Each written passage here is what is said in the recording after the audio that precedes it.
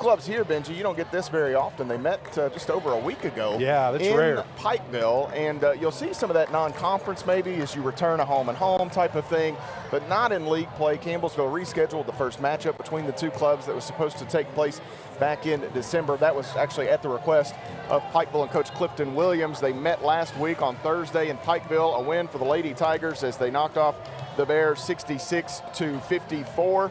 Campbellsville University on that night led by Caitlin Wilkes with 23 points. Courtney Pritchett had 21 in the win for Campbellsville. And Benji, you go to a box score that, so close together, these two matchups and these two teams awfully familiar with one another after just a week or so apart. Well, they are, and and it's fresh on the scout too. You go down there, you had a scout beforehand, and of course I think Pikeville was out there, one of their leading scorers, Stamper, yep. Thank you. I was drawing a blank there. She's actually played Thursday, so I know that she's having knee problems, but it's so familiar that you come back up here, you've played them in less than 10 days. And everything, and I tell you what, this Pikeville Ball Club, they are a really, really good ball club, Matt, and they have the capability to come in here and get a signature win on the road that will boost their parts for the national tournament. This team, they know they're going to make the national tournament because they're in the top top 25. But they're a really good ball club. I love their coach, Clifton Williams. He is in, I believe, his 7th year. He runs his program the right way and does the right thing, and he's assembled a really good ball club and to boot with that. Campbellsville and Pikeville at the top half of the Mid-South Conference, of course. The Lady Tigers tied with Thomas More atop the league. Pikeville in a tie with Cumberland's in that 4 spot, the 3-4 spot actually, and those two teams. One more win and they lock up for either Cumberland's and Pikeville. They'll lock up the bye, and that's the critical point. You've got a couple of points you're watching, the 4-5 and then the 7 or the 8-9 are the key spots. In the 4-5, if you're the 4 and up, you get the bye. If you're the 8, at least you host the opening round game. And Pikeville and Cumberland's are in those spots now. They should be in good shape, but Freed Hardeman's still there, hanging close. If they went out, and either Pikeville or Cumberland's were to lose out, Freed might have a play there, but some critical basketball games coming up for Pikeville. Next weekend, they'll have Wilberforce and Thomas More on the schedule, and that's a big one. You look at UPike, it'll be tough to get to number 1 in the league, win the league with their losses, but they can certainly kind of make a mess out of this thing. Well, they can. With a game against CU and Thomas More. They are in a spoiler role for sure. They can make a mess of things, but what that also does is boost their rating as it goes into the national tournament seeding. This is a true seeding this year. There'll be 4 number 1s all the way to the 16s, and this Pikeville team has a chance to make it up there, possibly play themselves into a 4, maybe a 3 if they win out. So this is a real big ball game for them. On the flip side, for Campbellsville, this is a big ball game for us. We want that number 1 seed, or one of those number 1 seeds going into that national tournament, and you pretty much gotta win out and probably get to that championship game in the conference tournament. Interesting about that number 1 seed, and we'll talk about this as we move throughout, but both Westmont and Marion lost this week. Marion now with 3 losses. They dropped 1, I believe, to Spring Arbor, and then Westmont lost to Vanguard. So I'm not going to say that Campbellsville, with those losses, has locked up a number 1 seed, but they certainly control their own destiny by winning out, and they may have a little bit of wiggle room even should they stub their toe a bit. I think they're still in pretty good shape there. So you've got the 5 and the 6 both losing this week. Campbellsville, Thomas More, and Dort all at 23-1 in the top 4. And Central Methodist a perfect 23-0, and that was at the poll time, so you can add a win to each of those totals there.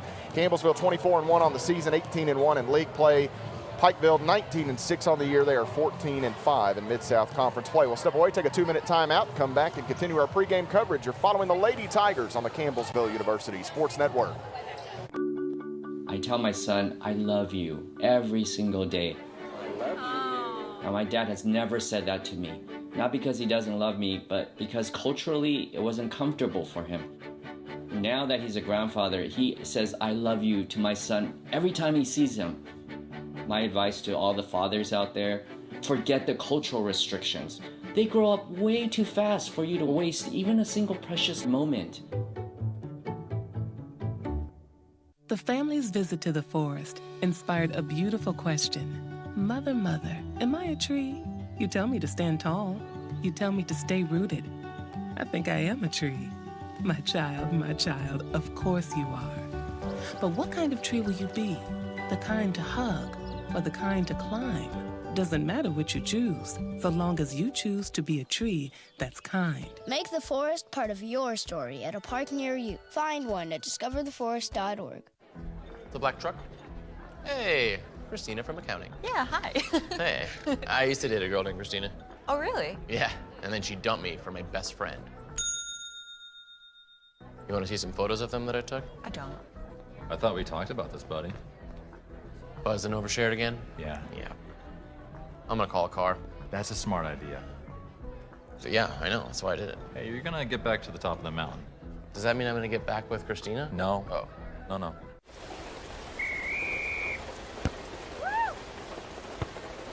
Come on! Go, Diane! Yeah, keep it going! Yeah! Go, honey! If you love them enough to drive an hour to cheer them on as they get beat 11-0 in the rain, then surely you'll check NHTSA.gov/the right seat to make sure they're correctly buckled in the back seat. Throw that ball, Diane! Woo! You got this!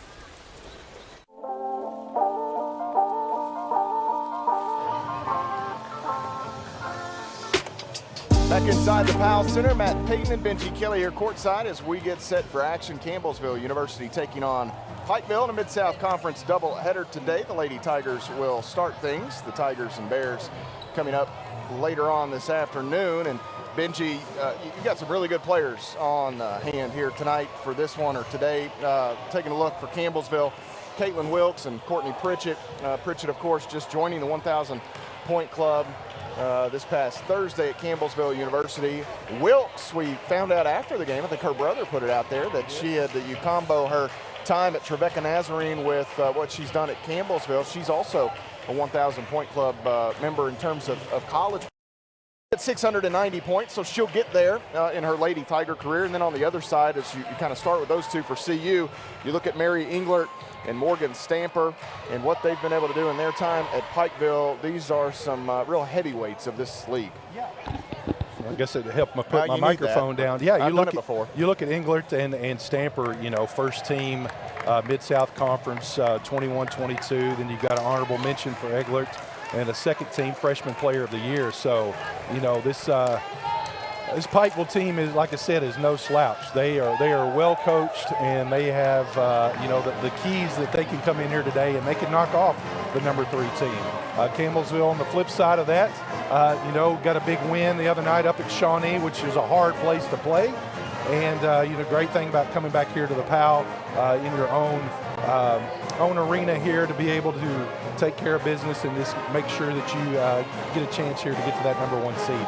The clock's going to wind down here, and our old friend Al Hardy will walk over and have our opening prayer here at the Powell Athletic Center. The Lady Tigers and Bears coming up in just a moment. We'll have our opening prayer, our national anthem, and all of that good stuff as we get set for tip-off between these two clubs in just a moment. We'll step away, take a 2-minute timeout. We'll come back, and maybe you'll catch the tail end of our national anthem presented by the Tiger Pet Band on the far side. You're following Lady Tiger basketball on the Campbellsville University Sports Network. I tell my son, I love you every single day. Now, my dad has never said that to me. Not because he doesn't love me, but because culturally it wasn't comfortable for him. Now that he's a grandfather, he says, I love you to my son every time he sees him.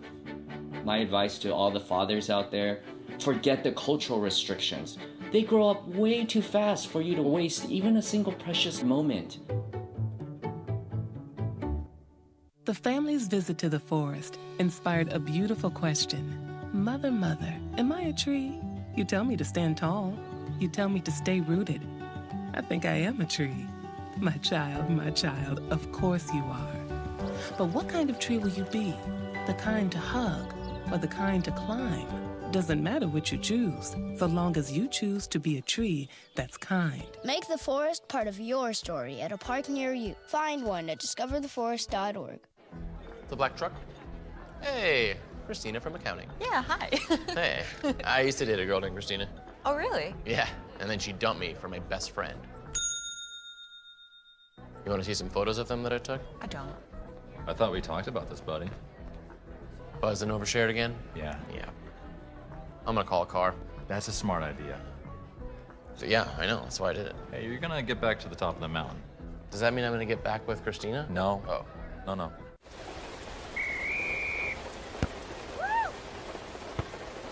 Come on! Go, Diane! Yeah, keep it going! Yeah! Go, honey!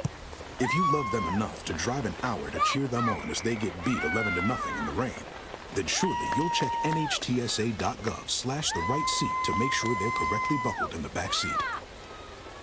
Throw that ball, Diane! Woo! You got this!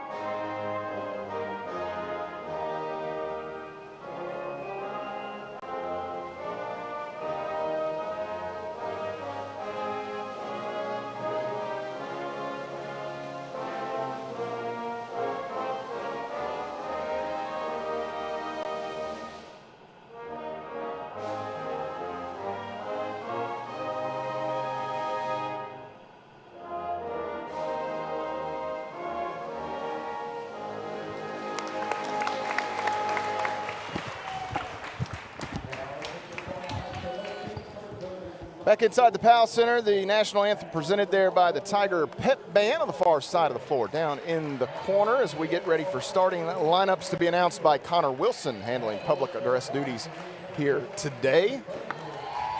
Let's start with the UPike Bears, Coach Clifton Williams in his 7th season, assisted by Shelby Wheeler. They'll send out today Allie Stone, 5'6", the freshman guard from Olive Hill, Kentucky. Mary Englert, 5'8", a graduate guard from Madeira, Ohio. Bailey Frazier, 5'9", a senior forward from Wise, Virginia. Morgan Stamper, 5'8", a junior guard from Independence, Kentucky. And Sierra Feltner, 5'9", a graduate guard from Williamsburg, Kentucky. The Thrivent Financial starting lineup presented by Quentin Ford for the Lady Tigers. Bailey Pettigo, 5'7", a junior guard from Glasgow, Kentucky. Lauren Lee, 5'7", a sophomore guard from Liberty, Kentucky. Maddie Boyle, 5'6", the junior guard from Milledgeville, Kentucky. The newest member of the 1,000-point club, Courtney Pritchett, 5'8", a redshirt junior forward from Byrdstown, Tennessee, and rounding out the 5 for the Lady Tigers in the middle, Kit Kat, Caitlin Wilkes, 6'2", the junior forward from Stanford, Kentucky. The Lady Tigers coached by Ginger High Colvin in her 16th season, 439 wins all time. A nice round number awaits with a victory today, perhaps. Miranda Denny in her 15th year as an assistant for her alma mater as well. Brett Sow in his first season on the Tigers sideline. Campbellsville in the home grays. Campbellsville across the chest in maroon with maroon numerals, white trim. The Tiger paw on the shorts for the Lady Tigers. For the Bears, UPike in orange across the black jerseys with orange numerals, some orange trim as well. Campbellsville will go right to left in the first half, left to right for the visiting Bears, who won here in this spot a year ago. The first win in the series for Coach Clifton Williams. In fact, his only win against Campbellsville and Ginger High Colvin, who the Lady Tigers have dominated this series all time. Ball in the air. Feltner taps it back to Englert, and UPike will get the first possession of the basketball game. We want to welcome Somerset Christian Middle School and Coach Billy Edge. They're behind us to the right, behind the Lady Tiger bench, and here to enjoy the game today.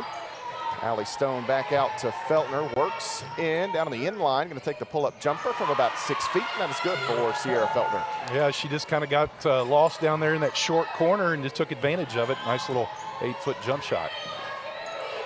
Little pressure by UPike, long ahead. Pettigo had Boyle, gets it back, and now Lee between the circles will orchestrate the offense.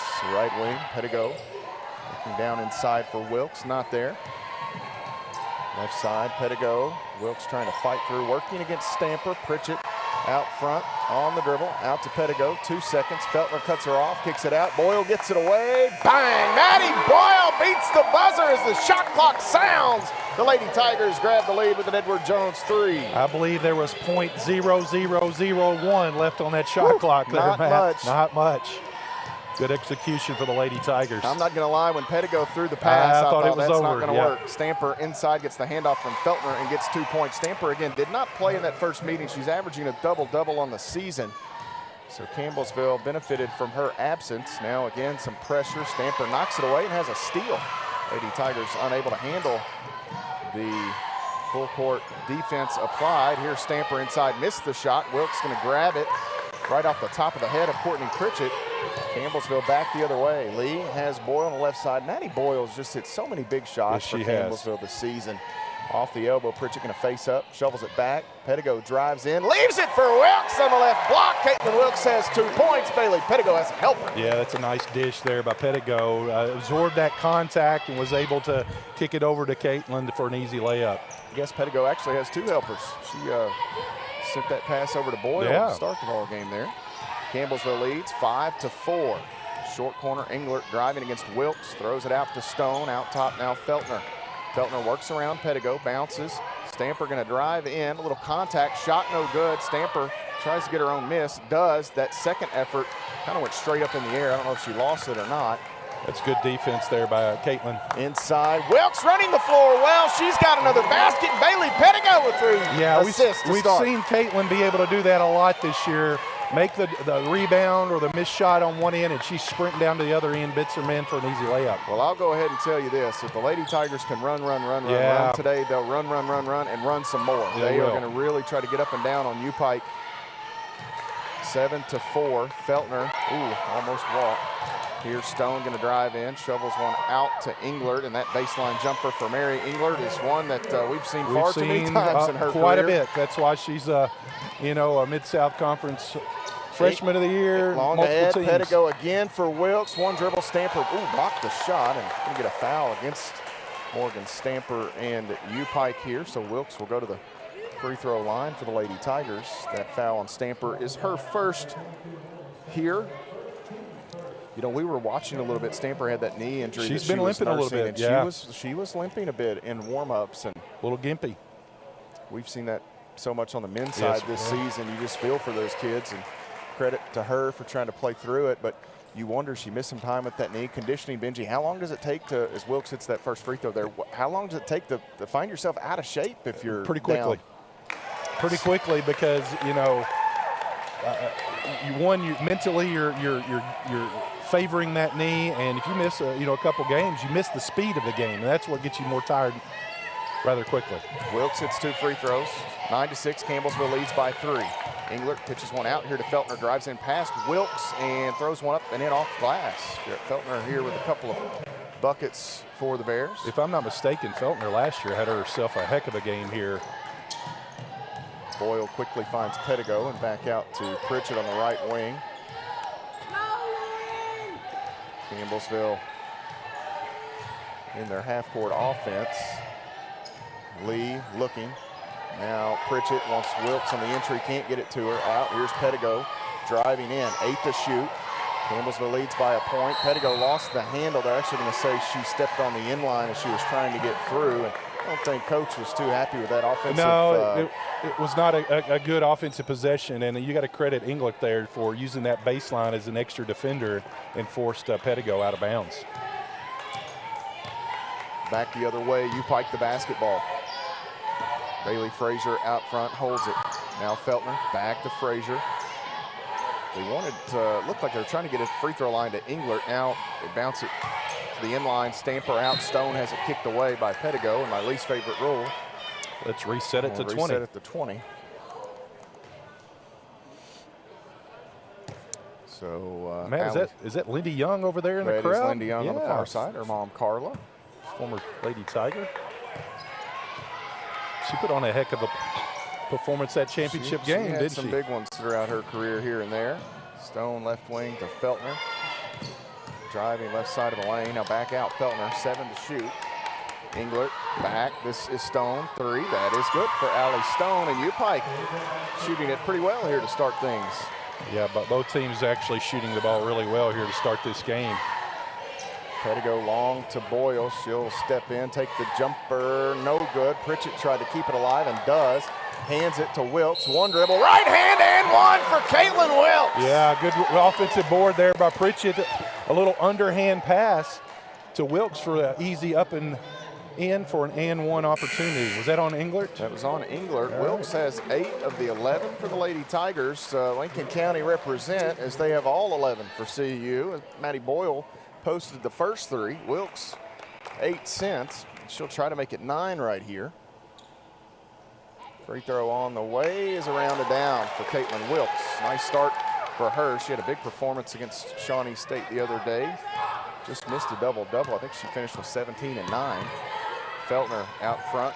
Campbellsville leads by a point here. Englert straight away as Campbellsville sent Elizabeth Bertram into the lineup for Lauren Lee. Englert left side, spins away. Bertram there to pick her up. Now Feltner with a ball fake, wants to drive in and dishes one down inside, and Stamper missed the shot. We're going to go to the double thumbs here as I believe Boyle got a finger on that shot. That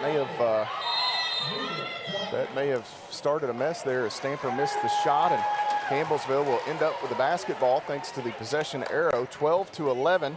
The Lady Tigers lead it here in the Powell Center. We'll step away, take a timeout as we've reached a media stoppage here on the Campbellsville University Sports Network. Worried about your friend but don't know how to reach out?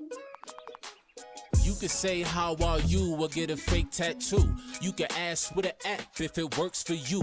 You could chat with them in VR. It's so good. If you think you should check in, yeah, you should. Whatever gets you talking. Reach out to a friend about their mental health. Whatever gets you talking. Learn how you can help at seizetheawkward.org.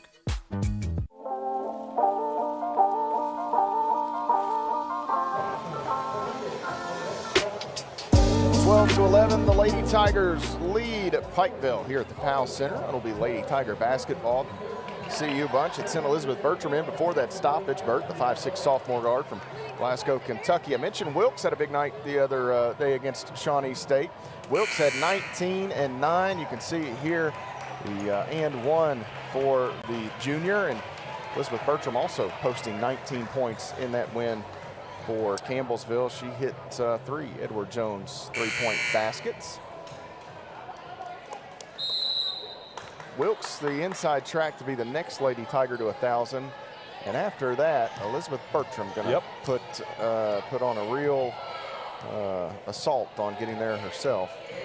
12-11, Pritchett holds it on the left elbow, the newest member of that 1,000-point club. Pritchett right side to Bertram. Bertram thought about it. Throws the pass over to Boyle. Feltner hits it, knocks it away. Boyle couldn't grab it, and a turnover on Campbellsville here.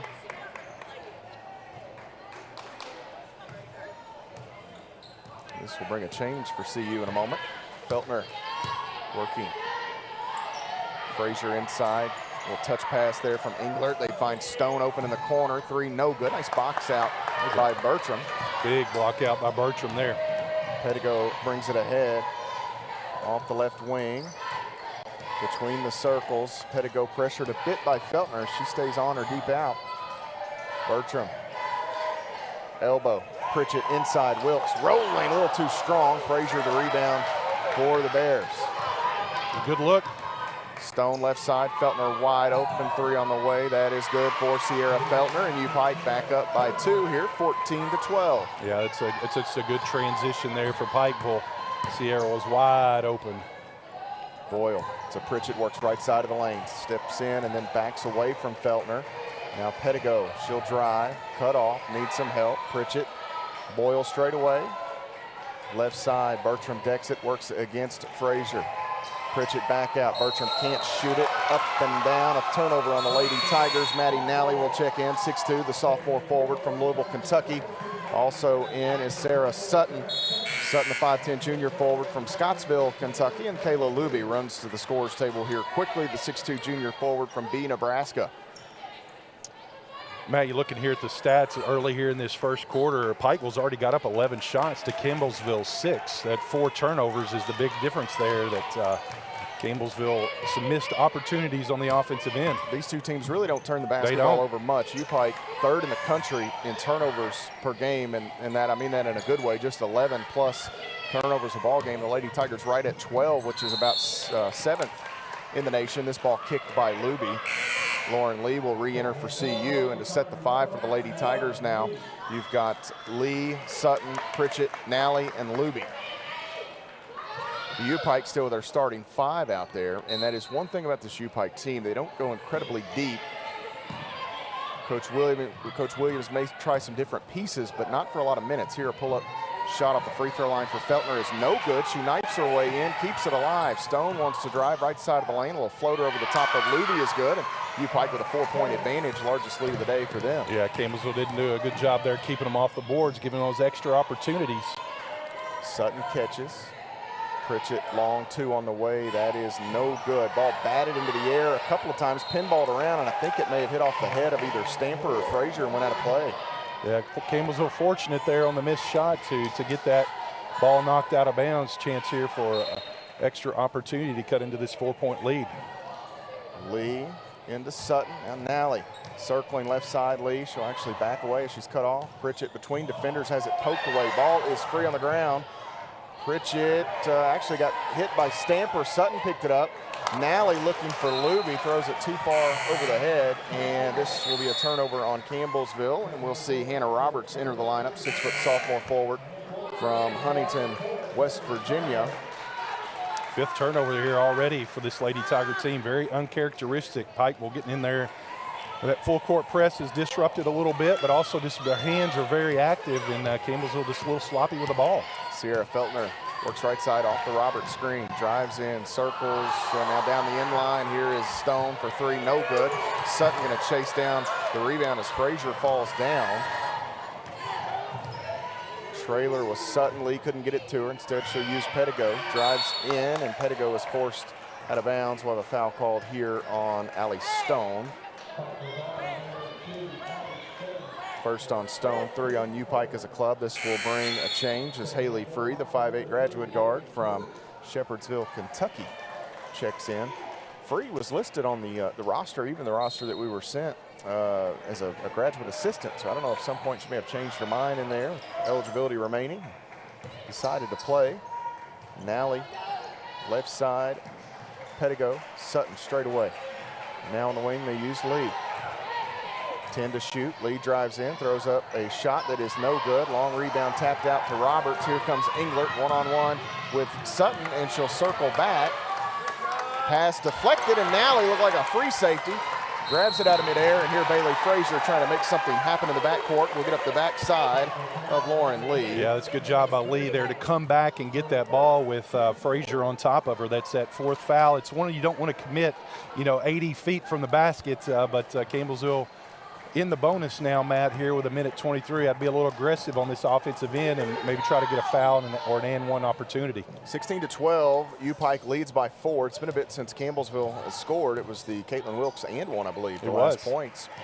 Off the screen, Pedigo drives in. Left side, wide open shooter. Sutton, that is hard. Rebound, Nally grabs it right out of the arms of Free there as she used that height advantage. Pedigo again, working her way. Wants Luby, and it's kicked by Feltner. The Lady Tigers will get 9 extra seconds to work here with 54 seconds to play in the period.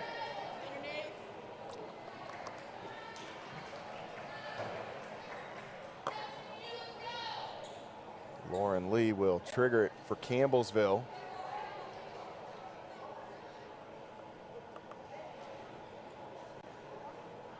Not sure what the discussion was, but now we're ready to go. I think she was wondering if the shot clock was above 20, but it wasn't.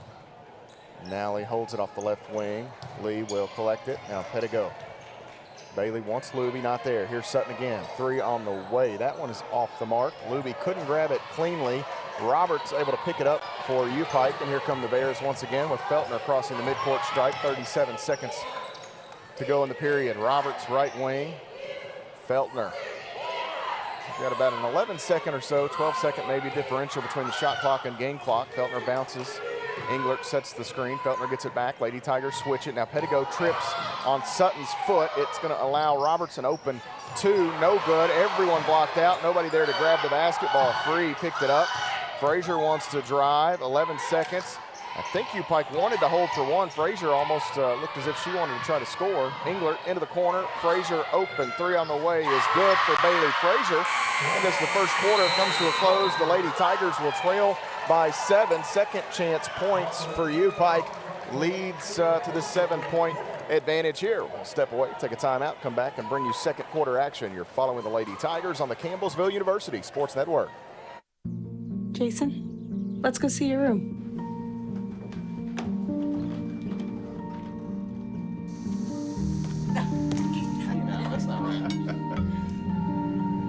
How was it? Is it good?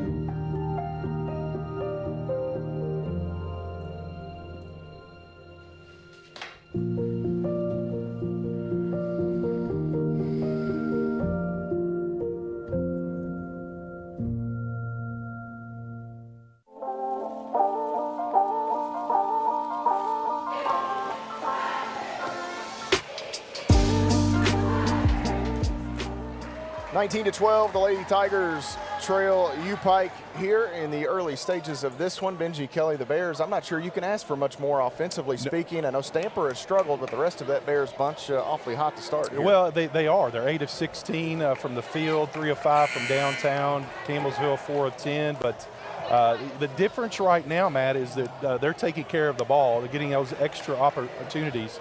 Points off turnovers, 5.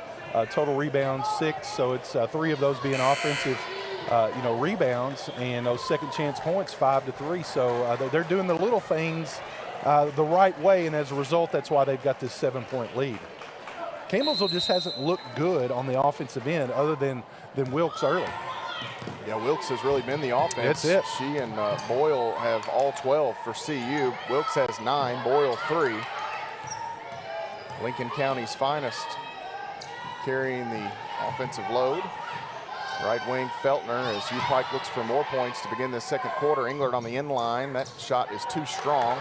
Rebound grabbed by Bailey Pettigo. She'll push. Here is Boyle.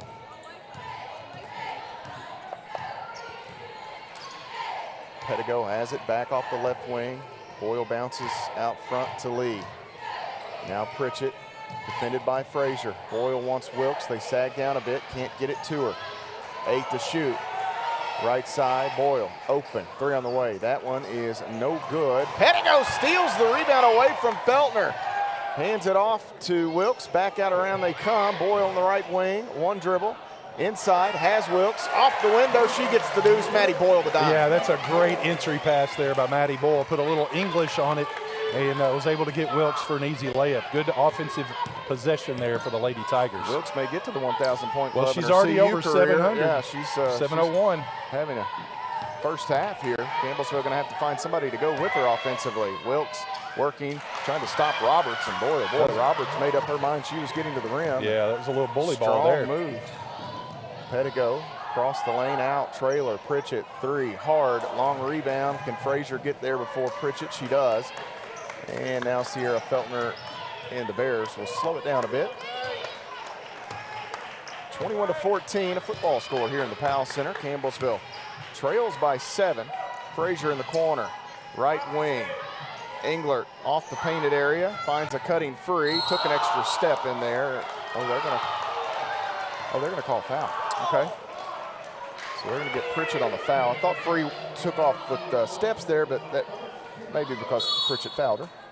I was straight lined. I couldn't see it. So foul on Campbellsville will give UPike another opportunity, and Frazier just banked one in off the right wing. Look, she looks over at Clifton Williams, just kind of grimaces. Hey, they don't grade on Bailey. Don't. We've said that for years here. Pettigo inside again. It's Wilkes again. She gets 2 points, and Bailey Pettigo climbing the assist leaderboard all time with an early 4 or 5 in this game. Well, that was big, big possession right there. We needed to make sure that we got a bucket there, keep this thing to single digits.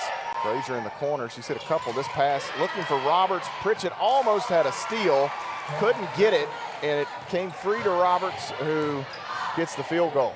Long ahead, Pritchett drives in. Pettigo left side. Boyle Wanted Wilkes, not there. Here's Lee working against Free. Boyle, left side, Lee.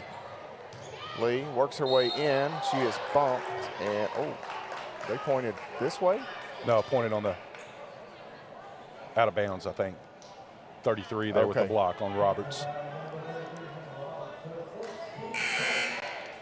So that's the first on Hannah Roberts. First in the period on UPike. Maddie Boyle will check out. And Elizabeth Bertram back in.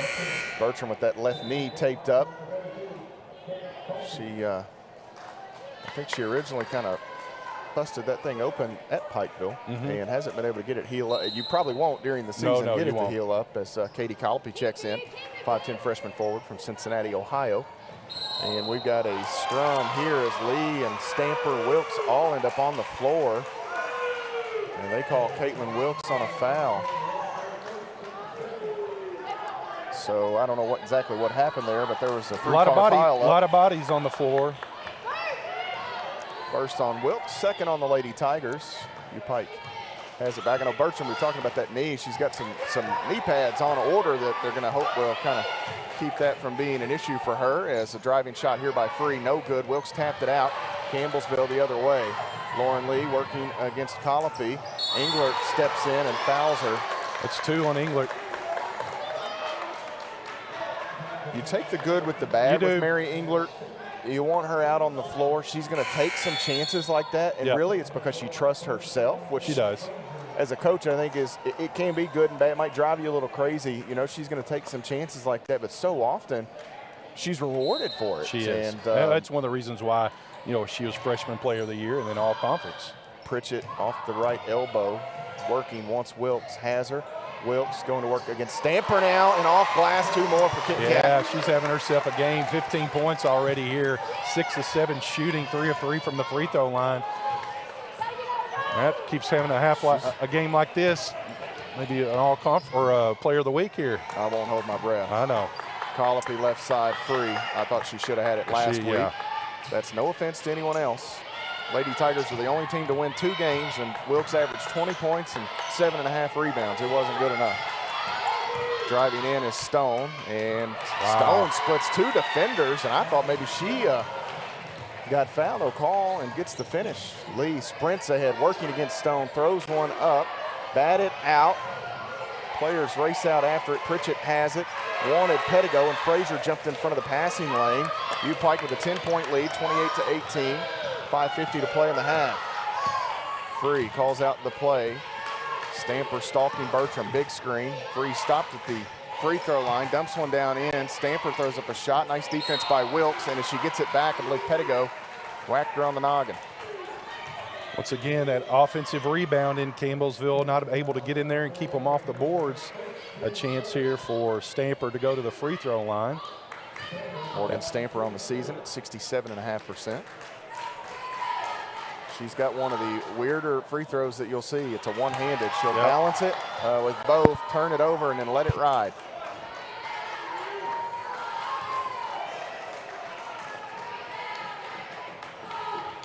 And shot on the way. That one is short, so she misses both. Campbellsville avoids second chance points for UPike. Right side, Pettigo. Pettigo. And we've got a hand check here on Colopy.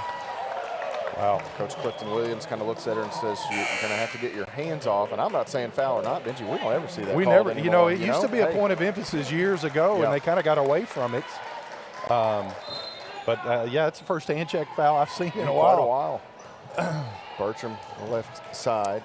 Pettigo, rolling right side is Lee off the paint. Sutton checked back in there for Pritchett. Lee right wing.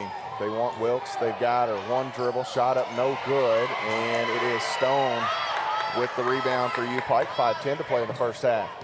Campbellsville trailed Shawnee State on Thursday for most of the first half. In fact, I think all the first half. Frazier in the corner. She hit one from there earlier. 3 on the way. That one is long.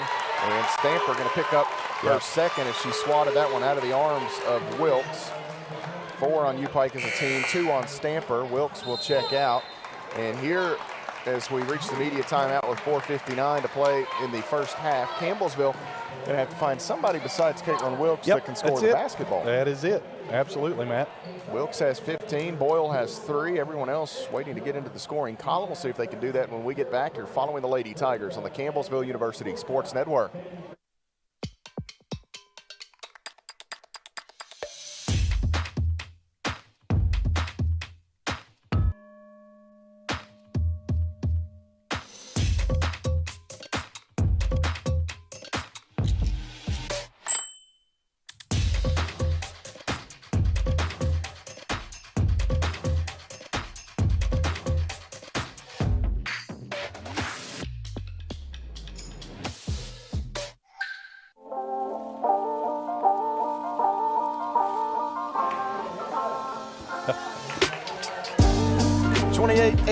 Campbellsville trails UPike, 4:59 to play in the first half.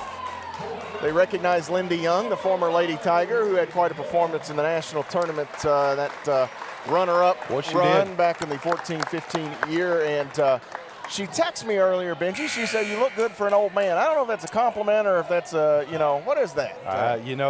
Just grin and bear it. The only thing I can say about that is she got the old part right. She got the old part right. The bones creak when I get out of this chair.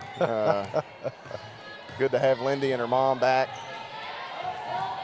Old number 40.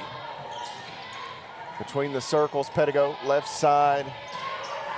Lee and now Bertram backs away. Luby at the free throw line. Sets the screen now for Lauren Lee. Lee crosses up Roberts, drives in, shot blocked by Feltner. The help defender came over there as they got the switch. 28-18, Campbellsville still on the offensive end here with 6 on the shot clock. Lee looking, pitches it out to Pettigo, works against Frazier, 4 seconds, steps through, Pettigo shot up, she's fouled. How about that, Benji? Wow. Campbellsville catches a break as Bailey Frazier picks up her second, and we talked about UPike not being very deep. You've got Englert, Frazier, and Stamper now all with 2 fouls, 4.5 minutes to go in this first half. Yeah, it's, well, and here comes Englert, so to speak. And, like you said, he trusts her. Get a little break there. She'll probably come in for, well, I don't know who she'll come in for, but as Bailey misses that one. But Clifton Williams, his team is very disciplined. But, Campbellsville an opportunity here to, be aggressive on that offensive end and maybe pick up that 3rd foul on Englert here. Englert is one of those that will go down in the good riddance column once you get done. And that's nothing against her personally. That is the biggest compliment that we will pay to an opponent. I did that with Reed Jolly when he came down here. And, of course, you've got postseason and stuff. But you finish up seeing those here as Feltner lost the handle, and then Lee was trying to pick it up, stumbled out of bounds. But, Englert is one of those that the final time you suit up against number 10 there in the black and orange, that's going to be a good day. 28-19. Englert catches. Campbellsville's a little out of sorts defensively. Luby has to come all the way out into the corner here. Now they go to Feltner far side. She'll skip it, lost it, kind of went up into the air a bit on her, and Englert knows what to do with it. She drives in and takes the 10-footer. 30-19.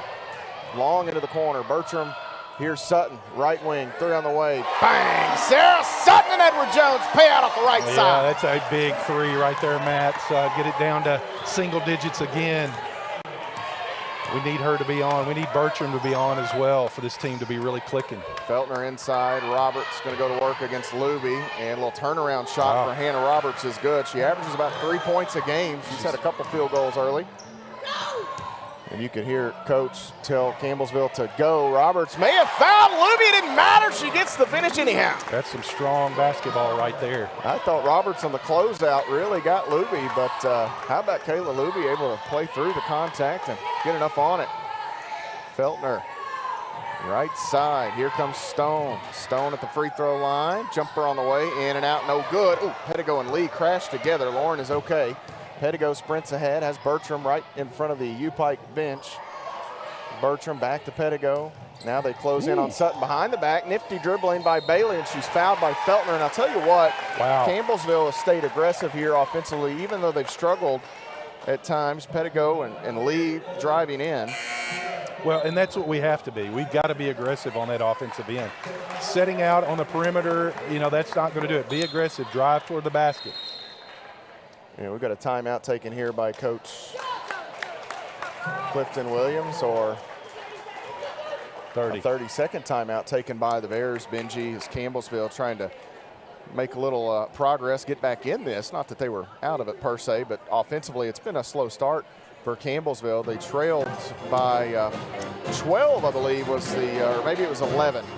It was 30-19, I believe. 30-19. So the Lady Tigers have scored 5 of the last 7 in the ball game, and they'll have the basketball here as they look for more. But the fouls, something to pay attention to here. The starting lineup for UPike, 3/5 of that starting lineup with 2 fouls each. The other 2 ladies, Stone and Feltner, each with 1. Well, once again, it allows Campbellsville to be more aggressive on that offensive end and not shy away from that contact and get to that free throw line. Pettigo at the line. She will have the free throw tosses on this far side. If you look up on the right, Benji, you'll see one of the goals has that smaller rim on it, and that has really been our free throw shooting. Something the Lady Tigers have worked on. Pettigo was doing that yesterday, as the second free throw is good for Bailey. She gets both, but we were testing. We got some new cameras today. I don't know if folks that follow typically, especially if you're on our YouTube stream. The YouTube stream is probably going to be a little clearer in terms of picture. If you go to the CU Sports Network YouTube page, there should be a noticeable difference there. But we were testing yesterday, and Bailey, I think, got up like 100 free throws on that smaller rim. Here's Stone closed out on by Bertram. Colopy gets past Sutton, going to take the pull-up jumper off the inline. That's good.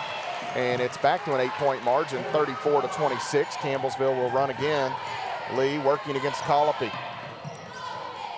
Free throw line, Sutton right side. Englert just able to get there in time before Sutton let it go. Lee motions the offense, has Bertram. Pritchett going to set the screen. Bertram working against Feltner. Looking inside, not there. Wilkes, 5 to shoot. Bertram keeps it away. Now Lee, 2 seconds inside, throws one up, nearly banked it in. Ball batted. Wilkes going to chase it down. Bertram, right side, Sutton, deep, triple, bang! Sarah Sutton has gun, will shoot! I'm telling you, that was a huge 3, Matt. Great offensive rebound by Caitlin Wilkes. That's from Emily Fox range over there. That is some deep range right there. That is huge. 34-29. Feltner driving in against Lee, kicks it back out. Roberts the answer. That is just short for Hannah Roberts. Lauren Lee sprints, stops, inside shot, and 1 for Lauren Lee. Wow, what an offensive play there by Lauren Lee. An and 1 opportunity. That's on Colopy, that's 2 on her. Campbellsville a chance here to cut this thing to 2, Matt Payton, with a minute to go. Wow. 34-31. I actually was straight line. I thought Lee stopped at the elbow. Look back, and she's in the middle of the lane. She's in the middle of the lane, absolutely. Colopy going to check out. Frazier back in here. 34-31. Lady Tigers, with 92 seconds remaining in the half, can make this a 2-point basketball game. Free throw on the way. Good. 34-32. UPike by 2. And if you're the Bears here and Coach Clifton Williams, I think you got to do whatever you can do just to have the lead at half. You don't want to go in with Campbellsville having stormed all the way back. Feltner with a nice crossover, but won't shoot that. Leaves it out with Englert. Stone around the Englert screen. And we're going to have a push called here on Bertram working through that screen. Kind of ran over Englert a bit. That's going to be the 4th on Campbellsville as Bertram picks up her first. 1:19 to play in the half. Stone to trigger it in, has Feltner. Frazier on that far side, nice offensive play. Frazier won't shoot it.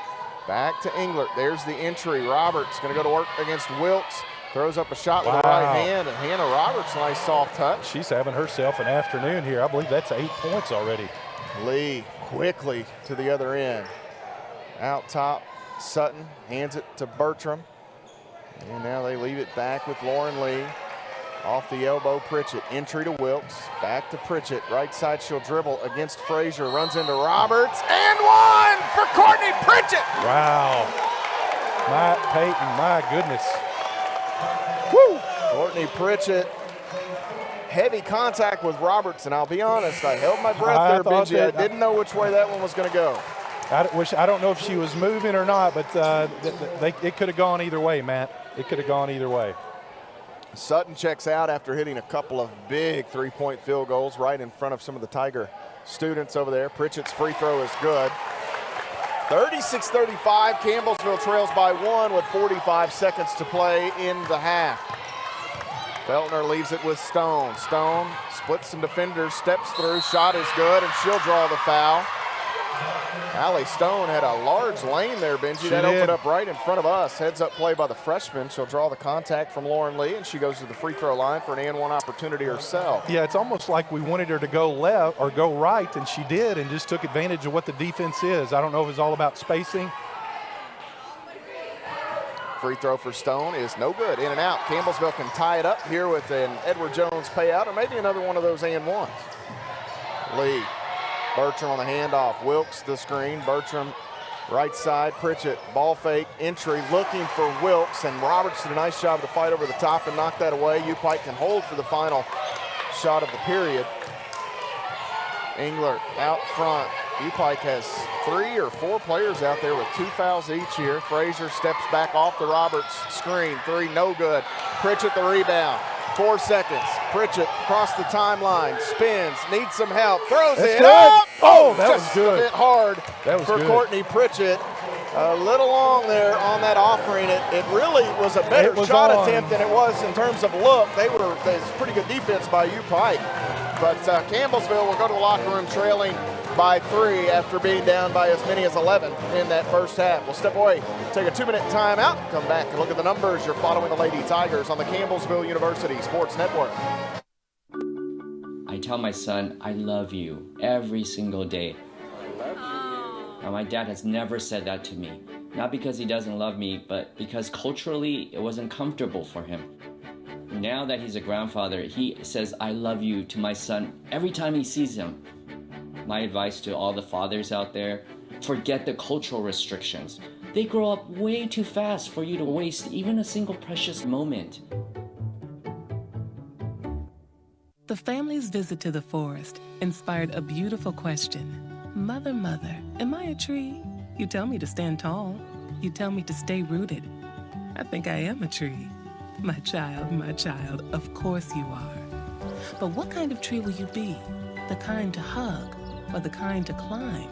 Doesn't matter which you choose, so long as you choose to be a tree that's kind. Make the forest part of your story at a park near you. Find one at discovertheforest.org. The black truck? Hey, Christina from accounting. Yeah, hi. Hey, I used to date a girl named Christina. Oh, really? Yeah, and then she dumped me for my best friend. You want to see some photos of them that I took? I don't. I thought we talked about this, buddy. Buzzed and overshared again? Yeah. I'm gonna call a car. That's a smart idea. So yeah, I know, that's why I did it. Hey, you're gonna get back to the top of the mountain. Does that mean I'm gonna get back with Christina? No. Oh. No.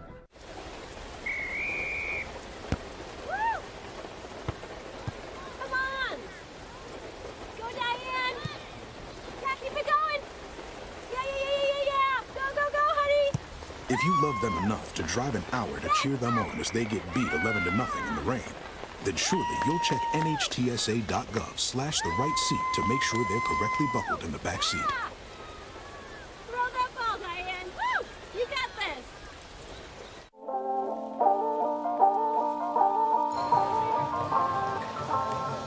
38-35 our score here at halftime. The Lady Tigers trailing UPike by 3 points. Matt Payton and the former Tiger Benji Kelly here with you. CU in the first frame, 48% from the floor. They were 12 of 25. The Lady Tigers were 3 of 8 from long range. That's 37.5%, which is right on their season average, and 88.9% there from the free throw line. They were 8 of 9. Campbellsville sees UPike go 17 of 32 in the first half, 53%, 44% from long range, 4 of 9. And then the Lady Tigers were, the Lady Bears there, 0 of 3 at the free throw line in the first half of play. Taking a look here, Benji, at some of the numbers. Campbellsville gets 15 from Caitlin Wilkes, a game high 15 to this point for Wilkes. She got rolling early. The Lady Tigers get 6 big ones off the bench from Sarah Sutton, a couple of big Edward Jones threes. And Sutton was really the one, it felt like, kind of started to shift that momentum a bit with her shots. Yeah, it's, Campbellsville there for, probably 20 or 15 minutes of the first half. It was basically Wilkes and Boyle. That was it. They got more aggressive on that offensive end, especially after the media timeout. Sutton hit some big threes. Pedigo was penetrating. Lee started penetrating. And as a result, that's why they were able to get back in this thing. And I think they cut it to, did they cut it to 1 at one point? And then he had a made bucket there at the end to send it to 3. So you got to be aggressive on that offensive end, especially penetrating off missed shots. And when they started doing that, that's when they got back in this game. The Lady Tigers get 3 each from Bailey Pedigo, Lauren Lee, Maddie Boyle, and Courtney Pritchett in the first half. Pritchett had that and one. I think Lauren Lee had one of those as well for CU. 4 rebounds in the first for Pritchett. Pedigo with 5 helpers. She got going early in the assist column there, Benji, and kind of spread the wealth at Campbellsville. Kayla Luby had 2. And taking a look here for UPike in the first, led by Allie Stone. The freshman had 9 points, 8 points from Hannah Roberts. And how about her play off the bench? We talked about UPike, not a team that goes super deep. They've got 3 or 4 young ladies averaging 30 minutes or more per game. Now, that doesn't mean you don't have some kids over there that can play, and Hannah Roberts plays just 7.5 minutes a game on the season. I think Coach Williams has found himself a little player there here in the late stages of the season. And she's doing it on the defensive end. A smart play that you saw here at the end of the half. She actually came in and caused Courtney to do a kind of a reverse and forced her to take a longer look than I think she was going to get. She had a nice deflection on the defensive end there against Wilkes. So, heck, I'm very impressed with this Roberts and how she's played. 10 minutes, 8 points. You'll take that from your bench, especially when you don't go to your bench that often. Sierra Feltner finishes with 7 points in the first half, 3 assists. Bailey Frazier had 6. Mary Englert, the longtime Bear, 4.7 assists in the first frame. Taking a look here, you've got Morgan Stamper with 2 points and Katie Colopy 2 points. I believe that rounds out the scoring there for UPike. Rebounding, Campbellsville a 15-10 advantage in rebounds. Campbellsville with 4 on the offensive end. UPike also 4 offensive rebounds. The Lady Tigers 11 first half assists, 2 steals and 8 turnovers for UPike in the first half. They finished with 15 assists, 3 steals, and 2 turnovers in the paint. Campbellsville and UPike both 18 points off turnovers, 5-2 in favor of the Bears. Second chance points, 6-5 in favor of CU, and bench points 10-8 in favor of UPike. Score was tied once. The lead changed hands 6 times. That really all happened early. UPike would then jump out. They grabbed an 11-point lead. Campbellsville's largest advantage was 3, and it's a 3-point Bear advantage here as we are at halftime. And Benji, we talked about the new cameras. One failure on our part, though. This lens that we've got is so powerful. You got to go way back? We got to go way back. So we're going to have to figure that out. We may even have to bring in something else. If anything, they probably need to put you on camera and get me off. That's not what you want. But anyway, the Lady Tigers here at halftime trailing by 3 points, and should be a fun second half. Yeah, it will be. Campbellsville's got this thing in there. We get the ball to start the half. I guarantee Coach Colvin is not fretting right now. Her team got back into it, but just working hard and honestly taking care of the ball that second quarter. First quarter, we were really sloppy on the offensive end. Lady Tigers and UPike halfway through this one. The Tigers and Bears out on the floor getting some warm-up tosses in, as that game will come your way after our women's broadcast next Thursday. Campbellsville's final regular season games here in the Powell Center, as the Georgetown Tigers will visit for Senior Day. And for the Lady Tigers, I don't believe that's going to be anybody. For the Tigers, they'll have everybody back. A couple, but for the Lady Tigers, now I'm sure this week Courtney Pritchett, and we'll wish her mom a happy birthday. Yeah. It is Cindy's birthday, so happy birthday to her. But Courtney Pritchett has long joked that she's the super senior and that type of thing. But I don't think Coach is going to let her walk out of here without using that final year of eligibility. Anyhow, we'll step away here at the mid-game break. Campbellsville trails by 3, 38-35. You're following the Lady Tigers on the Campbellsville University Sports Network. When I got the opportunity to get her, there wasn't no choice. I told myself, I'm gonna take custody of my daughter. It's my baby. That's what we're supposed to do as men. Take care of our home, build a foundation, you know what I'm saying? Love, our money, she's my purpose. I'm here to walk with her, hold her hand until she can walk alone. Ain't nothing like being a father in this world. Hey, Bobo, do trees tell each other stories? I'm sorry. I'm afraid I don't know that. Hey, why don't we go find out? Listen. Can birds draw pictures? I don't have an answer for that. Dad, do stars visit their friends? Look!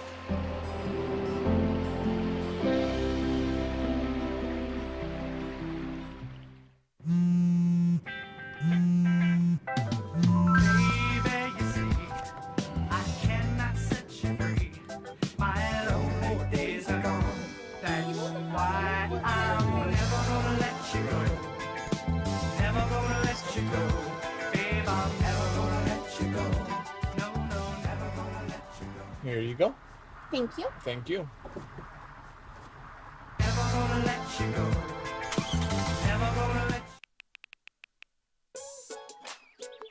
Worried about your friend but don't know how to reach out? You could say how are you or get a fake tattoo. You could ask with an app if it works for you. You could chat with them in VR. It's all good if you think you should check in. Yeah, you should. Whatever gets you talking. Reach out to a friend about their mental health. Whatever gets you talking. Learn how you can help at seizetheawkward.org. What if you could feel in control of your retirement in just a few clicks? At aceyourretirement.org, you can. Start with a free 3-minute chat with Avo, your friendly digital retirement coach. Just answer some simple questions like, how do you feel about your ability to save for retirement? Or in how many years do you want to retire? To get free action items customized just for you, get your retirement back on track at aceyourretirement.org. When you look at the number of disasters in the U.S., chances are every area will deal with some kind of emergency in the next decade. And between school, sports, and social lives, chances are you won't be with your kids when it happens. Will they know what to do? Ready.gov/kids has the educational tools and information to make the conversation easy. When the time comes, chances are they'll feel prepared, not scared. So talk with your family today. The family's visit to the forest inspired a beautiful question. Mother, mother, am I a tree? You tell me to stand tall. You tell me to stay rooted. I think I am a tree. My child, of course you are. But what kind of tree will you be? The kind to hug or the kind to climb? Doesn't matter what you choose, so long as you choose to be a tree that's kind. Make the forest part of your story at a park near you. Find one at discovertheforest.org. As a dad, every day is a challenge. To make sure that the time that I have, I spend with them.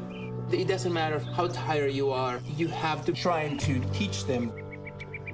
When they learn something new, and you can just see in their faces, it's such an incredible moment. It's those moments that are my favorite.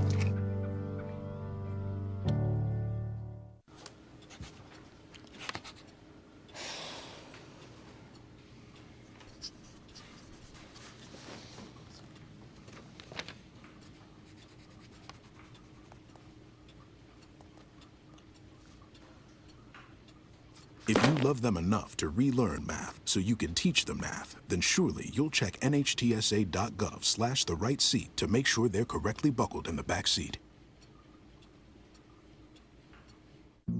Jason, let's go see your room.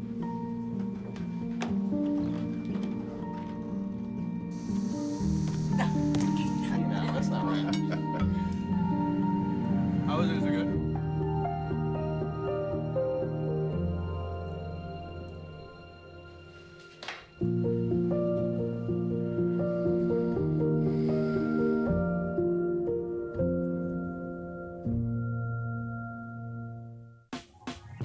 Last week, Brandon met a girl on a dating app.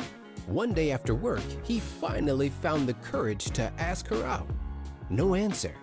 He started to panic. Was he being too pushy? Maybe it was too... Hey, sorry I didn't respond. I was driving. I would love to go on a date. How does tonight sound? Brandon tried to play it cool, but inside he knew. A girl so smart, so responsible. She must be a keeper.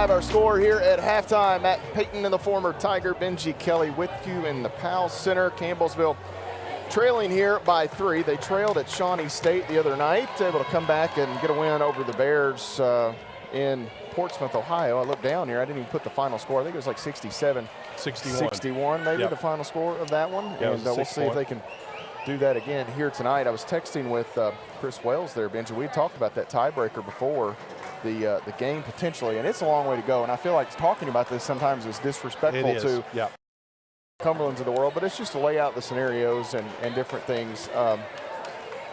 That tiebreaker would actually go to the points head-to-head. Okay, so right now Thomas More would have it. Beat the Lady Tigers by 12 at their place. We won by 11 here. Yep. And so by 1 point, Thomas More would be the 1 seed. Now I think, and I'll double check with Chris, they would still share the regular season.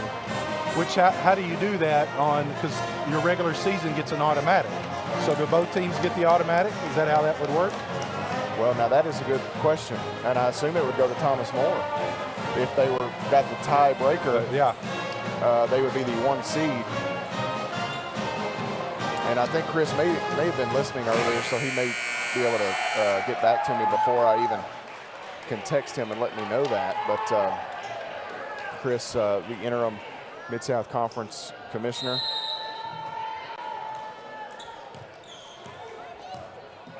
And we are ready to go here. Left to right for the Lady Tigers. This pass deflected. Lauren Lee going to stay with it.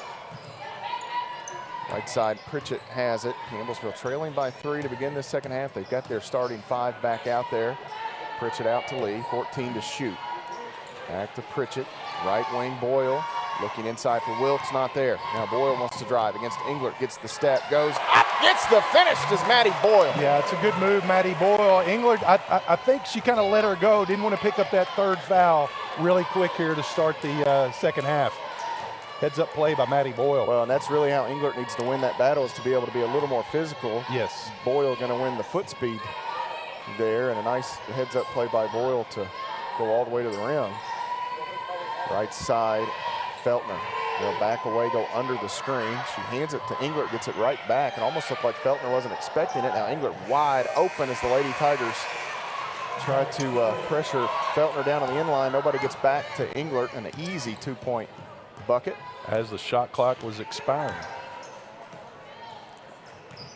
Pritchett keeps it away from the help defender. Inside left hand shot, no good. Frazier with the rebound, box out there.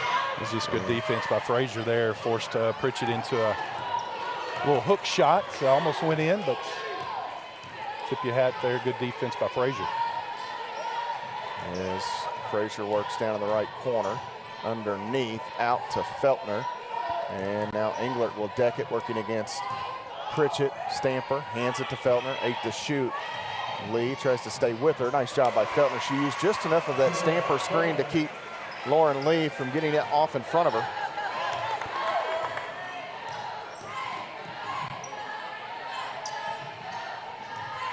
Pritchett out front. Boyle will come right side. Now Pettigo in front of the Lady Tiger bench, working against Stone. 42-37. UPike the advantage. Campbellsville trying to get a bucket back here. Pritchett has the shot blocked, gets her own miss, needs help. Pettigo, 6 to shoot, 5. Pettigo feeds one through. We've got a hold called here on Allie Stone, I believe. Well, that's one. If Clifton, I looked down and Clifton Williams got his hands on his head. That's one that if he had any hair, he'd pull it out right there. Play good defense for 26 seconds and get a call like that, but you got to credit Pettigo knowing what the shot clock situation was. Lee to inbound. Lee looking for Wilkes. Ball too far. Pettigo able to race it down before Stone could get there. Comes to Lauren Lee now. Lee in the paint, stops and shot too strong. Stamper the rebound. Here comes Englert ahead for UPike.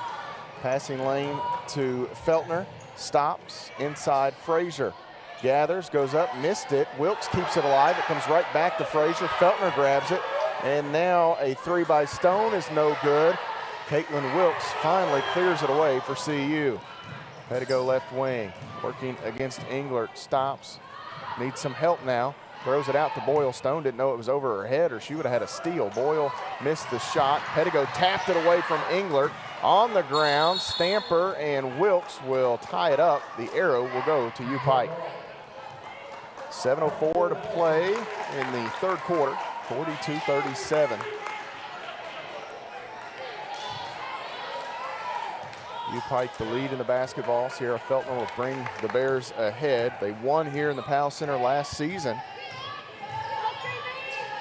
Campbellsville has won 79 of the 88 meetings between these two teams all time. Frazier drives in, open in the corner here. Short corner jumper for Feltner, no good. Frazier and Lee come together, and this will be a foul, on Bailey Frazier.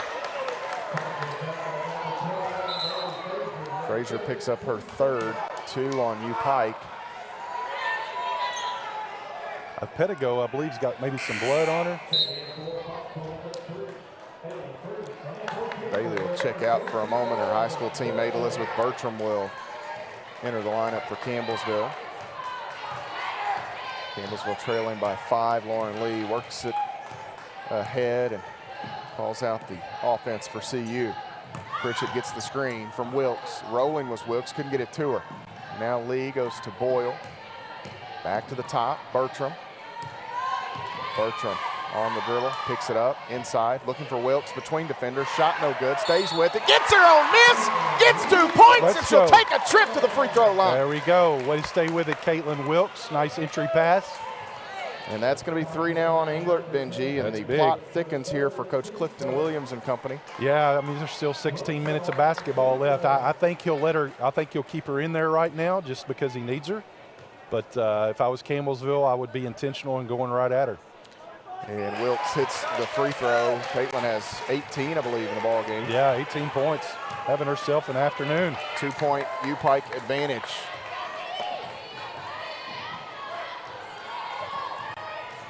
Right side, we got a hand check here, a little arm bar maybe on Bertram. So this will be 2 on Bert. First on the Lady Tigers in the third quarter here.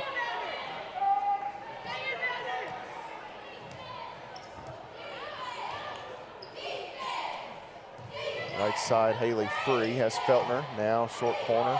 Englert, 2 Lady Tigers there, skip pass, Stone mishandles it a bit, but stays right there with it, 5 to shoot. Stamper at the free throw line, inside Englert, and she is going to be fouled by Maddie Boyle. And Boyle would have been better off, Benji, just to whack her initially and force her to get 2 at the line. Absolutely. That was the worst possible outcome, as it gave Englert enough time to gather and go up. So Mary Englert with a chance at the line, makes it a 3-point trip.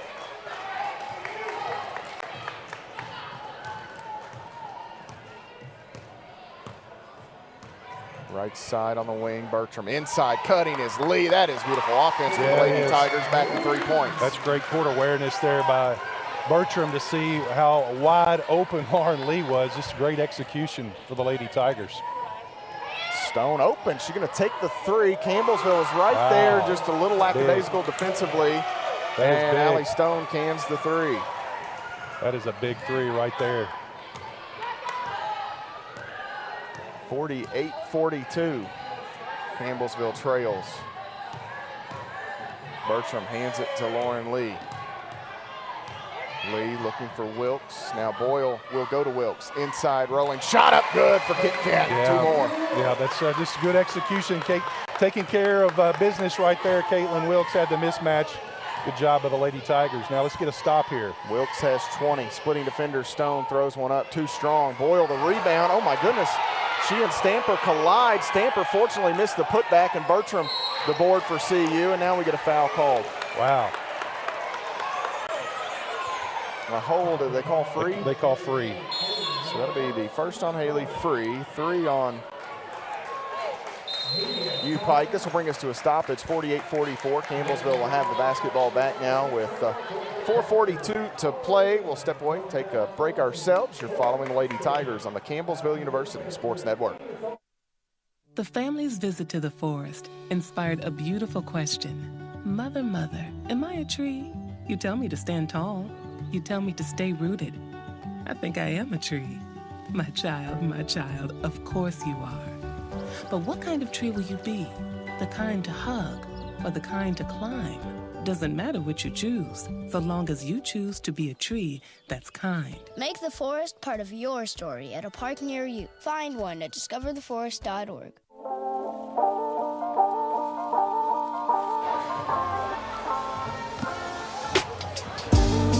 (48-44), the Lady Tigers trail UPike by 4 points. 4:42 to play here. Benji Kelly, how about the performance of Caitlin Wilkes, the nation's top percentage shooter from the floor? She entered play today at 66.5%. She's 8 of 11 this afternoon. 20 points for the Lady Tigers. Quite an afternoon for that young lady. Yeah, and we've needed all 20 of those points to be able to stay in this game. We need to find some others that can kind of step up and contribute along right there with her. But Caitlin Wilkes putting on an exhibition here in the PAL. 4 points away from her career high, Matt. I think she might get it. She's got a good chance. The Lady Tigers at this rate are going to need her to get it. Sarah Sutton in there for Campbellsville as Lauren Lee will get a breather. Pettigo will handle the point. Right side, Sutton open. They close out quickly once number 24 got the basketball. Pettigo through to Pritchett, corner, Sutton, triple, hard. Rebound taken in by Morgan Stamper. Here comes UPike, nice look for Campbellsville. Stone out front, Burt will pressure her. Now she'll pick up Feltner on the handoff. Feltner working left side of the lane, free. Back to Feltner, short corner, wide open path down the inline, kicks it out. Shooter is Stone, decks it, takes the pull up the mid-range, shot no good. Stamper knocked it away from Pettigo, but Pritchett there to corral it. Campbellsville the other way. Trailer is Sutton, won't shoot this one. Less than 4 minutes to play in the third quarter. Englert defending Wilkes, now they'll switch. Stamper will pick up Wilkes. Pritchett looking for Wilkes, can't get it to her. Pettigo with 10 to shoot. Looking for Wilkes, and it was knocked away by Stamper. Nice play by Stamper to get the hand on. Good defense there by Stamper, but that's not the kind of entry pass you want right there from Pettigo. 48-44, 3.5 minutes to play in the third quarter. Stone backs away. Elbow, Feltner works right side of the lane, throws one up, hit the backboard, and came back to her. Now Stone wide open for three. That is good for Allie Stone. Yeah, that's a big three right there. Campbellsville unfortunate to get that rebound. Pettigo calls out the play.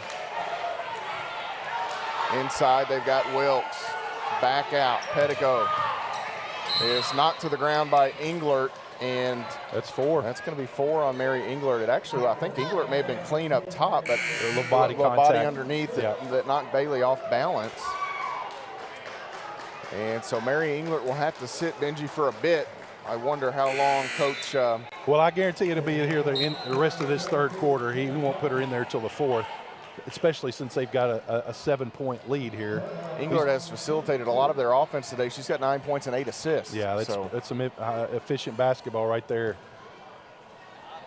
Campbellsville will have Bailey Pettigo at the free throw line here. Chance to draw closer. This free throw is no good off the front of the iron. One more for B.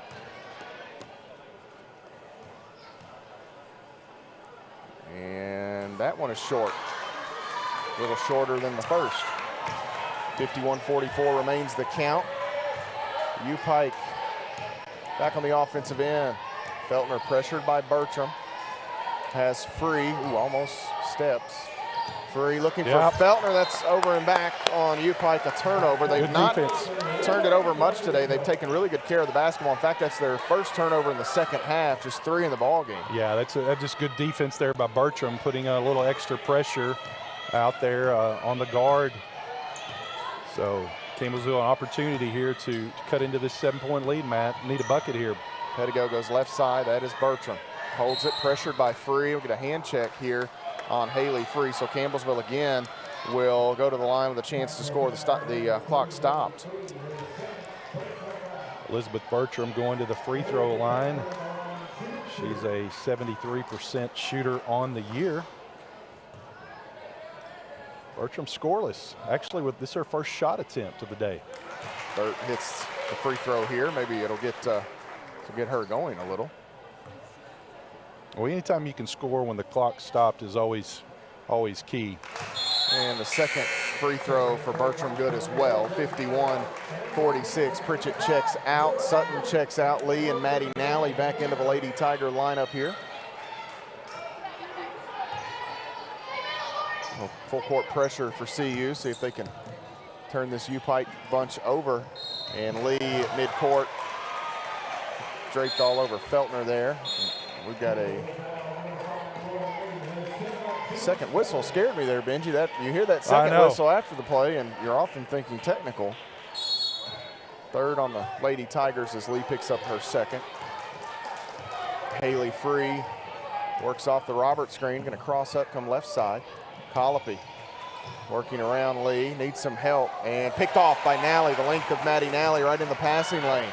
Pettigo pushes, works around Luby, navigates off to the near side here, and now they come around left side. Bertram inside, Luby rolls, shot up off the window, good. She gets the hoop, and Elizabeth Bertram to help her. Yeah, nice pass by Bertram there, just good execution. Kayla Luby. Let's get another stop here, Lady Tigers. Free. Out top to Feltner, 3 points the margin. UPike leads. Roberts between defenders, needs help, looking, finally finds Feltner, 9 to shoot.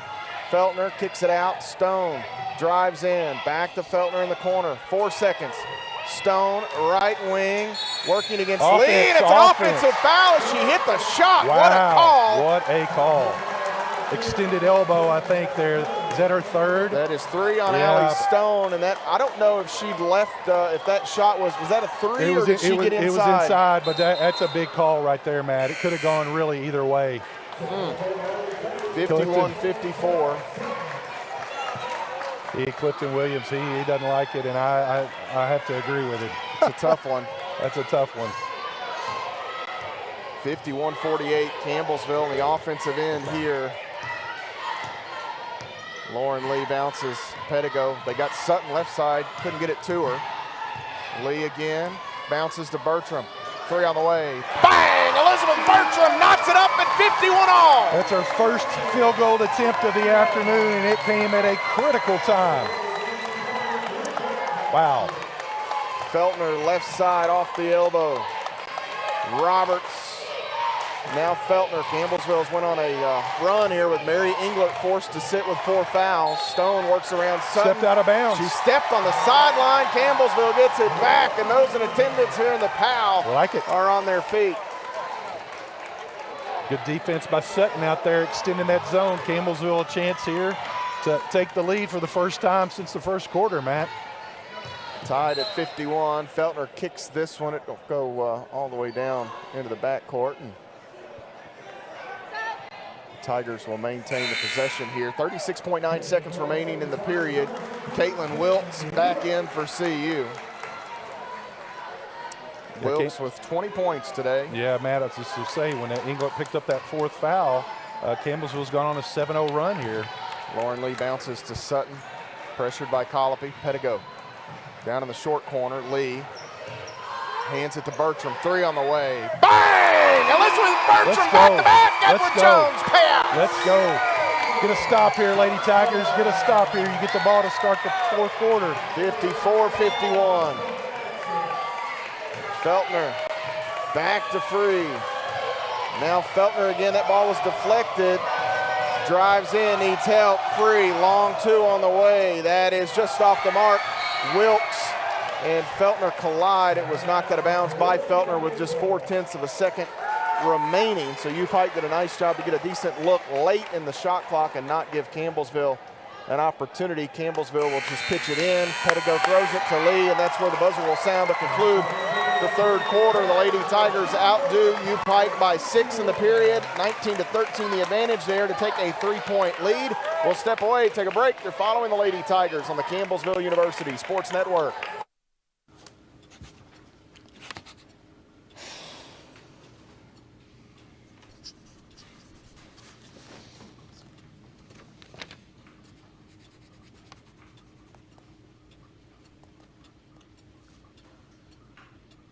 If you love them enough to relearn math so you can teach them math, then surely you'll check nhtsa.gov/the right seat to make sure they're correctly buckled in the back seat.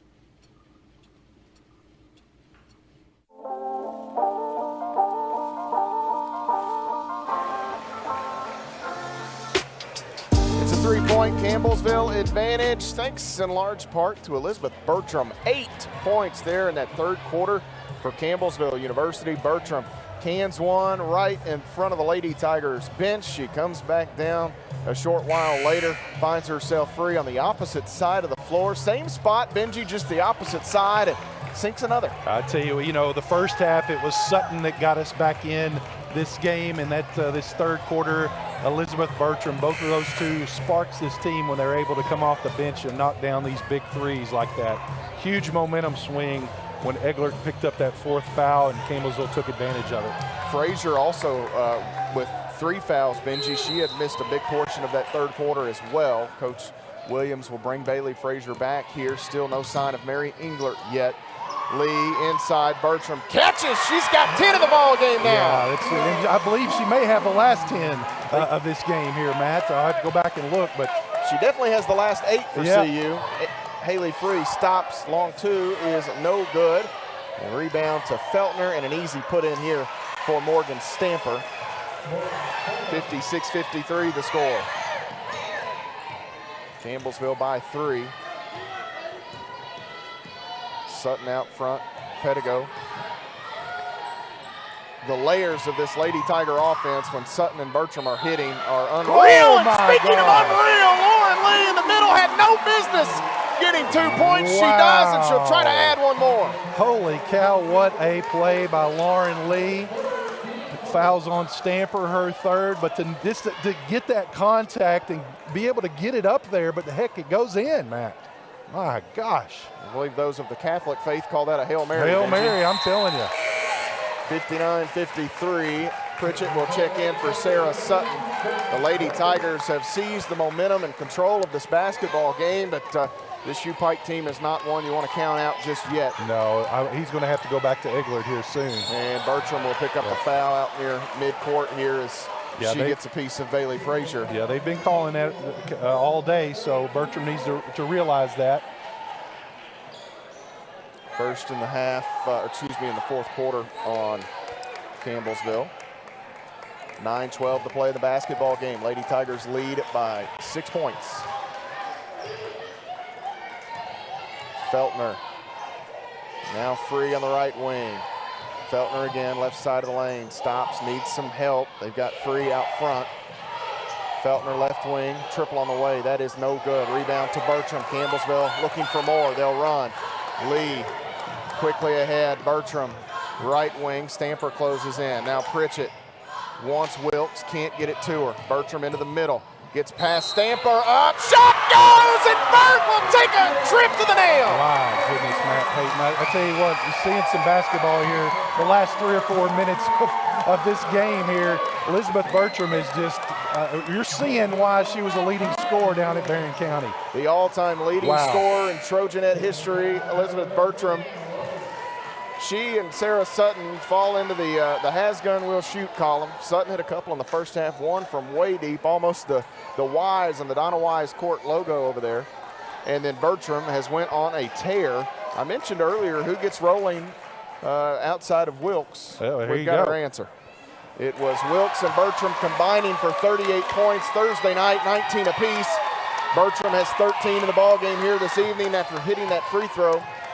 Campbellsville all of a sudden, Benji, leads by 9. Feltner on the dribble, right side of the lane. Cutting is Frazier. Out to Haley Free. Free, left side, open is Frazier. 3 on the way. That is good for Bailey Frazier. Yeah, it's a big 3 right there. Actually, they called that a 2. Her foot was on the line, yeah. Pettigo goes to Pritchett left side. They want Wilkes. They get it to Wilkes. Wilkes goes up, can't finish, and Hannah Roberts claims the rebound. Nice offense for Campbellsville. Wilkes just misses one. Feltner looking, has Free, and on down further they go to Frazier, who missed the shot. Pettigo rips it away on the rebound, and the Lady Tigers to the front court. Left side, Bertram won't shoot. Has Wilkes working against Roberts, needs some help. Pritchett at the elbow, jumper on the way, sinks it. Courtney Swisher. Yeah, it's a great execution there by Wilkes. 30-second timeout taken by the Lady Tigers and Coach Ginger High Colvin, and it will become a media timeout with 7.5 minutes to play in the basketball game. Campbellsville leads by 8. You're following the Lady Tigers on the Campbellsville University Sports Network. When I got the opportunity to get her, there wasn't no choice. I told myself, I'm gonna take custody of my daughter. It's my baby. That's what we're supposed to do as men. Take care of our home, build a foundation, you know what I'm saying?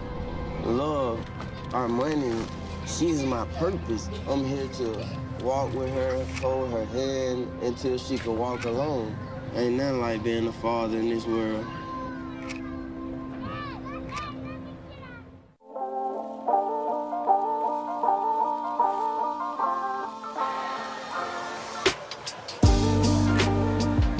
(64-56), the Lady Tigers lead by 8 points with 7.5 minutes to go. And Benji, we were just discussing the situation Coach Clifton Williams found himself in, this run that the Lady Tigers are on. He was almost going to have to come back with Mary Englert, and if she fouls out, it might not matter anyhow, the way the Lady Tigers have gotten hot. But when she checked out, it really flipped this game. Well, it did. Campbellsville was down 51-44 with I believe it was 3:06 when she picked up that 4th foul. And since that time, Campbellsville on a 20-5 run to build this thing an 8-point lead. Englert back in there. She's had a big ball game for UPike.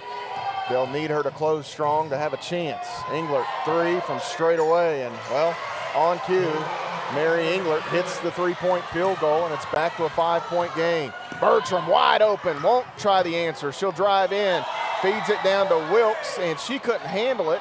Pettigo and Stone were battling. Stone came out of there with it. Here comes Feltner, and we mentioned UPike not going to go away. Roberts for 3. That is no good. Feltner taps it. Bertram could not control it. Will go to the arrow, which I believe will go to Campbellsville, correct? No, it's we got it to start the 4th quarter. So it will be UPike Bear basketball. Maddie Nally will enter for Campbellsville, 64-59. Bertram with some big shots for the Lady Tigers will exit.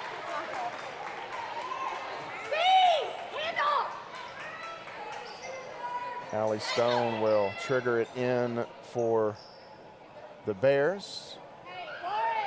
UPike off to the Appalachian Athletic Conference next season. Yes, this pass, well, look at there. Ginger High Colvin put Maddie Nally in for that one reason, and Nally gets the steal. I think she might have a future at this coaching thing. I tell you what, well, yeah, and Maddie Nally has a future at getting all these deflection and block shots. Out front. That wingspan is so long. Lauren Lee working right wing. Can she get it to Wilkes? Crossover. Not there. Pritchett down to the end line, hands it to Pettigo. Cutting, Nally off glass, she gets 2. Bailey Pettigo, the helper. Yeah, Maddie Nally just kind of got lost in there, and Pikeville couldn't find her, and Pettigo heads up play, nice pass, easy execution. That's like losing a Volkswagen. Oh, I tell you what, yeah. 6'2". 6'2". Englert spinning away. Out top, Feltner working right side, gets around Lee, feeds one to Roberts, and Roberts fouled by Pritchett. And that'll be the second on Courtney Pritchett. 2 on Campbellsville as a team, and Hannah Roberts to the free throw line. She's perfect on the season at the line as Roberts. Sarah Sutton will check in. Courtney Pritchett gets a breather, and you can hear coach say, stay right here. Roberts hits the free throw.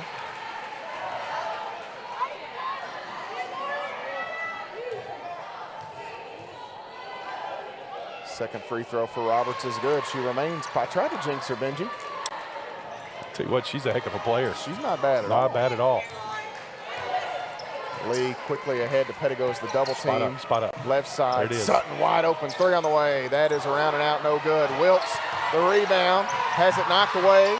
Sutton again as Pettigo corralled it. Inside Lee in the middle. Kills it off the back of the iron and through. That's a big offensive board right there for the Lady Tigers and second chance points. Lauren Lee penetrating down the middle. 68-61. Feltner out to Englert, open, won't shoot, drives in, now kicks into the corner, Frazier. Back to Englert, left wing, 3 on the way. That one is short. Long rebound. We've got a whistle here as Roberts fell into Pettigo there. And they're going to get Wilkes. Wilkes on a hold. So that'll be 2 on Wilkes, 3 on Campbellsville. Campbellsville leading by 7 with 5:24 to play in the basketball game. Allie Stone again will inbound. Englert on the dribble. Now going to take the 2 over Wilkes. That is good for Mary Englert. Wow, she is really good, Matt Payton. Left side, Lee now has Wilkes. Wilkes going to go to work against Roberts. The follow-away shot off the front of the iron goes through. Yeah, that's just a good job by Wilkes there. Roberts, I believe, is a little fatigued here. Yeah, she's gassed, and we're going to get a foul out front on Lauren Lee. That's going to be 3 on Lee, 4 on Campbellsville as a club. Well, and that puts them in the bonus the rest of the way, Matt, after that foul. 4:58 to go, Campbellsville leading by 7. And this will bring us to our final media stoppage here with 4:58 to play in the basketball game. 70-63, the Lady Tigers lead it. You're following the Lady Tigers on the Campbellsville University Sports Network. Worried about your friend but don't know how to reach out? You can say how are you or get a fake tattoo. You can ask with an app if it works for you. You can chat with them in VR. It's so good. If you think you should check in, yeah, you should. Whatever gets you talking. Reach out to a friend about their mental health. Whatever gets you talking. Learn how you can help at seizetheawkward.org.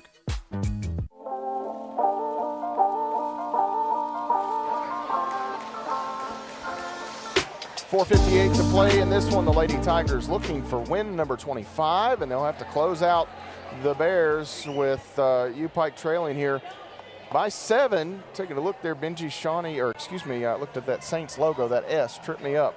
Thomas Moore all over Freed Hardeman here, 77-46 today. So Shawnee, well, I did it again. You did it again. Thomas Moore, that Saint logo just reminds me of the that Shawnee State, but Thomas Moore going to pick up their 25th win. Talking there to Chris Wells earlier, he said that would indeed be a, they would get the automatic with thanks to the tiebreaker. Okay, so that's what I thought. Yep. Georgetown share the regular season crown. Georgetown's up on Cumberland, Tennessee. Englert with the basketball. Backs away from Bertram, now drives in, leaves it off for Stamper. Stamper falls out of bounds, and it will be Campbellsville basketball. Is a little too strong on that pass. That's good defense there by the Lady Tigers. Oops. Indiana Wesleyan up on Marion. That's a top 10 matchup. That is. How much is left with that one? Marion had already lost once this week to Spring Arbor. I think it was Spring Arbor. 70-63. Ooh, oh boy, Feltner almost in range of a takeaway there. Campbellsville would love a bucket here. Lee looking. Another field goal for Wilkes would tie her career best. They've got her down on the low block. Lee driving in, right side, contact, can't finish. We'll go to the free throw line as Sierra Feltner will pick up the foul call. 2 on Feltner, 3 on UPike as a club.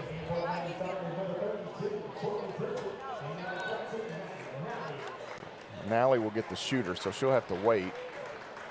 Pritchett returning there. Benji for Sutton. Should check in for Sarah. Lauren Lee's free throw here is good. Hey, stop. Wilkes, 9 of 13 today, Benji. She's actually raised her field goal percentage a little bit. It's just kind of hard to do at this stage of the season. Lauren, at least when it's that high to begin with. Lauren Lee checks out after hitting both free throws. Maddie Nally back in, and you'll see Campbellsville go a little offense, defense where they can. Here on out, that's right. You've got the advantage, you can do that. Englert out front. Feltner working around Nally, cutting is Frazier, goes reverse and sticks it. Yeah, that's good. That's a good backdoor cut there by Frazier. Pritchett got a little bit out of sync there, and as a result, that reverse layup to cut it to 7. Bailey Frazier's aunt, Vanessa Nichols, played for Coach Ginger High Colvin at Campbellsville High School. As this pass kicked by Stone, it goes out of play. Vanessa's actually in attendance today. We went to school together. Kind of an interesting story. Sutton checks back in. Maddie Nally will exit. So again, offense, defense where they can. Pettigo, the trigger woman on this one. Pitches it in. Sutton short 2 on the way, and it is short. Rebound to Stone. 7-point margin remains. Stone out top. Englert has Feltner. Feltner was wide open. Stone again. Feltner inside. Stamper between 2 defenders. May have lost the handle on the way up. Ball is free. Frazier picks it up, and she's fouled by Pettigo as Bailey was kind of falling on the ground. 2 on B, and it will send Bailey Frazier to the free throw line here, just under 80% on the year. Lauren Lee back in for Sarah Sutton, 3:29 to play.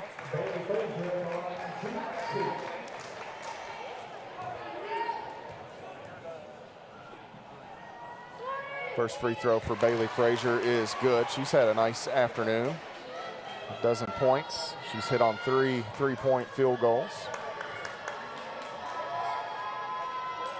And that one is good as well for Bailey Frazier. Her sister Brooklyn, a freshman on the UPike team.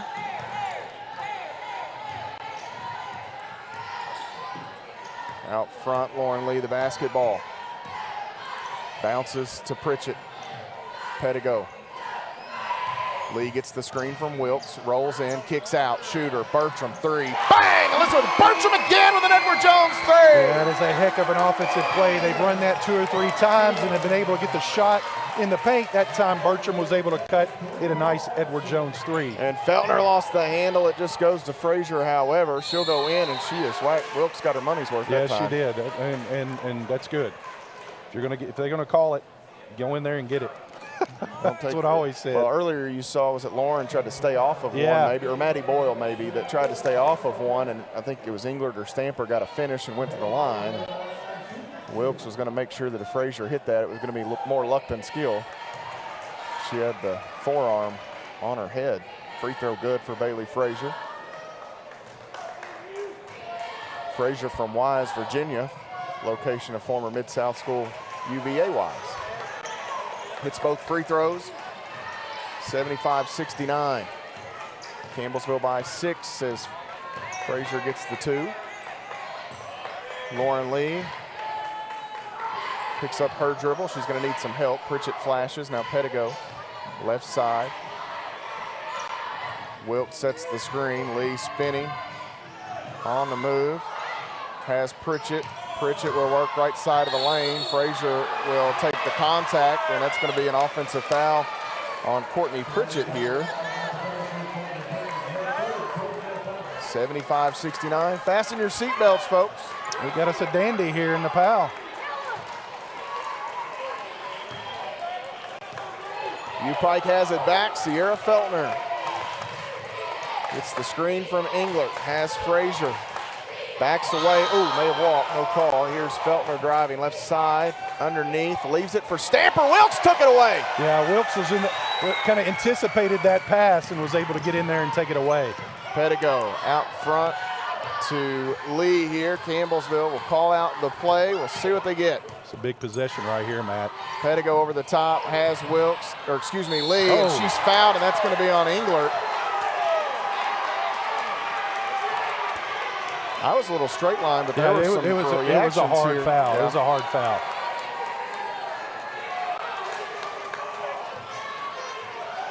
They're going to get together. They're actually going to talk about it, so it must have been a little dicey.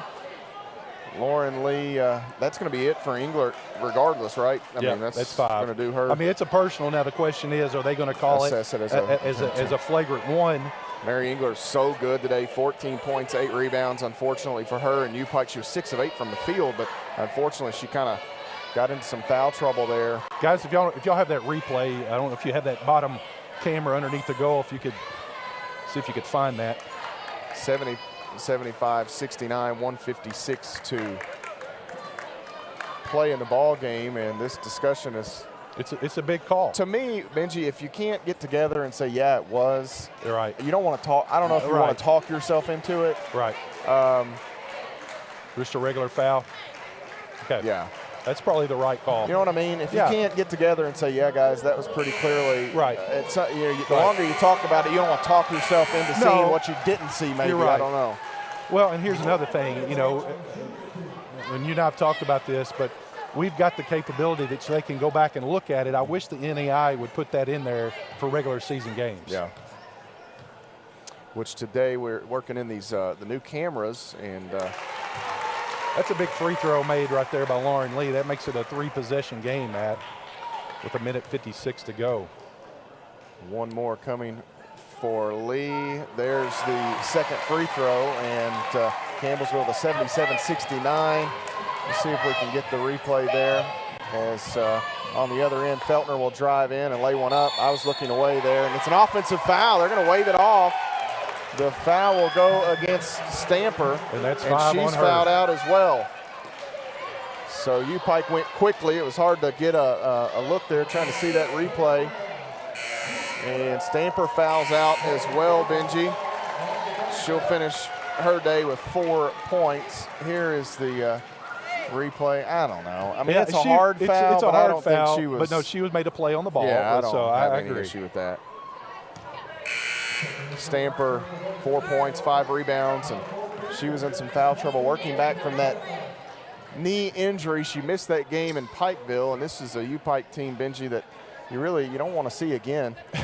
If you're Campbellsville, they've given you a couple of fits, and this one here is still not completely. No, there's still a lot of basketball left. I looked up there, 147, kind of an eternity here.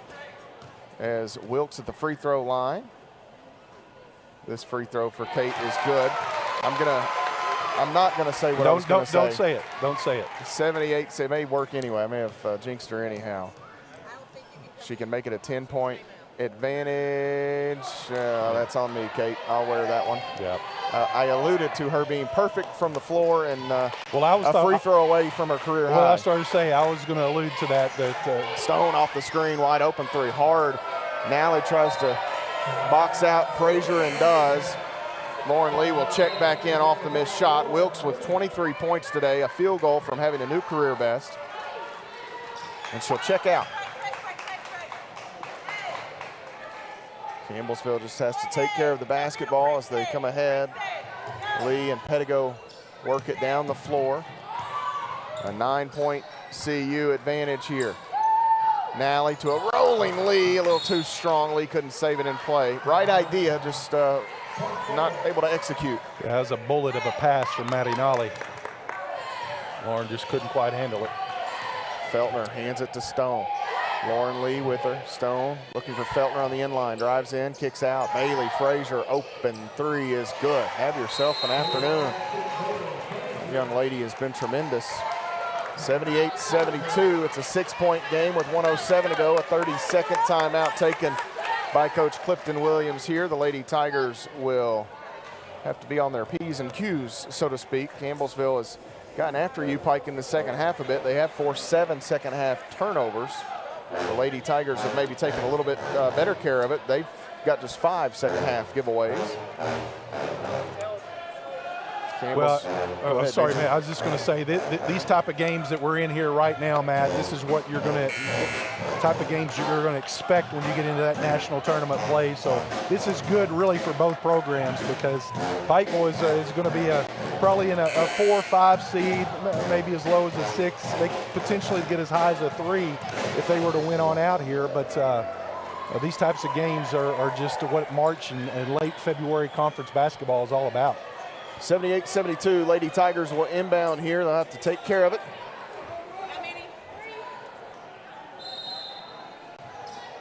Both teams in the bonus. They pitch it in to Lee, and they're going to start fouling now. Which, you know, Benji, I'm not saying there's a right or wrong, but if you think that's where you're headed, you better to do it early and give yourself as many chances as you can. Extend the game, and Campbellsville has been shooting the ball pretty good today from the free throw line. Now on the year, not so much, but as you mentioned too, that side goal there with a smaller rim, they've been really practicing on that, and as a result, I think it's paid off here today. They're 18 of 22 from the free throw line. Free throw here for Lee is good.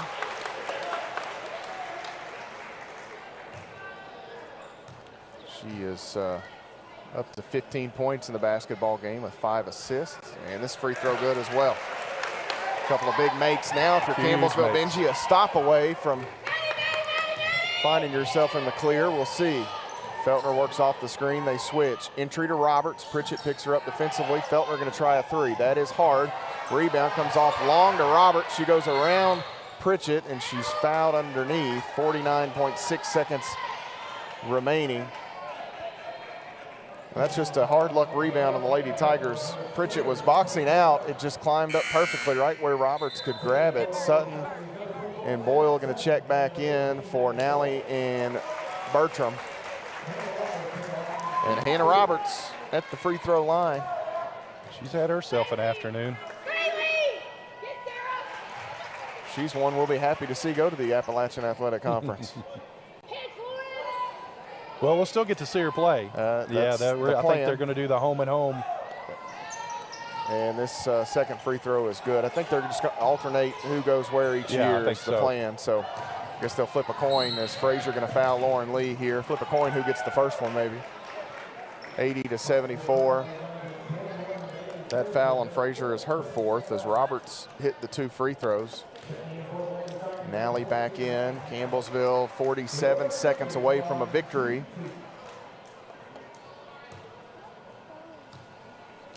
Lauren Lee, 16 points today. Give her 17. 3 Lady Tigers have carried the scoring load. Wilkes, Lee, and Bertram. One more coming here for Lee, and that one is good as well. She's got 18 in the basketball game. Coach Clifton Williams will take a timeout and advance the basketball. This is a full stoppage. We'll step away. The Lady Tigers lead it by 8 here on the Campbellsville University Sports Network. Jason, let's go see your room.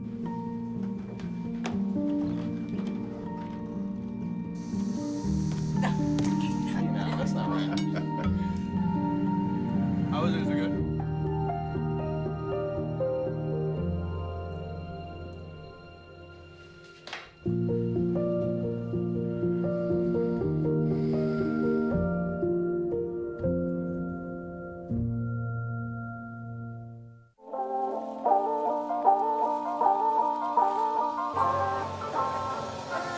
.74 the score. The Lady Tigers on top of UPike with 47 seconds to go. Matt Payton and the Hall of Famer Benji Kelly here at the Powell Center. The Tigers coming up in just a moment as they will take on Pikeville, men's side of things. Stone pitches it in here to Roberts. Roberts to Colopy. A dribble left, she'll take a pull-up 3, no good. Lauren Lee the rebound. Lee will dribble through some traffic. She's bumped and fouled by Bailey Frazier, who is fouled out. She is the 3rd member of the Bears team to foul out of this basketball game. Bailey Frazier will finish with 18 points She hit 4 3-point field goals today, 4 rebounds. Haley Free will check in for her. Elizabeth Bertram into the lineup for Courtney Pritchett.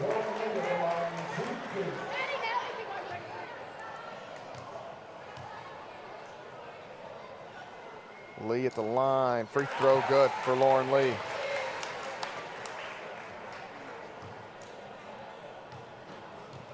This is a hard-fought win for this Lady Tiger team, Matt. Lauren Lee hits both, a dozen today from the free throw line. 12 of 12 for Lee.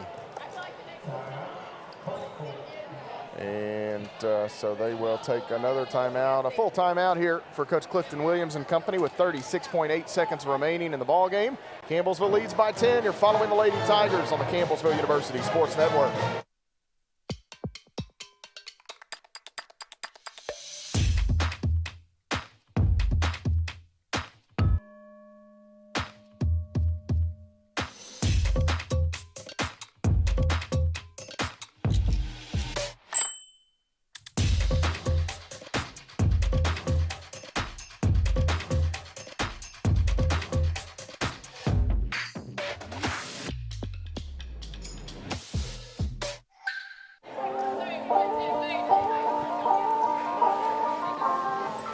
Campbellsville closing in on win number 25 here with 36.8 seconds remaining. UPike, the basketball on the far side of the floor. Matt Payton, Benji Kelly with you as we try to get out of here with a win in the first half of this doubleheader. Stone to inbound, has Feltner. Pull-up jumper for Feltner is good. UPike will not go quietly here. Inbound to Boyle, and UPike probably happy that anybody besides Lauren Lee grabbed it, but if you're Campbellsville, Maddie Boyle a good option. Absolutely she is. That foul was on Feltner, and that's 4. 4 on her.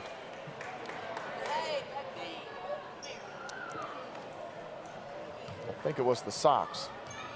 I think you're right.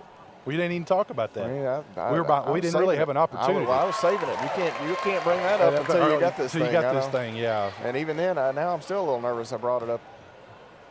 I like our chances here. Campbellsville at 85 points, up over their season average, top 10 in the country in points per game as Boyle sinks both free throws. Back to a 10-point margin. Feltner hands it off to Stone. All the way around. Stone will now work left side of the lane. She'll have to back away from Nally. Roberts catches on the dribble, working at Pedigo, throws one up. No good. Nally the rebound, and that just about will do it as Campbellsville will gladly throw up the stop sign and get out of here with a 10-point victory. It was a battle. 86-76. Clifton Williams and Ginger High Colvin will exchange pleasantries. And I will say this, as Campbellsville picks up their 25th win, I would not want to see this UPike team in the postseason, Benji Kelly. No, they're a phenomenal team. I really like their coach. I really like how they play the game. And they've got an opportunity to make a little run here themselves.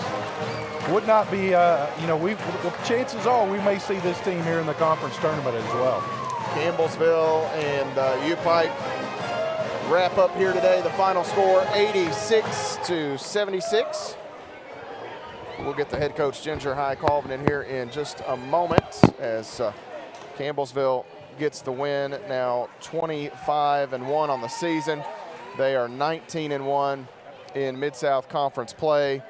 The UPike Bears fall to 19-7 on the year. They are 14-6 in league play here as they will wrap up their season on Thursday. They'll have Wilberforce. They host Thomas More next Saturday in Pikeville as Ginger High Colvin makes her way over, and we'll get set to take a look at the final number as well. Coach, that's a hard-fought win. We'll start there. That's a really good UPike team.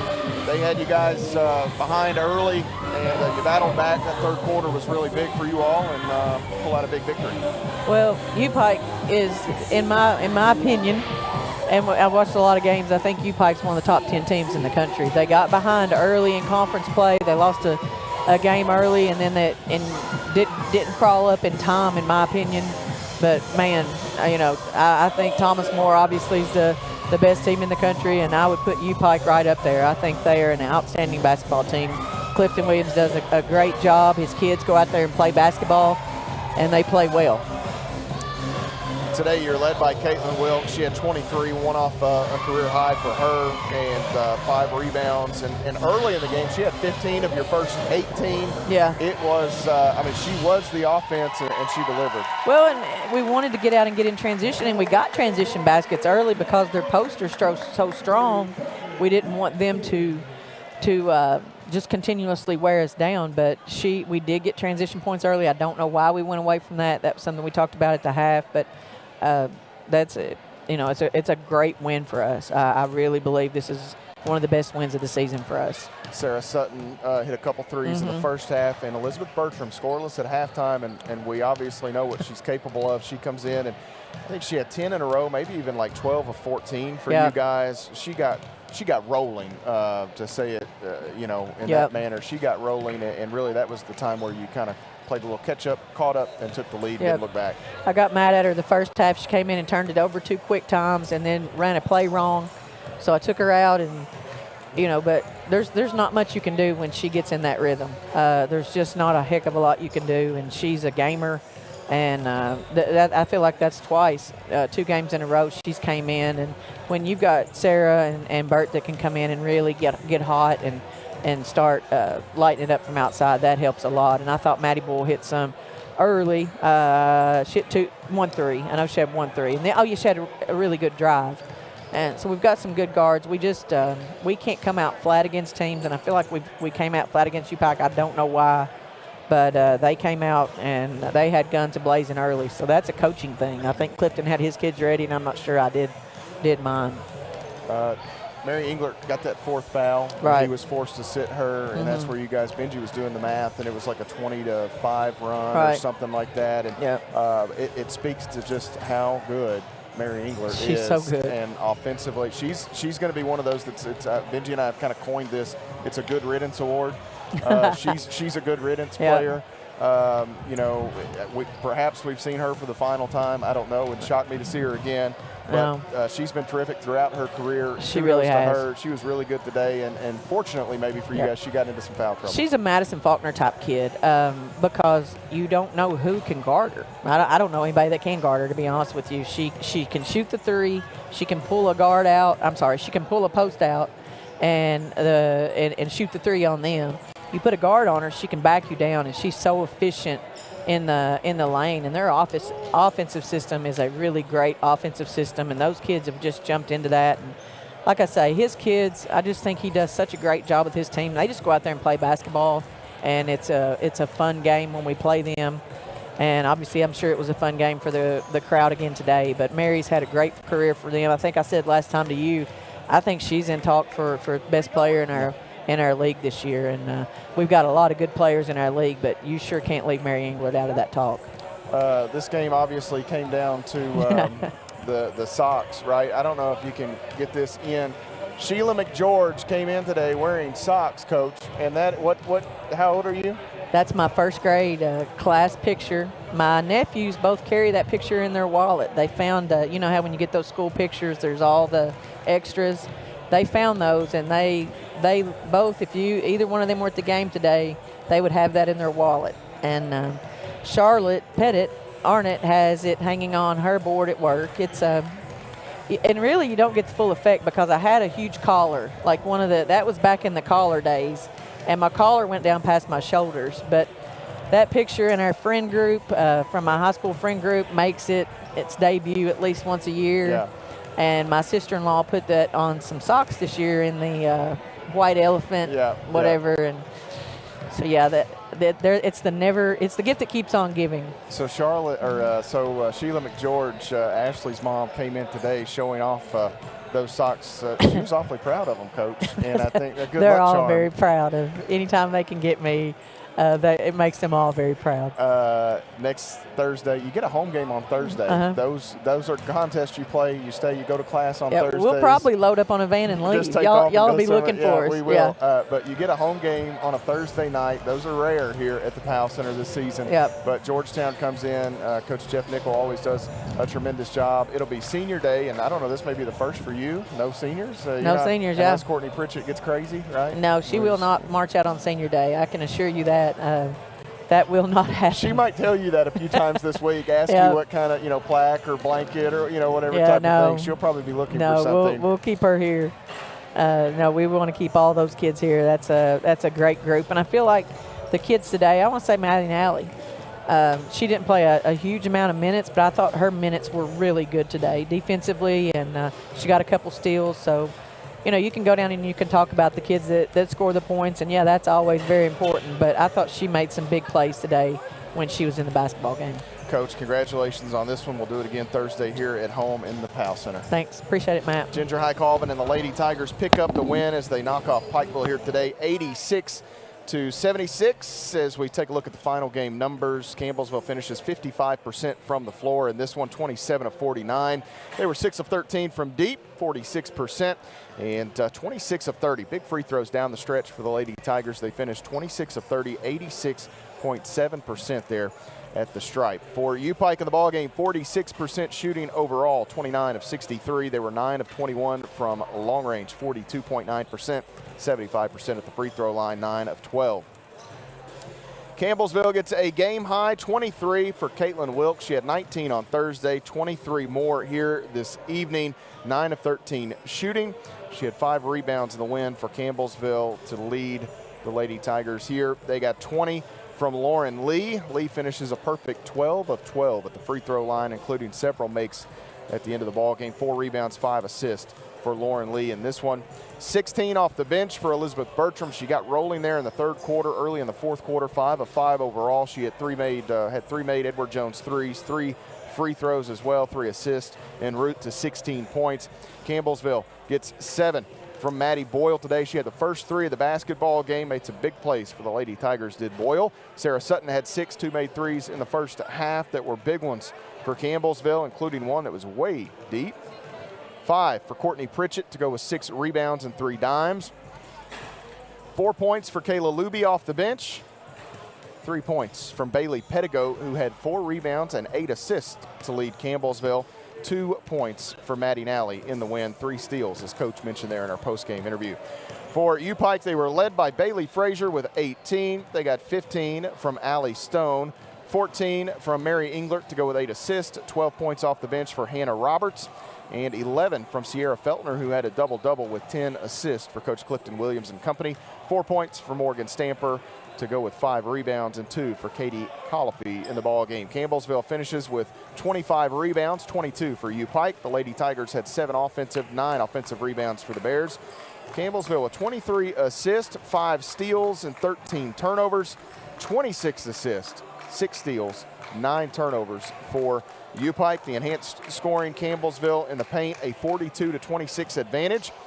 Off turnovers, 18-11 in favor of Campbellsville. Second chance points, 14-11. UPike the advantage there, and bench points 28-14 in favor of CU. The score was tied twice. The lead would change hands 7 times for Campbellsville. The largest advantage, 10 points, which was the final margin. For UPike, their largest lead was 11 points. Campbellsville outdoing the Bears in the second half by 13 points en route to this 10-point win, 86-76. We'll step away here, take an extended timeout. We'll come back and get you set for men's coverage as the Tigers battle the Bears here in the Powell Center. You're following Tiger basketball on the Campbellsville University Sports Network. When I got the opportunity to get her, there wasn't no choice. I told myself, I'm gonna take custody of my daughter. It's my baby. That's what we're supposed to do as men. Take care of our home, build a foundation, you know what I'm saying? Love, our money. She's my purpose. I'm here to walk with her, hold her hand until she can walk alone. Ain't nothing like being a father in this world. Hey, Bobo, do trees tell each other stories? I'm sorry. I'm afraid I don't know that. Hey, why don't we go find out? Listen. Can birds draw pictures? I don't have an answer for that. Dad, do stars visit their friends? Look!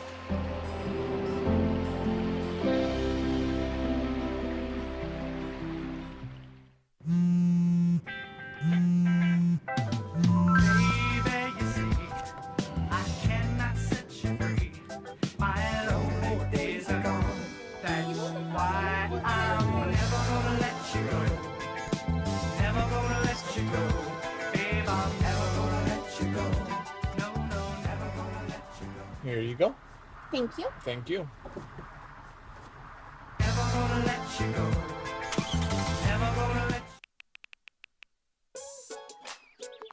Worried about your friend, but don't know how to reach out? You could say how are you or get a fake tattoo. You could ask with an app if it works for you. You could chat with them in VR. It's so good. If you think you should check in, yeah, you should. Whatever gets you talking. Reach out to a friend about their mental health. Whatever gets you talking. Learn how you can help at seizetheawkward.org. What if you could feel in control of your retirement in just a few clicks? At aceyourretirement.org, you can. Start with a free 3-minute chat with Avo, your friendly digital retirement coach. Just answer some simple questions like, how do you feel about your ability to save for retirement? Or in how many years do you want to retire? To get free action items customized just for you, get your retirement back on track at aceyourretirement.org. When you look at the number of disasters in the U.S., chances are every area will deal with some kind of emergency in the next decade. And between school, sports, and social lives, chances are you won't be with your kids when it happens. Will they know what to do? Ready.gov/kids has the educational tools and information to make the conversation easy. When the time comes, chances are they'll feel prepared, not scared. So talk with your family today. The family's visit to the forest inspired a beautiful question. Mother, mother, am I a tree? You tell me to stand tall. You tell me to stay rooted. I think I am a tree. My child, of course you are. But what kind of tree will you be? The kind to hug or the kind to climb? Doesn't matter which you choose, so long as you choose to be a tree that's kind. Make the forest part of your story at a park near you. Find one at discovertheforest.org. As a dad, every day is a challenge. To make sure that the time that I spend with them, it doesn't matter how tired you are, you have to try to teach them. When they learn something new and you can just see in their faces, it's such an incredible moment. It's those moments that are my favorite.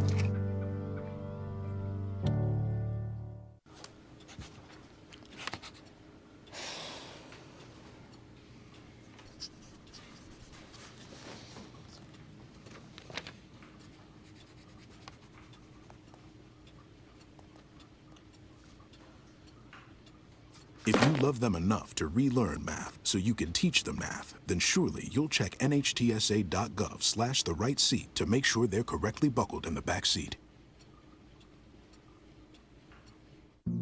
Jason, let's go see your room.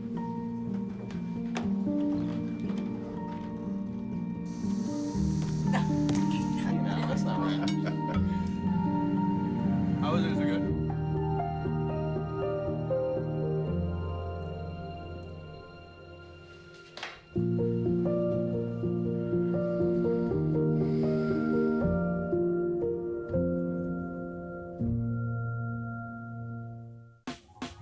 Last week, Brandon met a girl on a dating app. One day after work, he finally found the courage to ask her out. No answer. He started to panic. Was he being too pushy? Maybe it was too Hey, sorry I didn't respond. I was driving. I would love to go on a date. How does tonight sound? Brandon tried to play it cool, but inside he knew. A girl so smart, so responsible, she must be a keeper.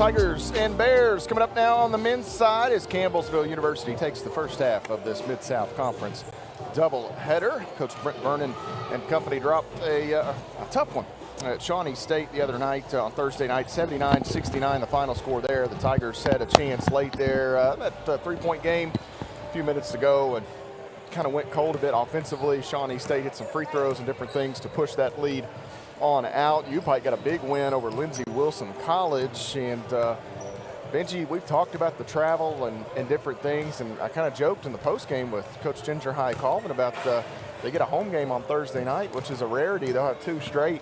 First one this semester. At the Powell Center, and I'm telling you, getting back with the guys, got back at about 2 a.m. on Thursday. The last thing they're telling these guys in white over here, get to class on Friday morning. And then you try to practice on Friday afternoon, a little walkthrough, shoot-around type of thing. You want to know how different it is? You told me Pikeville had a shoot-around time for 2 hours this morning on the men's side. Now, they were at home. They were at home Thursday, right. Thank you. But, I mean, it's polar opposite. Yeah. The being on the road Saturday, I can't tell you how much easier it is to be, if you're going to be gone. Yes. To be gone on the Saturday and not the Thursday, and this is not, I know we're getting into the men's coverage of pregame and all that stuff, but I can't tell you how much easier it is on you for it to be on Saturday and not Thursday. Yeah, you're exactly right. And of course, the conference went this year where they kind of split that, where they went, most times you would travel, if you were going to be on the road, you're going to be on the road Thursday and Saturday, or you're going to be home Thursday or Saturday. Now that they've split that, it's a little different, and to be honest, I don't like it. Because like you said, being on the road on Thursday is really difficult as opposed to being on the road on Saturday when you have that home game. So anyway, here today, no, they did not. UPike and Campbellsville meeting for the second time this season. The Bears really got going at their place. It was a 92-59 win, and Campbellsville just had no answers, and that was one of those games, and we've kind of said this, sometimes the Tigers just can't manufacture enough offense, and in that one they just could not come up with the offense. UPike got hot, hit some threes. Teddy Parham had a big day with 20 points. Corbin Spencer had 17. Ken Warwick's did a nice job there out of the starting lineup for UPike. The Tigers got 12 from Jace Wallace and 11 from Chandler Clements, but that was kind of a runaway in the Expo Center at Pikeville. These two teams haven't met since mid-December. And here today, the Tigers would like to even up this season series. The UPike team well on their way to being in the top half of league play here. Well, it's like I said, we mentioned how big the games were for the ladies on both programs. This is a big game for both teams here, for Pikeville and for Campbellsville. Now, Pikeville still has a shot to kind of, as you said, get in that top four. And with a win today and a couple more wins and then some help, they can actually get that bye. Going into that first round or going into that conference tournament, which is huge. Campbellsville's pretty much locked in to either that 10 or 11 seed. So, but you want to be playing your best basketball when you head into the conference play. So this is a big game for Campbellsville on the flip side of that. And you want to take care of business on your home court and kind of erase that earlier loss that you had to Pikeville down there in December, and just and that's basically what happened last year. Pikeville came in here and we took care of business and beat them. So, big game.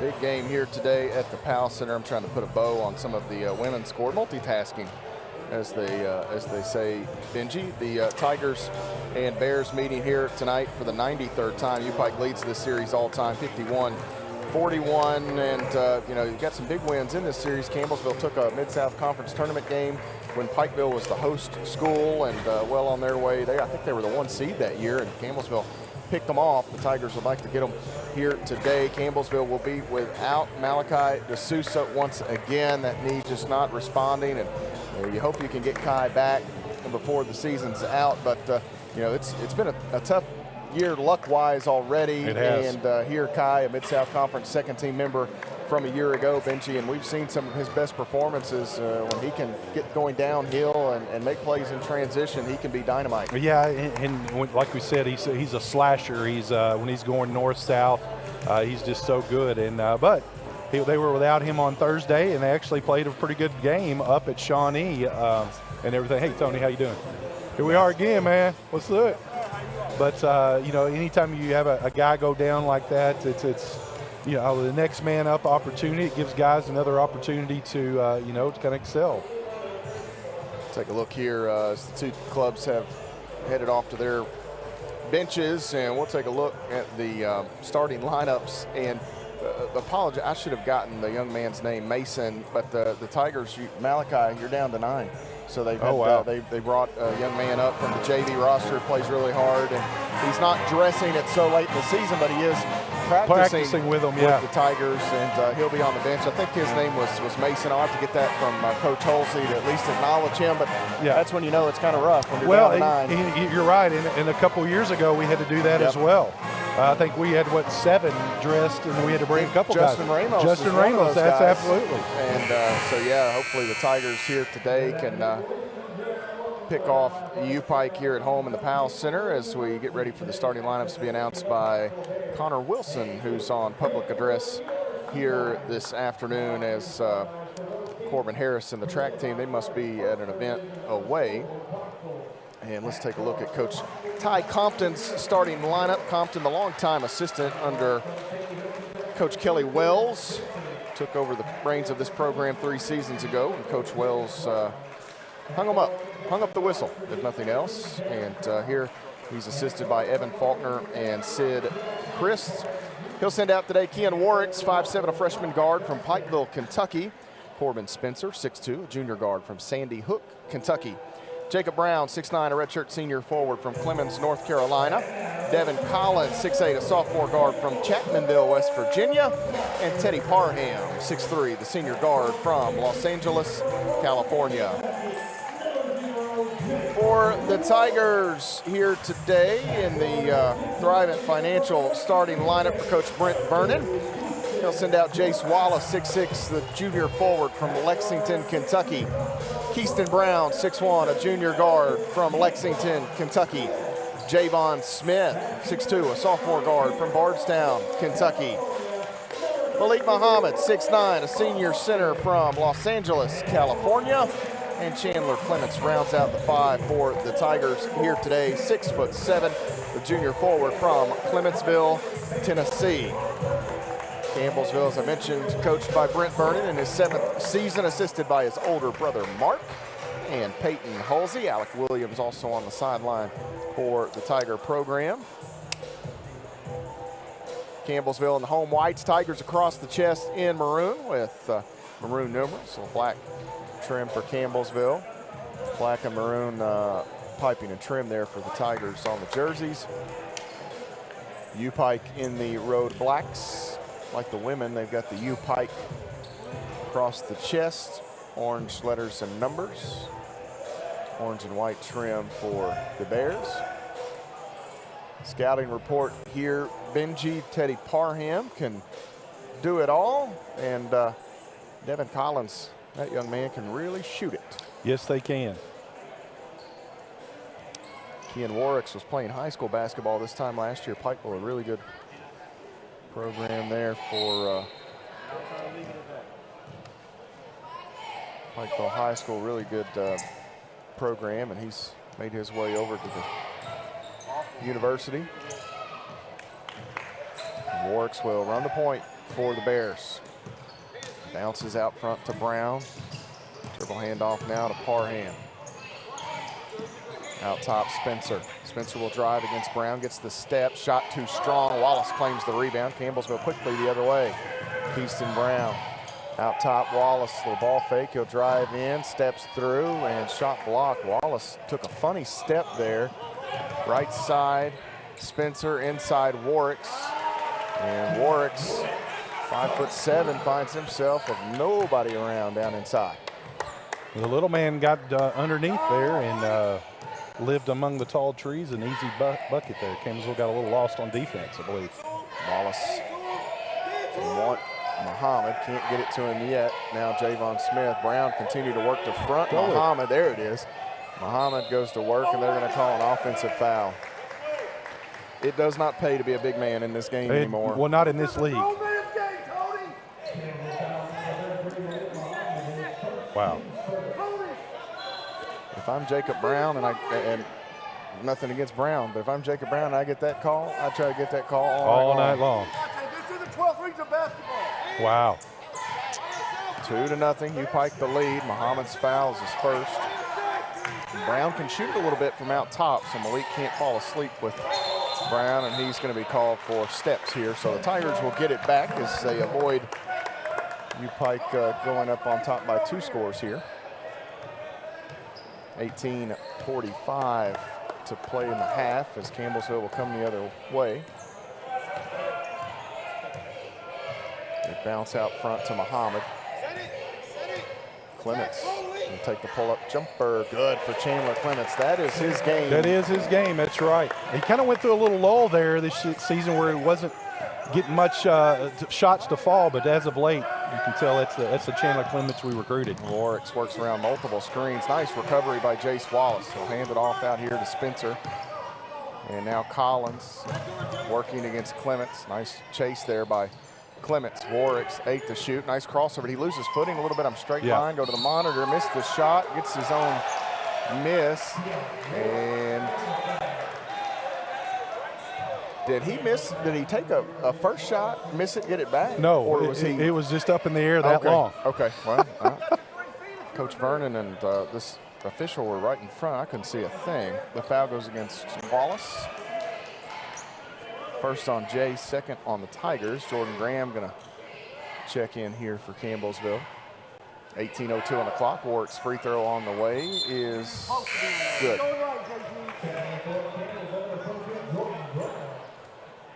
5-2, UPike the advantage here.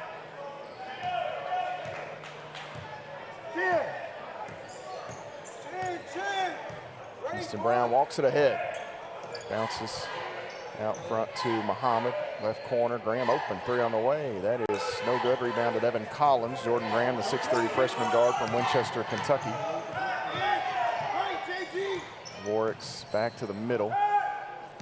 They're going to try to force Warwick's left. I think this Graham got a hand on it, saves it in play, and Keyston Brown. And here Brown was hurt. I was looking at him. This shot no good. As Jacob Brown going to go reverse on the putback shot that is good. Keyston got, when he come out here, I think he ran into Corbin Spencer's knee. Yeah, they both hit knees there, and of course Keyston's got a little band around his patella tendon there. So I think that's what the knee that he hit. Chandler Clements off the screen. Nice recovery by Collins. Out to Smith. Smith going to take the 3 over Spencer. That one is hard. Rebound to Brown. And Jacob Brown, the outlet. Here comes Parham. Parham runs over Javon Smith, and that's going to be an offensive foul on Teddy Parham. Nice job by Smith there to read that driving lane, get in it, and Parham ran him over. Job by Smith there to get back, like you said, and get outside of that restricted area. Parham kind of just put his head down, and he was determined to get to that rim, but Smith took the charge. 7-2. UPike leads here by 5 early. Keyston Brown works right side off the screen. Now out top, Clements. Left side, Jordan Graham. Right side on the wing, Smith. Inside, Muhammad wide open, blocked. He'll stay with it. Parham. That was a dangerous attempt, really, by what do we call here? What's his name? 12, or not? Or 12? 10? Is it 10? Yeah, four's got to hurt. Yeah. Okay. I was going to say, that's a really clean block up top by Parham, but kind of a dangerous play there. Your leading scorer going up to block Muhammad with that 1 foul already. But give Parham credit. Stayed off of Malik, blocked it clean. Fortunately for CU, it came right back into his arms, and he got an easy putback. Mark Vance in as Jacob Brown checks out. Vance, the 6'7" sophomore forward from Knoxville, Tennessee. Parham gets Smith in the air and gets a little finger roll lay in. I think Campbellsville wanted a little push-off maybe. Jordan Graham out on the right wing, back to the middle here as he catches. Keyston Brown will wait. Muhammad rolls. Muhammad inside, and Corbin Spencer draws the foul as Muhammad did everything he could to step through away from Spencer. But 9-4 here as Campbellsville will see Big Malik check out. And it's just been a frustrating year for that young man because the fouls have they've not been kind. And I mentioned it doesn't pay to be a big man in this league. We saw that years ago with Andrew Smith. He got penalized all the time. Warwick's into the corner. Parham, little ball fake, step back three. Javon Smith, nice read, blocked it. Parham tries to stay with it. It goes out of bounds, and Campbellsville will get it back here, 9-4 the count. Good defense there by Smith on the three-point attempt. He got the block, but also kind of blocked him out, and as a result, gets the ball here. So good defense by the sophomore. Jay Milburn, the 6'8" freshman forward from Campbellsville, Kentucky, checked in for Muhammad Brown. Right wing now, Smith with it. We've got a whistle away from the basketball on the Warwicks. A little mismatch, I believe. I think that's what it was. They got the switch, and Warwicks was actually defending Clements. You could hear Malachi DeSouza scream, feed it to him, as Keyston Brown, the pull-up jumper, no good. It takes a second hop, and I thought Jordan Graham was maybe going to have a tap in. Took a second hop and away from Jordan. Left side, Warwicks wants the entry to Vance. They've got him. Milburn going to try to stand his ground defensively. Vance gets Milburn in the air. And this will be a foul on Jay Milburn. First on Jay, 4 on the Tigers as a team. 9-4 the score. Mark Vance at the line here. 44% on the season, misses that one. Chase Wallace going to check back in for Jordan Graham. 15-12 on the clock. One more for Vance. This one is good, so he gets 1 of 2. Brown, Wallace, Smith, Clements, and Milburn, the 5 for Campbellsville. Milburn needs some help here. Brown circles and picks it up from him. Right wing triple for Clements. Bang! Chandler, Clements, and Edward Jones pay out, cuts the lead in half. Yeah, it's a good inside out there, good penetration and kick to the wing. Clements right now got 5 of our 7. 10-7, UPike leads by 3. Vance, the high post catches, waits, hands it off to Warwicks. Warwicks wanted to come right. Wallace did a nice job to shade that way. Vance sets the screen. Warwicks into the middle. Underhands one to Vance, is too strong. Clements knocked it away and actually poked it out of the arms of Collins to Milburn. Campbellsville with a chance to tie it. Milburn to Clements. It'd be a nice day for Clements just to go bananas. Yeah, absolutely. And they're going to say he stepped on that sideline. The Tigers did that a few times up at Shawnee State. Here, Bradley Bunch will check in, 6'6" freshman forward from Big Stone Gap, Virginia. Not to be confused with Small Stone Gap. 10-7. Warwick's the basketball.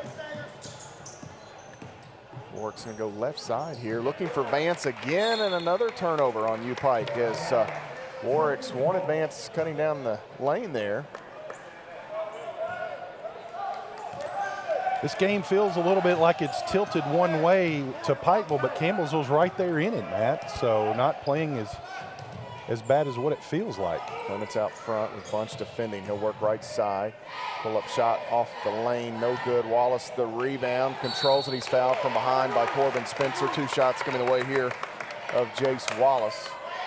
Yeah, do the little things like that, getting the offensive board, getting a chance to go to the free throw line. That's how Campbellsville they need to scrap their way back into this.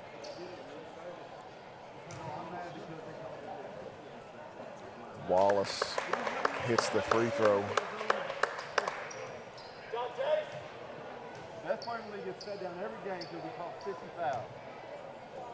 10-8. Wallace with one more. Coach Vernon still unhappy about that initial call. It is. It's a horrible call. Warwick's off the right wing and work around the Vance screen. Left side of the lane. Warwick's needs some help. Lost his footing. There's Wallace, a little contact. Vance working against Milburn, creates some space. Wallace, the help defender, comes away and erases the shot attempt. Wallace has Milburn right side. 2-point UPike lead. Smith inside, left-handed finger roller tied at 10 apiece. And Coach Ty Compton wants a timeout here as the Tigers hanging right in the hip pocket of UPike. We'll step away, take a break. You're following Tiger basketball on the Campbellsville University Sports Network. The family's visit to the forest inspired a beautiful question. Mother, mother, am I a tree? You tell me to stand tall. You tell me to stay rooted. I think I am a tree. My child, of course you are. But what kind of tree will you be? The kind to hug or the kind to climb? Doesn't matter what you choose, so long as you choose to be a tree that's kind. Make the forest part of your story at a park near you. Find one at discovertheforest.org.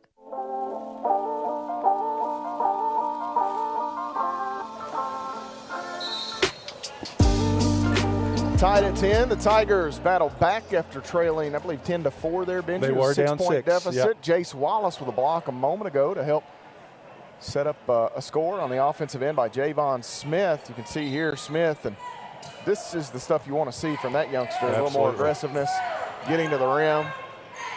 Those new peepers he's got, his goggles, certainly helped out. Bunch out front, Jacob Brown back in there. Got hit in the nose earlier. Parham works around Smith, steps through, walk. Yep.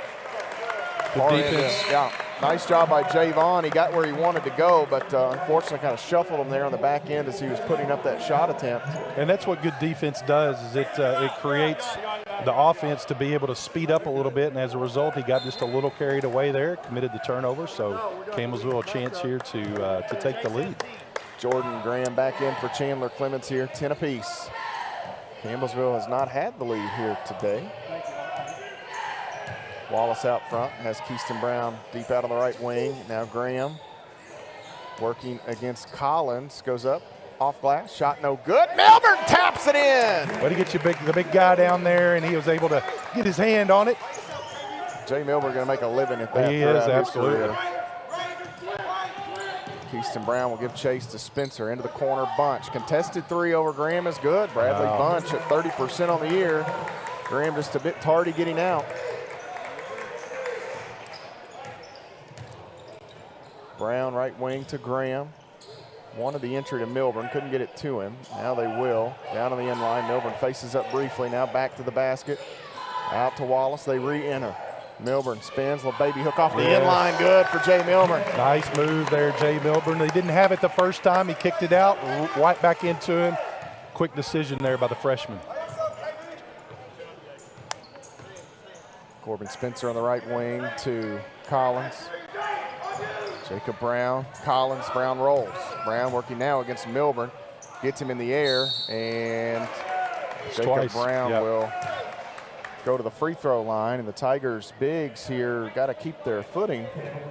I guess in particular Jay, that's, as you mentioned, it's twice on Jay where he's kind of left his feet, and Jay has really good timing. I don't think that's he's got to learn that, and that's a freshman. I think it is part of the learning process. Yep. Veteran guy in Brown who's been around a while. Media timeout here, 14-13. Campbellsville does have the 1-point advantage. We'll step away. You're following the Tigers on the Campbellsville University Sports Network.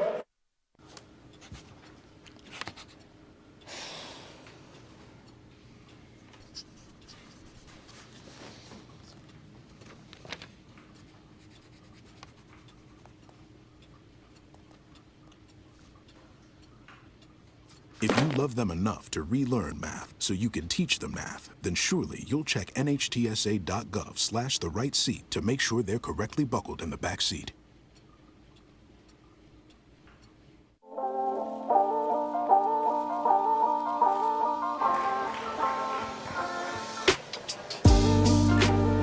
To 13, the Tigers lead by a point here in the Powell Athletic Center early. The plot has thickened, however, for Campbellsville as Malik Muhammad and Jay Milburn both with some foul troubles here, Benji, and the Tigers will have to go a little smaller than we're accustomed to seeing. Not that it's not a bad thing. Fine. Yeah. With Chandler Clements having to spend some time at the 5 most likely here.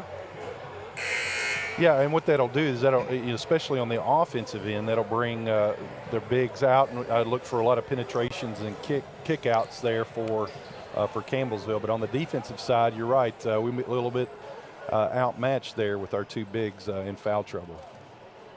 14-13, Jacob Brown will go to the free throw line here. Transfer from Fairmont State. Brown about 54% or so on the season at the line. That one looked pretty good. This is where you're missing Malachi right here with the foul trouble. Malachi can defend the post as well. Second free throw is hard for Jacob Brown, and Keyston Brown claims the board. Crazy to think we're about 31 minutes or so from being down to our final weekend of the regular season here. Keyston Brown out front, tied at 14. Left side, Javon Smith, defended here by Parham. Wallace, pull-up jumper on the way. That is going to be well short. Jordan Graham, well, he had the rebound. I don't know if he thought he could catch it, but lost it trying to save it in play perhaps. Jacob Brown into the corner bunch. Extra pass on the wing is Collins. That is strong. Devin Collins, arguably their best shooter, misses that one wide open.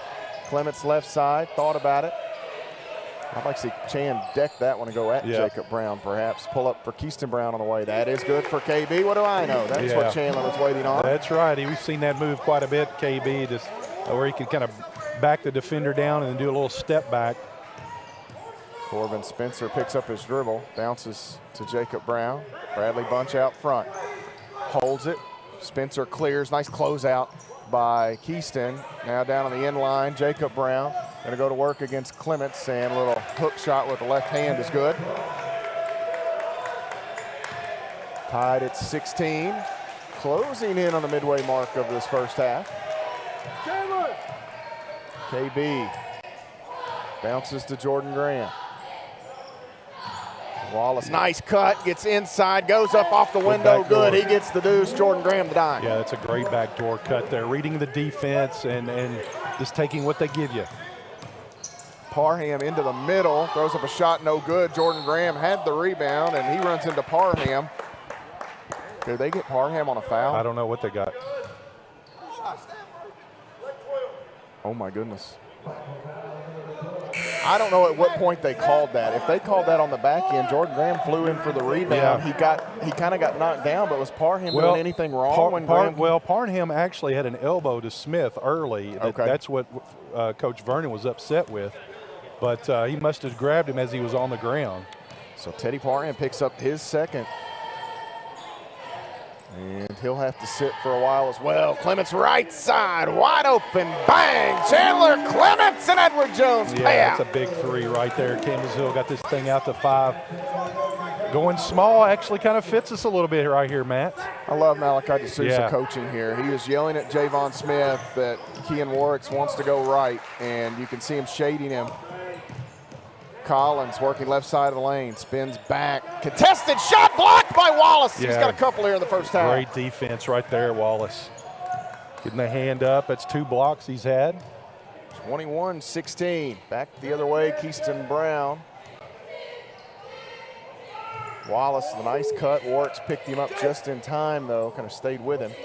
KB gonna drive at Collins. Keyston lost his footing. Chandler Clements takes a timeout, and I just want to make sure KB's okay. Yeah, that's was that his knee give out, or? It kind of shot out though, almost like he slipped on something. Right.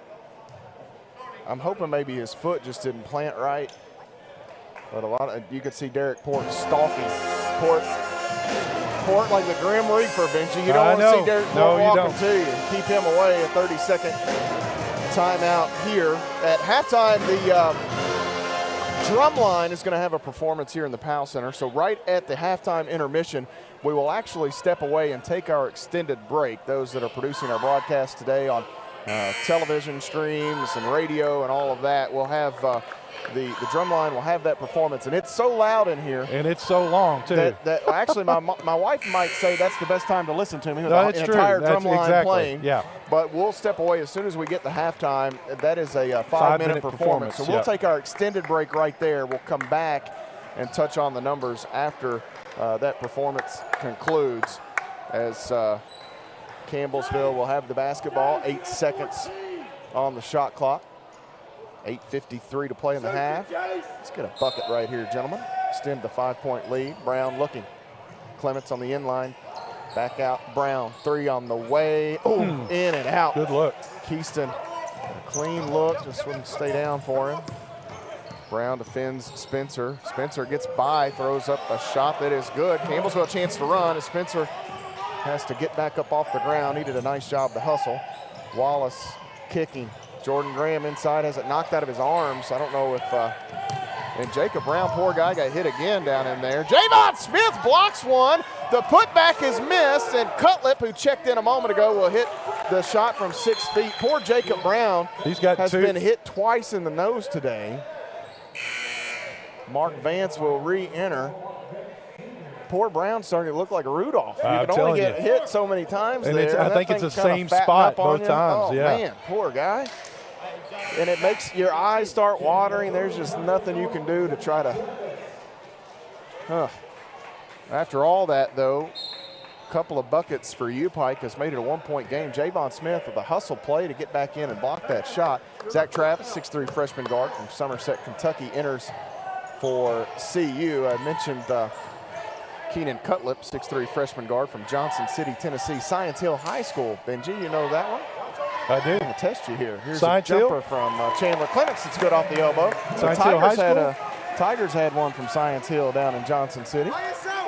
The big guy, he's coaching out west now, isn't he? Well, that's what, I don't know. You may know of two. Here is a shot in by Warts. Warts holding the back of his head. Wallace behind the back, 23-20. Smith down into the corner to Travis. And now Clements. Clements working against Cutlip, wants to go right side between defenders, and they're going to have a foul called here on Mark Vance, I believe, Benji.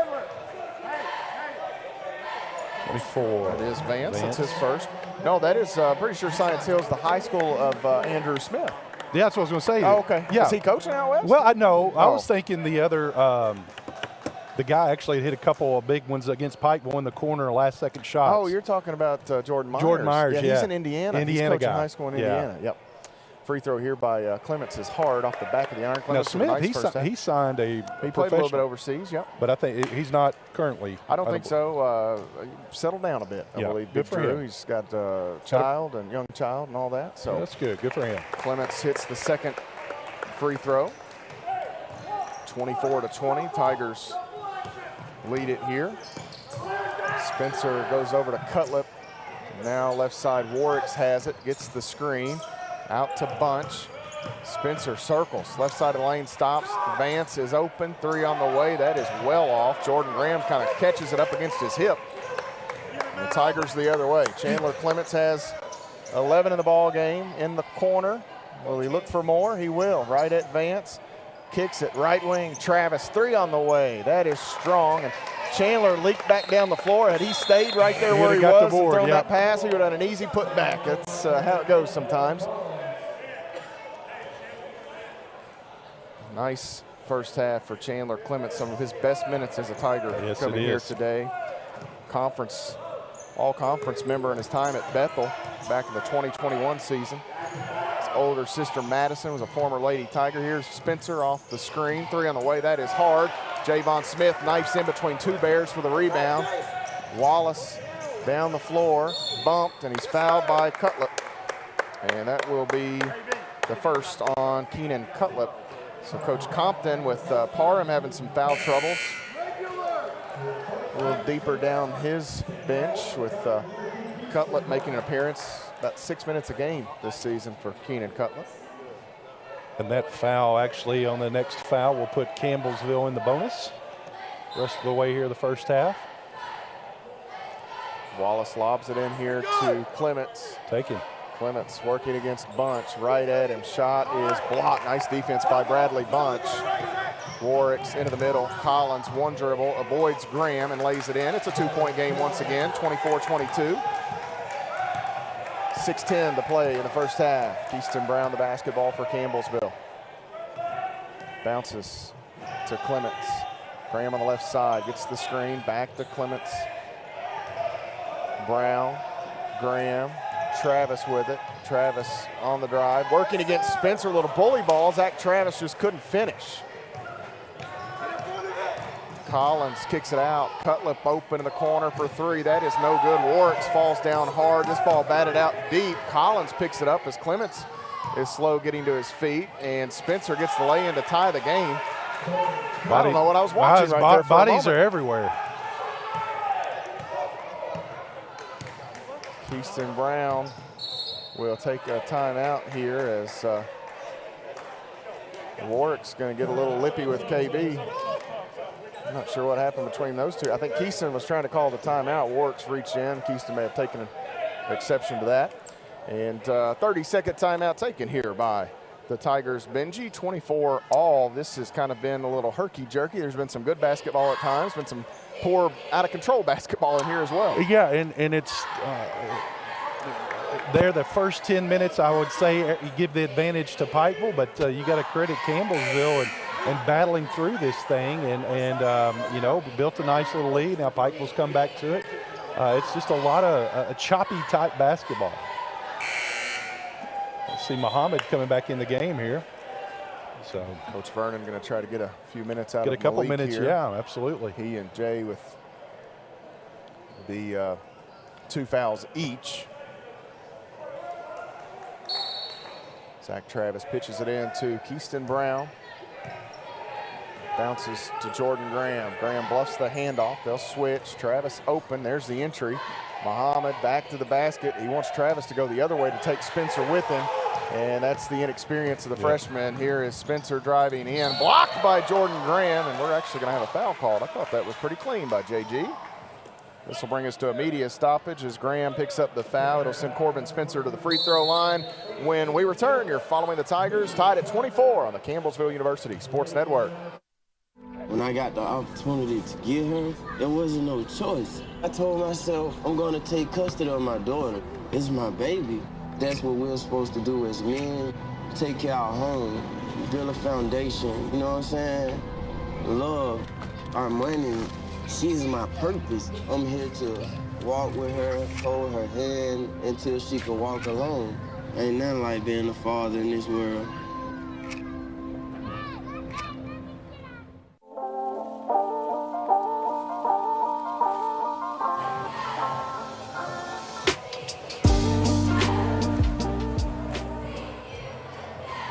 Tied at 24 with 5 minutes and 8 seconds to play here in the first half. The Tigers led by Chandler Clements with 11, and it's been a much more spread out effort for UPike. Ken Warwicks with 5 points, Jacob Brown 5 as well. Corbin Spencer has 4, and he'll be at the free throw line when we return from this stoppage. Tigers at 45% shooting, UPike 43% from the floor. Both teams with 10 made field goals. Rebounding pretty close, turnovers dead even. Campbellsville's little advantage, their points off of turnovers, Benji. They like to get out and run. I think it may suit them a bit better. It does, but the last couple of possessions, Pikeville's actually been able to run a little bit and get some easy layups, and they, of course, got the foul here against Graham, so Campbellsville's probably more intentional when they want to run. Pikeville takes it when the opportunity's there.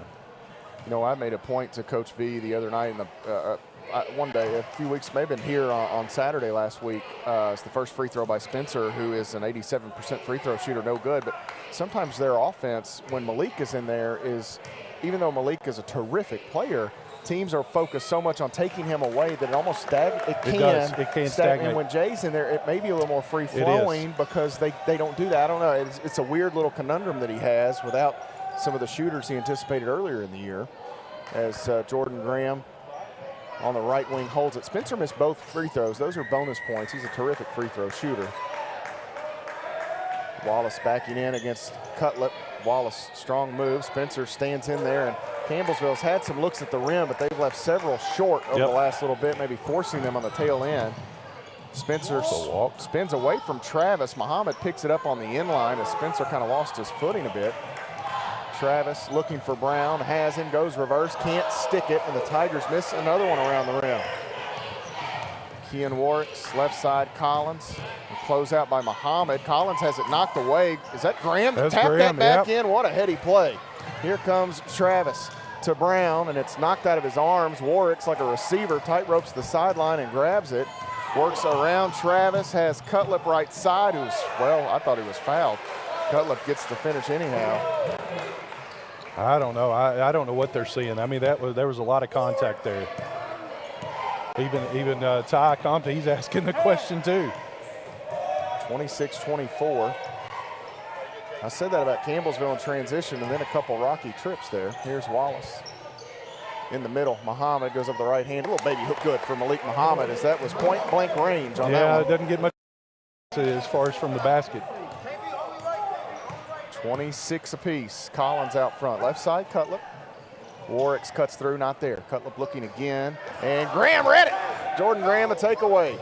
Graham against Collins. Trailer is Wallace. Steps through off glass and one for Jace. What about Jordan Graham and the defense there, getting that steal, and as a result, we get a chance for an and one opportunity. That foul was on Cutlip. Yeah, it's 2 on him.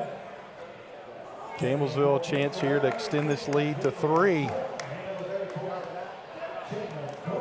So Smith and Chandler Clements will re-enter for Campbellsville. For Coach Compton and the Bears, Jacob Brown checks in for Cutlip. I think that was the only change.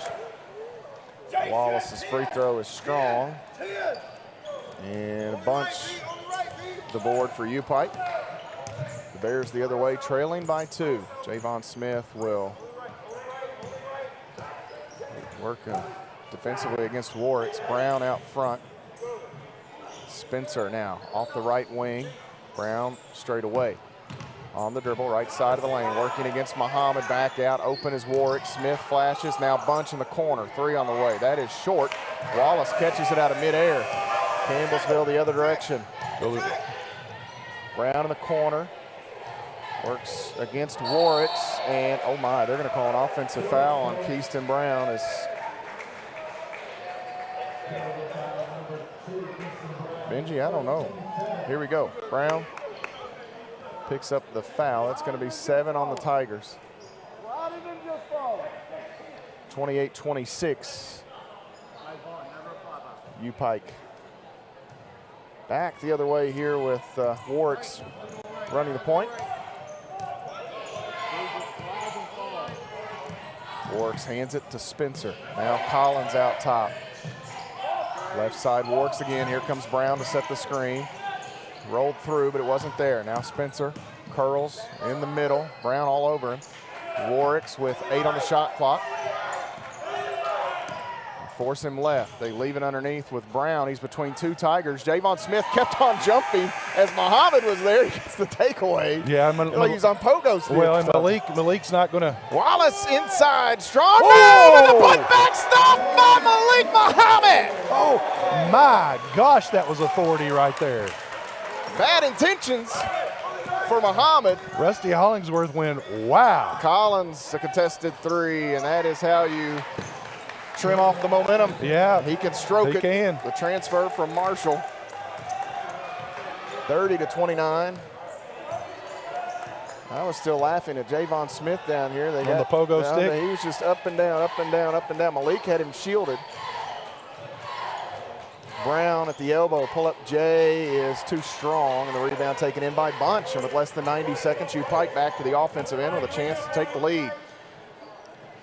Collins in the corner, back to the middle, working against Wallace. And Collins gets all the way to the rim, gets the lay-in. I believe our battery died, Zach, on the screen. One died earlier, and I should have told you then. They'll get us a new one for the monitor. Jace Wallace out front. Wallace into the corner. Keyston Brown, 3 on the way. That is no good. Long rebound. Collins able to pick it up. No, he didn't. Bunch saves it, and it goes right to a Tiger. Left side, Smith, wide open, 3 on the way. Bang! Javon Smith and Edward Jones pay out 33-31 the count. Yes, sir. That's a great job there, recognizing Smith on the wing. Warwick's on the dribble. Out to Bunch. Now Collins with the entry, has Brown. Working against Muhammad. Clements helps, and they take it away. Brown lost the handle. Clements the help defender. The Tigers want to hold for 1 shot. Clements will force Warwick's away. 13 seconds. This is big right here, Matt. If we make this shot, we get the ball to start the second half. 33-31. Wallace right side gets the step, gets the lay-in. 35-31. Warwick heaves one up as the buzzer barks, and that is where the first half will come to a close. The Tigers with a 4-point advantage. Nice job by Jace Wallace. Benji, he put his head down and got all the way to the Well, rack. he did, and that's that's been there pretty much all game, and we've had a couple nice looks there in terms of getting it up on the. But that time he executed properly, and got this thing a 4-point lead. Now, like I said, we get the ball coming out here at the second half. That's two huge possessions right there for Campbellsville. And how about Coach Vernon steals a few big He minutes does. from Malik He Muhammad does. down Absolutely. the stretch there with 2 fouls. We Yep. mentioned the Tiger drum line going to head out and have their They are performance. here. It will get so loud in here that there is no chance that Benji, well, there is a chance we could, but you wouldn't be able to hear it. And so we'll step away here. We're going to take our extended timeout. The Tigers leading at halftime 35-31. Extended timeout coming here. We'll come back and we'll look at the numbers that made up the first 20 minutes. I'm trying to kill enough time so that when we take our extend, we don't come back with the drum line still playing. But anyhow, Campbellsville at the break leads it 35-31 over the Pikeville Bears here in the Powell Athletic Center. We'll step away, take an extended break, come back in just a bit. You're following the Tigers on the Campbellsville University Sports Network. When I got the opportunity to get her, there wasn't no choice. I told myself, I'm gonna take custody of my daughter. It's my baby. That's what we're supposed to do as men. Take care of our home, build a foundation, you know what I'm saying? Love, our money, she's my purpose. I'm here to walk with her, hold her hand until she can walk alone. Ain't nothing like being a father in this world. Hey, Bobo, do trees tell each other stories? I'm sorry. I'm afraid I don't know that. Hey, why don't we go find out? Listen. Can birds draw pictures? I don't have an answer for that. Dad, do stars visit their friends? Look!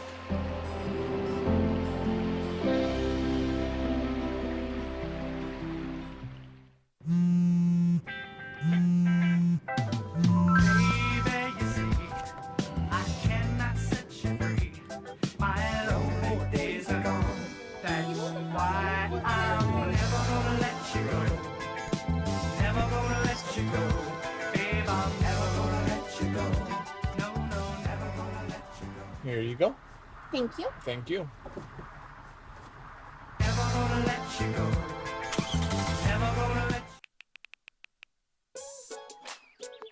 Worried about your friend, but don't know how to reach out? You can say how are you or get a fake tattoo. You can ask with an app if it works for you. You can chat with them in VR. It's so good. If you think you should check in, yeah, you should. Whatever gets you talking. Reach out to a friend about their mental health.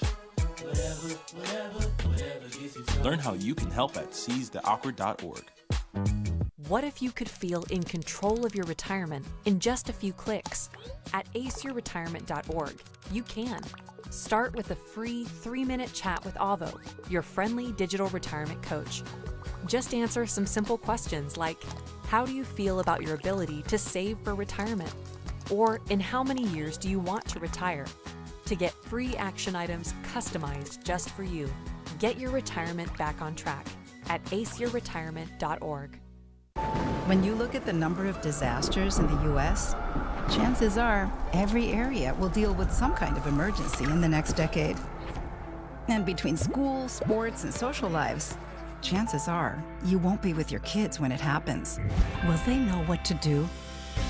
Ready.gov/kids has the educational tools and information to make the conversation easy. When the time comes, chances are they'll feel prepared, not scared. So talk with your family today. The family's visit to the forest inspired a beautiful question. Mother, mother, am I a tree? You tell me to stand tall. You tell me to stay rooted. I think I am a tree. My child, of course you are. But what kind of tree will you be? The kind to hug or the kind to climb?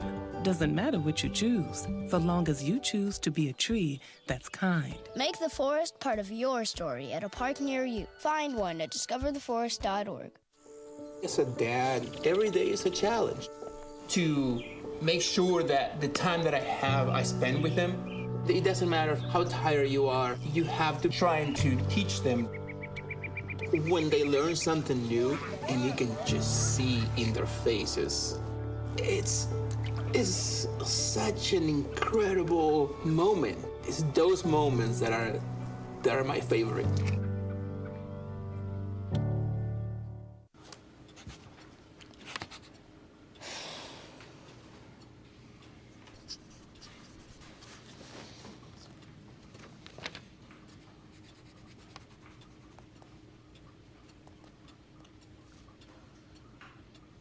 If you love them enough to relearn math so you can teach them math, then surely you'll check nhtsa.gov/the-right-seat to make sure they're correctly buckled in the back seat. Jason, let's go see your room.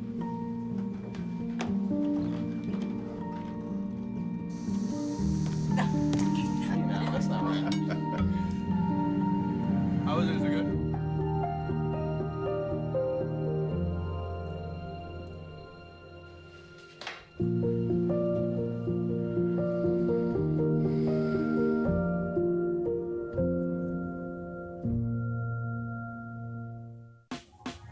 Last week, Brandon met a girl on a dating app.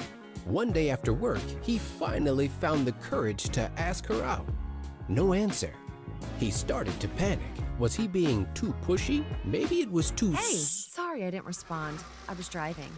I would love to go on a date. How does tonight sound? Brandon tried to play it cool, but inside he knew. A girl so smart, so responsible. She must be a keeper.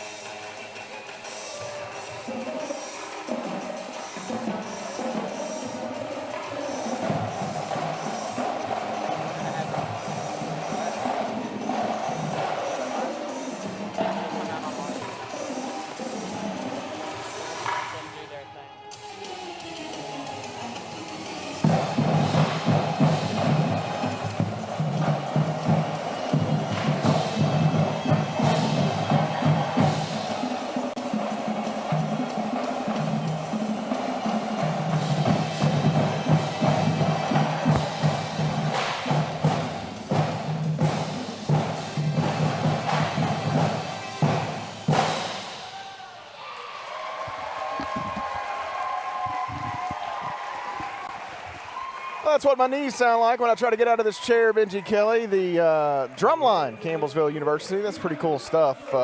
Timing got off a bit there, but awfully loud in the very, plow. very loud in the wouldn't plow. have been able to hear anything. I couldn't hear myself think there for a little bit myself. The numbers. Yeah. So we get to halftime here, Campbellsville with the 35-31 advantage over Pikeville in the Powell Center. Matt Payton and the Hall of Famer Benji Kelly with you. The Tigers 45.5% from the floor there in the first half. They were 15 of 33, 3 of 8 from long range for Campbellsville. The Tigers were 2 of 5 at the free throw line, 40%. UPike 46% from the field. In the first 20 minutes, they were 13 of 28, 2 of 9 from deep. That's 22%. And they were 3 of 7 at the free throw line. Individual scoring, Chandler Clements led the way. Benji for Campbellsville, 11 points. He was 4 of 6 shooting. Clements 2 of 2 from the three-point line, and 3 steals in there for Chan. And those are the types of performances that I know Coach Brent Vernon and company would love to get out of him. It's been a work in progress, trying to figure things out, the system on the defensive end and different stuff, but a really good first half for that young Yeah, man. it really is. I mean, like you said, this is the type of player that, or what we saw here this afternoon, in the first half from Clements is the type of player that we wanted him to be when we recruited him, and what you saw when he was down at Bethel. But credit to him for going through this adversity this year. He's had some great moments, and he had a little lull there, but he's came out here this game and playing extremely well. So we're going to need more of that second half. Clements a game-high 11 there in the first half for Campbellsville. They got 7 from Jace Wallace. Wallace with a lot of crooked numbers in his box score, Benji. 6 rebounds, 3 assists, 2 blocks. Jace, got in the doghouse a little bit early. Just some attention to detail on the defensive end. Quick trigger. They pull him out, and he responded the rest of the way. There's that big dunk by Malik, by the way, but he certainly responded the rest of the half. Yeah, he did, and that's a credit to the type of player he is. Sometimes you got to have your bell rung a little bit, so to speak. All players go through that. You get your attention, get refocused, come back out, and you can see that he's played extremely well from that first part. 6 points for Malik Muhammad, 3 rebounds, got into some foul trouble there, but man, a monster putback for him. And 5 points from Javon Smith, who continues to play well. Jay Milburn had 4 in limited minutes, got into some foul trouble himself. And 2 points for Keyston Brown to round out the scoring for the Tigers. Zach Travis and Jordan Graham seeing time, failing to score, but Jordan Graham did have a couple of rebounds and 3 assists there the first frame.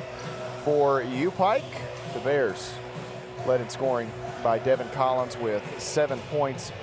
Collins 3 of 5 from the field, 4 rebounds. He did hit a 3-point field goal. They got 5 from Ken Warricks, 2 rebounds, 3 assists from him, 5 more from Jacob Brown to go with 3 boards. 4 for Corbin Spencer, 4 more for Keenan Cutlip. The UPike Bears got 2 points from Teddy Parham, their leading scorer, who had to check out with some foul troubles like a couple of Tigers did. And they got 1 point from Mark Vance. Bradley Bunch had 3 in there. Bunch led them in rebounding with 7. That's a game high in rebounds. 19 overall rebounds for UPike, 16 for the Tigers. Both teams with 4 on the offensive end. Campbellsville 9 assists, 6 steals, and 6 turnovers. For UPike, 7 assists, 2 steals, 10 first half turnovers for the Bears. They averaged 12 per game on the season, so that's certainly a recipe for success for Campbellsville. Well, and you got to credit Campbellsville being scrappy enough to be able to get in there and get those steals. Like I said, the first 10 minutes, it all felt like it was shifting toward Pikeville, but Campbell's in there, got a little scrappy, and as a result, we built this thing to a 4-point lead. We're going to need more of that second half. Each possession is really, really important. I mean, don't have any empty possessions. And there for a little bit, Campbellsville was doing that, but now we flipped it on the other end. And I really like where we are right now, really do. Enhanced scoring, points in the paint, 20-16 in favor of UPike. I mentioned the turnovers, 14-2 in favor of Campbellsville. Huge number. 7, 6, and second chance points in favor of the Tigers, and bench points 8-4 in favor of the Bears. The score tied 6 times. The lead flip-flop hands, changed over 7 times in the first half. 6 points, the largest margin for UPike. For the Tigers, 5 points, their largest advantage. It's 4 points here at halftime. We will step away, take a 60-second timeout. Those producing our broadcast today, 60-second break here. We'll come back and bring you second half action in a moment. The Tigers lead it at the mid-game break, 35-31 here on the Campbellsville University Sports Network. Jason, let's go see your room.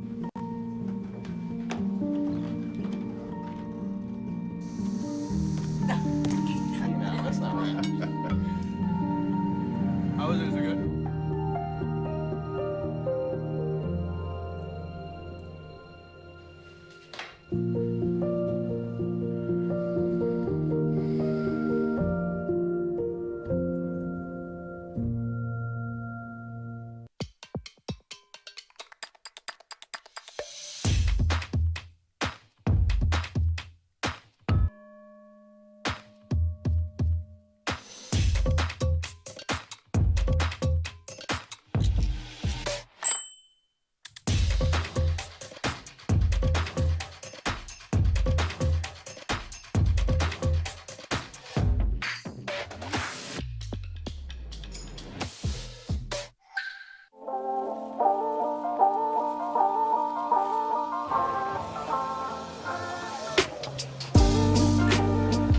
.31 here at halftime. Kelly here in the Powell Center. The Tigers back in action on Thursday against Georgetown as the Georgetown College Tigers Senior Day. They'll come to the PAL. Georgetown currently atop the Mid-South Conference, and Georgetown, I guess Georgetown controls their own destiny. If they went out, they would win the regular season crown. Thomas More in the 2 spot, Freed Hardeman. Freed Hardeman with, look, I'm saying this based strictly on the records. Freed Hardeman with a bad loss on Thursday night at Wilberforce. Oh, did they lose? They lost to Wilberforce. Oh, my. And so instead of them being dead even with Thomas More, who they're playing today, I mean, that's a rough one. And I don't know, you know, obviously Campbellsville's been without guys throughout the year. I know Freed Hardeman had some guys dinged up last weekend, and that may still be the case. And Freed's up on Thomas More right now at the second half. Just a really, you know, just a bad loss. And I don't mean that anything personal against Wilberforce. They got some really talented players, but they're 2-22, and they were 0-18 in the league. Yeah, well, so, and looky here, Cumberland up on Georgetown at half. So, yeah, that's a 14-point advantage. So, man, this league is crazy. This league is insane on both sides, men and women. It's crazy. The Tigers on any given night, anything can happen. So, wow. And, you know, you're kind of scoreboard watching. The Tigers are pretty well locked into that. Like 10-11, 10-11. Hey, a win here today, I think, would basically lock up no worse than 10. Yeah, because you get the tiebreaker with the sweep. Running out of chances. Back to play here, Campbellsville, the basketball. Jace Wallace in the corner. Out top, Clements. They run through the Smith screen. Clements driving, gets the lay-in. Chandler's having himself today. an afternoon. 37-31. The Tigers like that. Malachi like big that. Smile. Jacob Brown left side to Parham, who's back in. Parham will drive. Ooh, Wallace tried to come over and block that shot just a bit late. Parham with a nice strong move. And he may look to take over here in the second half. He's really good. I know that much. Easton Brown out front on the dribble. Left side, Muhammad. Back to Wallace. And that ball knocked out of his arms. Parham poked it away. Ian Warwick shovels back. Parham driving in, has it knocked away by Muhammad. Gathers, goes back up. Block! Muhammad erased the Jacob Brown opportunity. Campbellsville the other way. Campbellsville there, good job. Keaston Brown inside. Muhammad goes up off the window, and that is good. And I held my breath. I was on the monitor. I was straight line, but on the monitor. Even Coach Vernon. Well, because they've been calling that all year, you know. So they called one early in the game on Malik that about set Coach V's hair on fire. Here is Collins in the corner, in and out. Muhammad, another rebound for Campbellsville. Left side, Smith holds it. Smith open, 3 on the way. Bang! Javon Smith and Edward Jones pay out the far side. They backed off of him. You can't back off the shooter. They did on this. They were. And, you know, just heads up play by Smith. Warwick's back out. Collins the answer. That is strong. Keaston Brown the rebound. The Tigers the chance to grab a double-digit lead. Push it. KB in the middle. Works inside. They've got Muhammad. Muhammad goes up with the right hand, and it's an 11-point Tiger advantage with 17:48 showing on the clock here in the Powell Center. 44-33.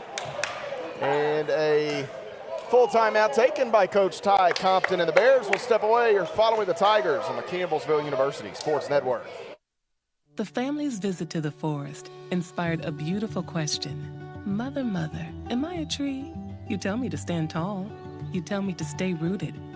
I think I am a tree. My child, of course you are. But what kind of tree will you be? The kind to hug or the kind to climb? Doesn't matter what you choose, so long as you choose to be a tree that's kind. Make the forest part of your story at a park near you. Find one at discovertheforest.org.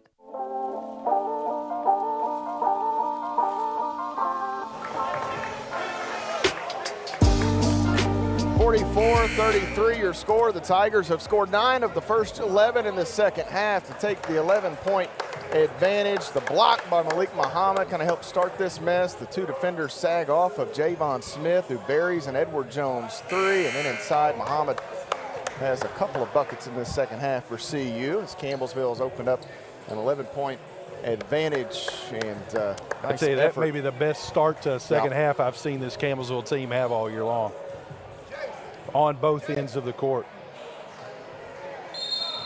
Pikeville will make a run here, Matt, before it's over. They're too good at this. But, you know, you got to credit Campbellsville coming out locked in here to start the second half. Warwick's going to hand it off to Spencer. Now Bunch. Out front, Brown. Warwick's jab step. Now Parham curling in, kicking out. Warwick straight away. Here's Bunch working at Clements. He lost the handle. Muhammad taps it over to Chandler Clements. Smith left side. Instead, he'll come near side to Brown. Straight away, Wallace. Ball fake. Drives in off the window, around and out, just too strong. I think he lost the ball as he was going up. Still was fortunate enough to get it up there on the rim. Warwick works around the screen, shovels one to Jacob Brown, and Jacob Brown does a nice job to hesitate. Yeah. It allowed Malik to think a little bit, though. He didn't want to pick up that third. He didn't want to pick up that third, but he also used the goal to kind of defend as well, so smart play there. Wallace. Left side picked up by Bunch. Now straight away it's Muhammad. Right wing, Keyston Brown. They wanted Clements, trying to get it to him. Can't now. They have the little entry. Clements in the corner. Parham with a hand in his face. He'll go baseline. Gets the blow by the one-handed stop. Oh, my gosh. Oh, baby, an and one for Chandler. Stop it, Chandler.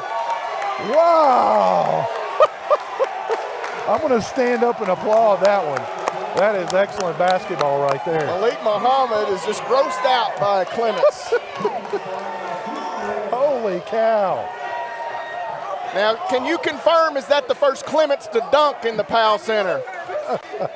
That is the first Clements to dunk in the Powell Center. Madison had never done that one. Chandler Clements. Oh, my gosh. We got to send that to That might be a top 10. Send that to ESPN right there. 47-35. My call, I hate it because I couldn't see. They were all standing up. I couldn't see it. I had to look at the monitor. Here's Warwick's inside.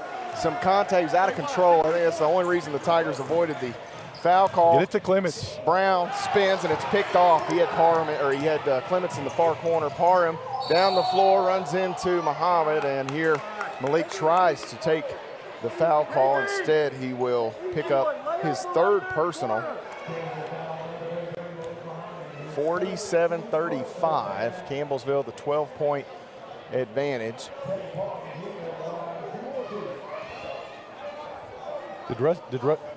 Did you see that? Did you see?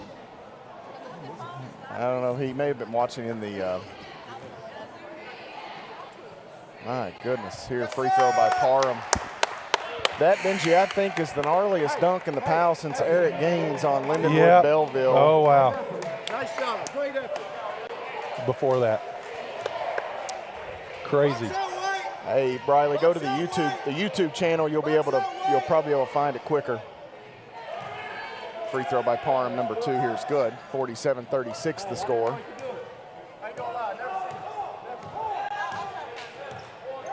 Jace Wallace out top.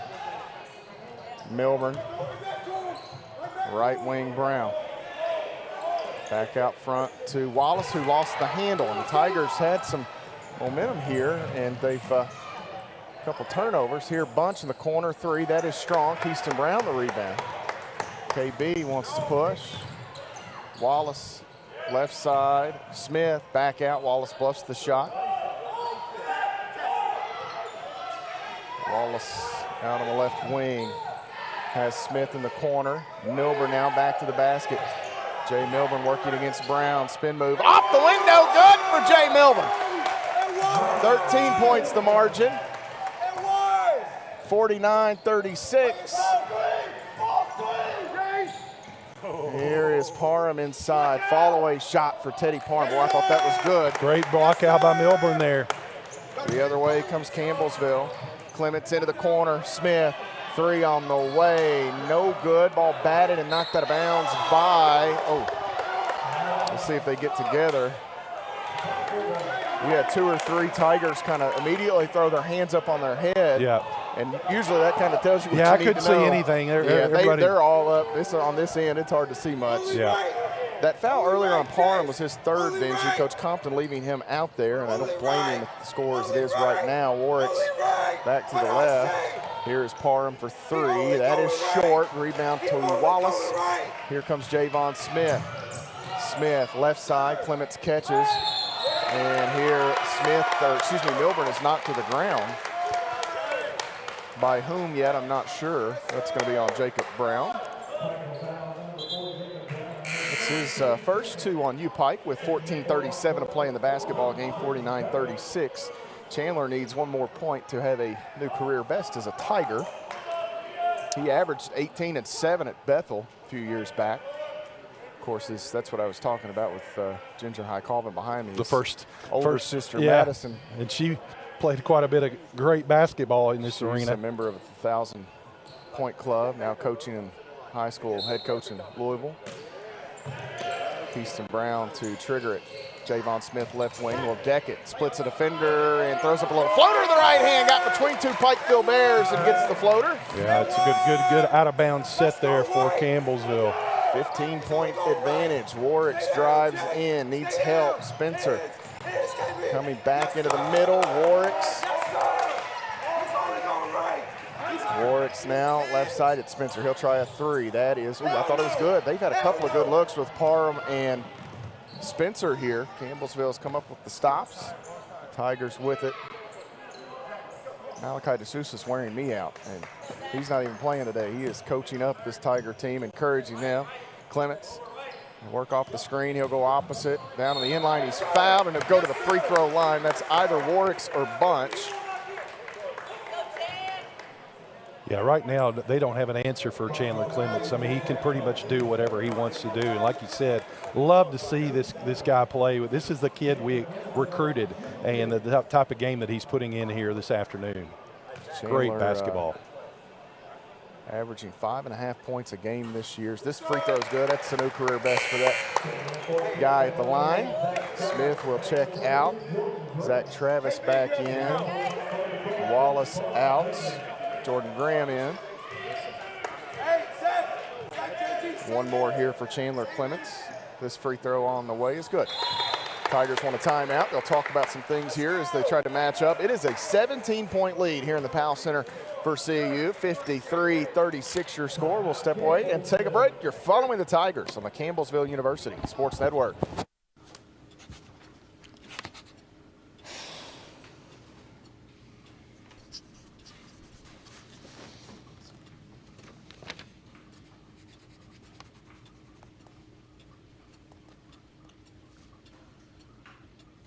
If you love them enough to relearn math so you can teach them math, then surely you'll check nhtsa.gov/the-right-seat to make sure they're correctly buckled in the back seat.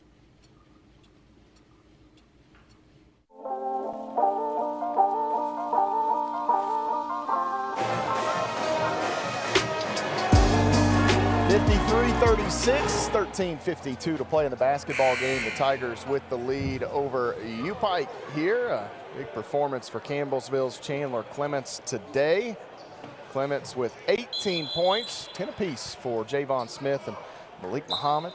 Jace Wallace with 7 points and 8 rebounds. Now the key is for Campbellsville, don't take the foot off the gas. No. There's still a lot of basketball. Now you play it in some segments. There's going to be a media timeout here, I believe, under 12.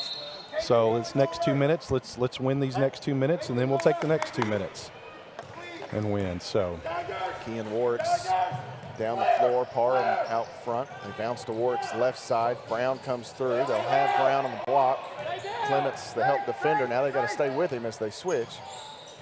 Clements forces Brown to the middle. Well, hook shot for Brown was halfway down and popped out. Right now, Pikeville is having a half that we've seen the Tigers have. They've multiple had good, times, yes. clean looks. Yeah, they're just not falling.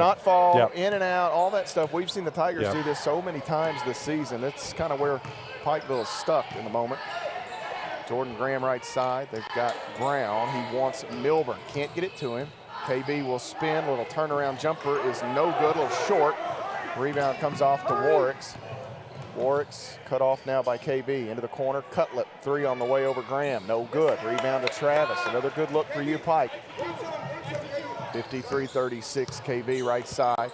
Wants the entry. Now he'll bounce to Milburn. Milburn with a ball fake. Spins. Now pull up on the way. That's a bit strong. It's a good move. The rebound goes to the Bears. Warwick's to the front court. They want Jacob Brown. Now Warwick's able to get him with the entry. Brown back out to Warwick's. Open three for Kean Warwick's is good. Warwick's not a guy that's going to shoot the three a lot. Kind of reminds you maybe Lauren Lee. Not going to shoot it a lot, but will certainly keep you honest with that much room. Absolutely. 53-39. Milburn looking backdoor for Clements. It got deflected. Warwick's, as quick as they come, able to run it down. Parham left side, gets around Travis, drives in, goes reverse, and 5 straight for UPike here. And it's back to a 12-point margin. Big trip for Campbellsville. Need a bucket right here. It was 53-36. Brown right side. Ooh, he had Milburn for a split second. Clements left side, Graham. Back to Clements out top. Clements gonna get the screen from Brown. He'll go left side, goes up the shot, no good. As Bunch kind of grabbed that out of midair as Clements' shot was really nowhere close. Warwick's on the dribble here. Graham's got him. He'll force him left, and Warwick's is fouled by CU. And it's gonna be on Jordan Graham, and this will be a media stoppage here. Jordan Graham's second, 2 on the Tigers, I believe, in the half. And we will step away here. I believe Kean Warwick will be at the free throw line when we get back. 53-41 your score. Tigers by 12 on the CU Sports Network. When I got the opportunity to get her, there wasn't no choice. I told myself, I'm gonna take custody of my daughter. It's my baby. That's what we're supposed to do as men. Take care of our home, build a foundation, you know what I'm saying? Love, our money, she's my purpose. I'm here to walk with her, hold her hand until she can walk alone. Ain't nothing like being a father in this world.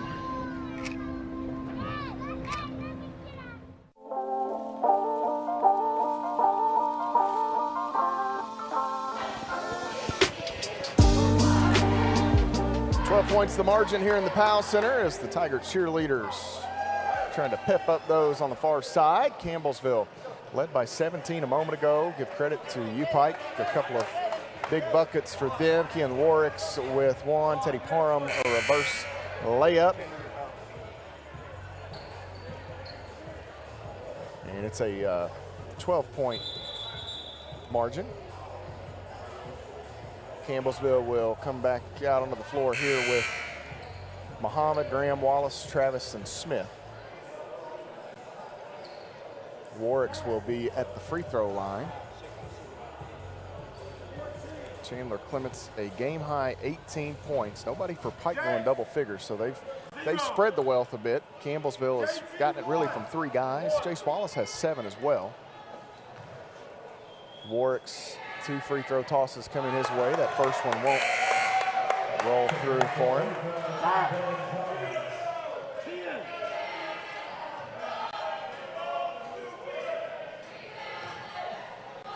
One more coming here for Kean Warwick's, and that one is good. So he gets 1 of 2, 11-point game. 53-42. Jace Wallace between the circles. Left side, Graham on the wing has Travis now. They want Muhammad. The help defender Warwick's were kind of sagging down there. They couldn't get it to Malik. Jordan Graham inside working against Collins. Shovels one to Wallace. They almost run into each other. Warwick's pokes it away. Warwick's to Brown down the middle. He'll throw one up that's no good, and it's tapped in by Bunch. And it's a 9-point game here. Yeah, so it's an 8-0 run here for Pikeville. For UPike. 53-44, 10:40 to play. Left side, Smith. Holds it, waits. Smith now driving, picking it out to Graham. 3 on the way. That is no good. Just off the mark. Warwick's thought about that long pass ahead as Parham's back in there for UPike. Brown sets the screen. Warwick's has it deflected there as he was looking for Collins on the wing right side. Knocked out of bounds by Wallace. Keaston Brown will re-enter here for Zach Travis. Campbellsville needs a stop here, Matt, and then we need some points on the offensive end. We've gone about 5 straight trips with no points, whereas Pikeville scored pretty much on every possession. Warwick's in the middle. Keyston Brown hangs out with him. Closing in on the midway mark of this second half. Warwick's off the screen, steps back. He took a little extra second there to gather that in. I don't think it was as clean as he wanted. It almost looked like he may have fumbled it at the point he was trying to shoot and then missed the shot. Campbellsville catches a break. KB over the top looking for Muhammad. Parham, the help defender, a little late. Muhammad, easy off the window. Yeah, it's a good possession. Parham gets the step, and he's fouled by Malik Muhammad here, as we'll see. Actually, they may put this on Keyston Brown. And that might be a good thing for Campbell. So that would have been 4 on Muhammad. KB's second. I think that's probably the lesser of the two evils here, as Teddy Parham will have to go to the free throw line and get 2. Campbell's was just a bit late getting back. You could hear Coach Mark Vernon screaming to get back, and that's the thing. You want to win in transition, but you can't get beat in transition either. No, and that's credit Parham for realizing that Campbellsville kind of had their backs turned, and he took advantage of it. And how about that? Muhammad was the one that got the bucket, and he was still one of the first to get that's back. Right. And first free throw good for Parham. He'll have one more, can make it a 9-point game, 55-45. And Parham, the 80% free throw shooter, hits both.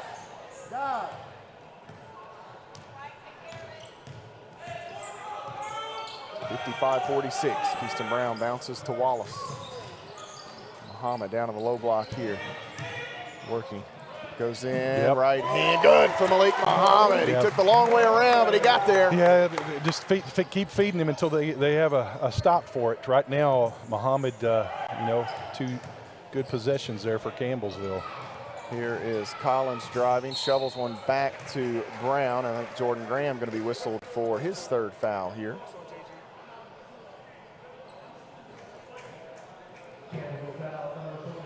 So that's 3 on Graham, 4 on the Tigers, and Jacob Brown will go to the free throw line here for Pikeville. Just a little above 50%. I think he's, 1 of 2 already for today, so. I'm not sure what the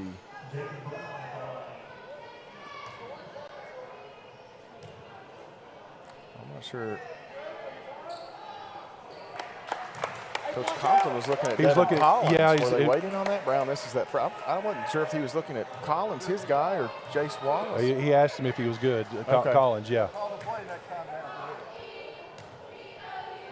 Mark Vance will check in for Brown on a made free throw. He misses it. So Campbellsville sees UPike with an empty trip there thanks to 2 missed free throws. 57-46. Keyston Brown on the bounce here. Javon Smith left side. Parham right with him. They want Muhammad. Graham. Now Brown hands it to Wallace. Wallace rips through into the middle. Goes up the shot. Won't go. Rebound tap by Malik. Then Wallace grabs it. Wallace is fouled on the way up there. No call. And UPike the other way. Looks like there's a hand slap. Parham has it knocked away by Brown, picked up by Smith. Yeah, good hands, getting the hands in there. And now we've got a whistle just like here. that, we turned it right back over to him. Well, I missed that. Yeah, Coach Javon, he took his eye off the ball, and all of a sudden it just bounced out of bounds. 57-46. I'm gonna have to thank Coach Collins. She stays more down here. Coach I know. V, she sits. He's all over the joint. He's really. Oh, I mean, yeah, he's after he's this. coaching him up. He is that. Devin Collins hands it back to Spencer here. Pull up 3 is no good. Vance who checked in. The rebound. That ball was halfway down and circled back out. We're going to go to the arrow here, and that's actually going to stay with.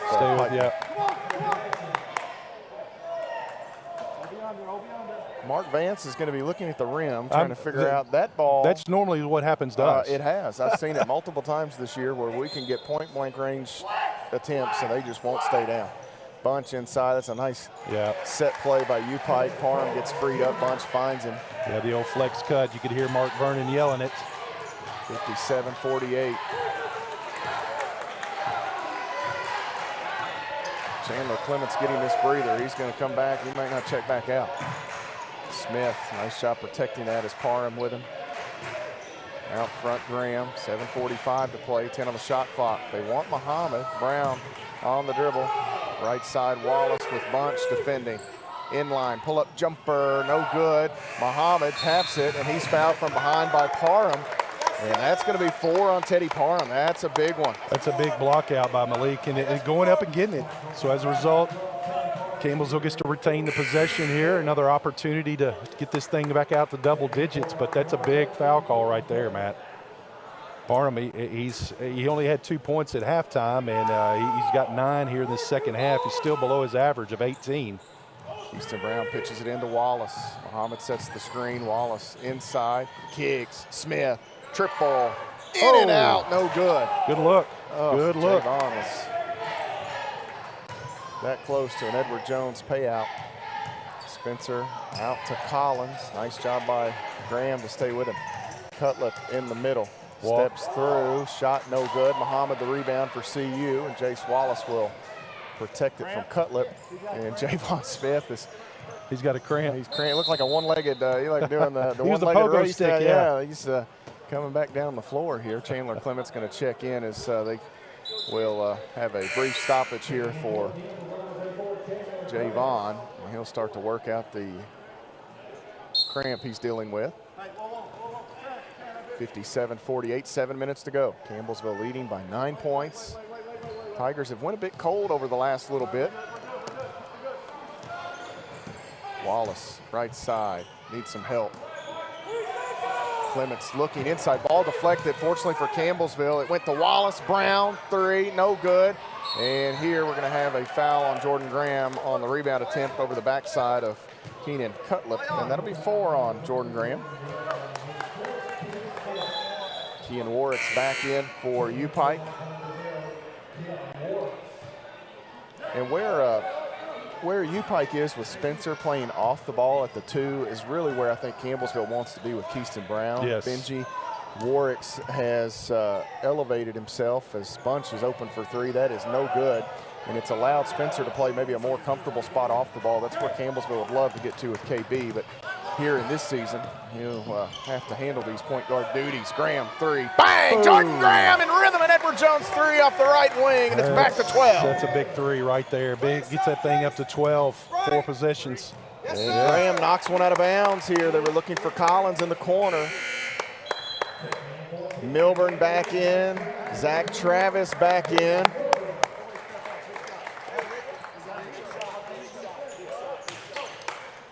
(60-48). Campbellsville with the advantage. Every time Works has caught it, you can hear Malachi. He has been as invested. Oh, he has. And that's what you want as a teammate. That's a push-off, Tony. Spencer, entry to Vance, gets around Milburn, and shot no good. Brown comes off to Wallace. It is a 12-point Tiger lead. They look for more here with 5:40 to go. Use the clock here a little bit. We got the media timeout coming up. Wallace out front to Milburn. They got Clements matched up with Spencer. They'd like to get it to him. Travis, nowhere to go with it. Now Wallace straight away. 5 to shoot. Wallace into the corner. Clements was out of bounds. Oh.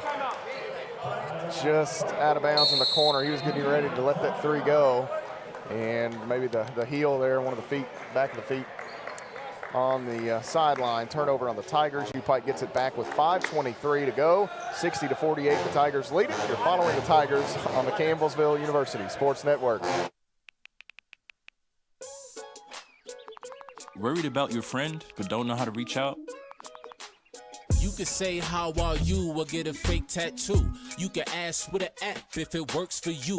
You can chat with them in VR. It's so good. If you think you should check in, yeah, you should. Whatever gets you talking. Reach out to a friend about their mental health. Whatever gets you talking. Learn how you can help at seizetheawkward.org.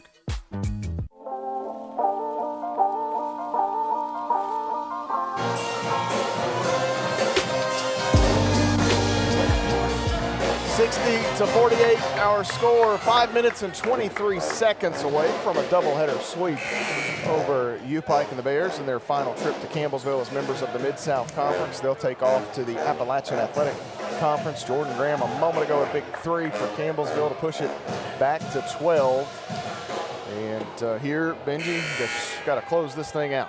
Yeah, they do. I mean, you've been playing with the lead here pretty much all the second half. You extended it out to 17. We knew they were going to make a run. They've made that run, and you've kind of held serve here. It's been between that 9 to 12-point range here the last 4 or 5 minutes. So let's close this thing out and get our 6th victory. Pretty much lock up that 10 seed in the conference tournament. UPike just 6. We said this a few times. They've struggled off at 6 of 23. 6 of 23, yeah. And they've had some really good looks. They've had some balls go partially down. Parham on the dribble with 4 fouls. Warwicks won't shoot it. He'll drive in as Brown falls down. Spencer contested 3. Brown closed down and got a hand on it. Yeah, great job. He fell down, got up, that extra effort, get up there and get a hand on it. That's a big defensive play right there by Keyston Brown. Yeah, huge play. Right wing, Brown holds it, Warwicks closes in. Clements rolls, they got the mismatch. Can they get it to Chandler? And for a moment, Warwicks was matched up with him. Now Milburn skips it, right side, Travis catches, ball fake, works against Parham inside. Nice job by Zach Travis, matched up with Parham, who's got 4 fouls. And Zach went right at him. Pull-up, step-back 3 for Parham is no good. Campbellsville the rebound. This ball deflected. Wallace and Brown try to keep hold of it. They do. Campbellsville will slow down once again. They call out the play. Here is Wallace. Spencer defending. Left side, Brown. It is a 14-point advantage. They'd like to add. Brown leaves it back. Clements steps. Javon Smith will check in here for CU. Zach Travis checks out. Big bucket by Travis there. Knowing Parham had that 4th foul and didn't want to go to the bench. And we've said this before, Zach has that thick frame as a freshman. You don't see a lot. And able to use it. Here is Spencer rolling in, and Milburn gets a good piece of him. That's going to be 3 on Jay Milburn. Three on Milburn. I looked at Jordan Graham for a minute, who's got 4. I held my mouth like, where have I been this second half? Milburn will check out as Corbin Spencer will go back to the free throw line. Spencer, again, a terrific free throw shooter. Missed a couple earlier in this ball game. You look here, Benji, I hate to say this with this much time left, but Parham and Spencer average between them about 34 points a game. And here today, Spencer hits that free throw about 16. So half yeah. of that. And you got to credit Campbellsville and the defense that they're doing. That scrappiness and turning them over. And as a result, that's why we got this lead. But great effort here. Now let's close it here the last 4 minutes. 62-49. Long rebound comes off hard. Spencer has missed 3 of 4 today. You've played good for 36 minutes, but 4 minutes, a lot can change. Keyston Brown out top. Chandler Clements now. Javon Smith. They want the entry. Smith will hand it back to Brown, and Brown will take the pull-up jumper. Good for Keyston Brown. He's got that nice fadeaway jumper, about 18, 19 feet. 64-49. Down on the end line, it's Parham. Parham circles back. Nice move, couldn't finish, and actually may have hit the bottom of the backboard. Wallace a little gimpy here. Well, that's just good defense by Smith, and that's part of the frustration that Parham's experiencing. Wallace got hit in the eye, I think, as Keyston Brown is fouled by Corbin Spencer, his 2nd. 5 on UPike as a team. Parham will check out.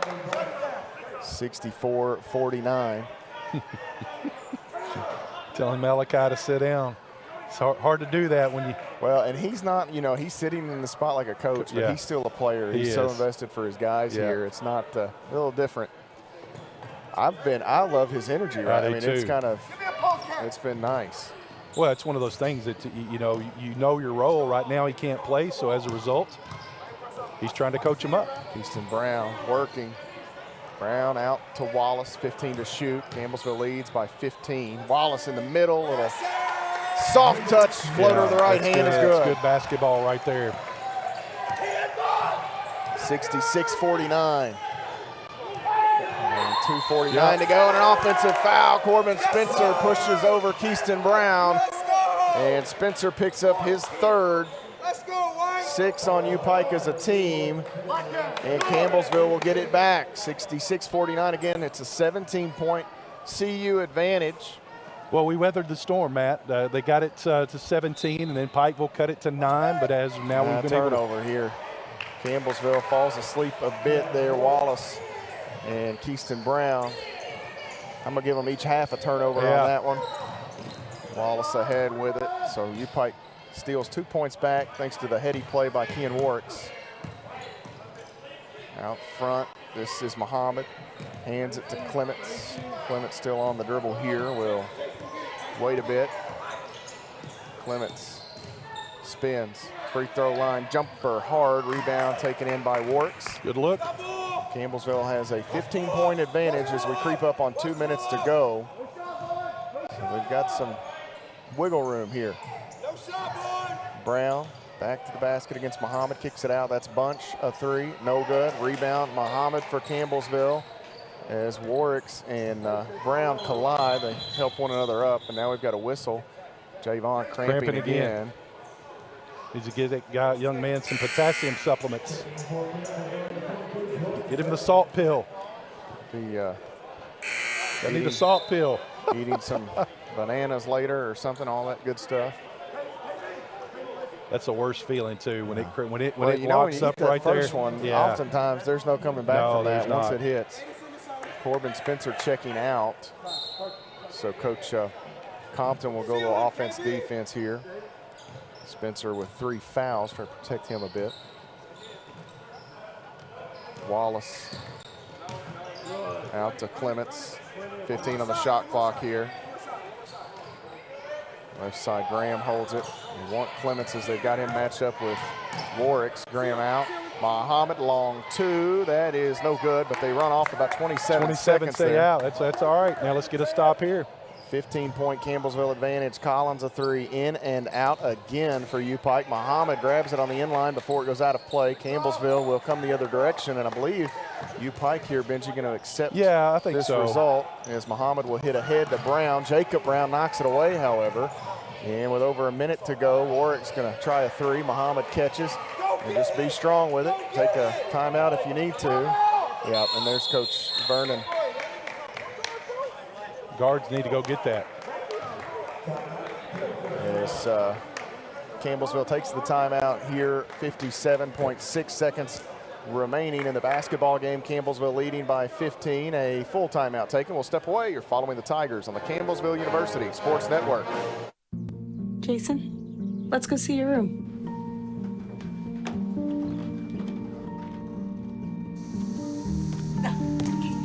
That's not right. How is it? Is it good?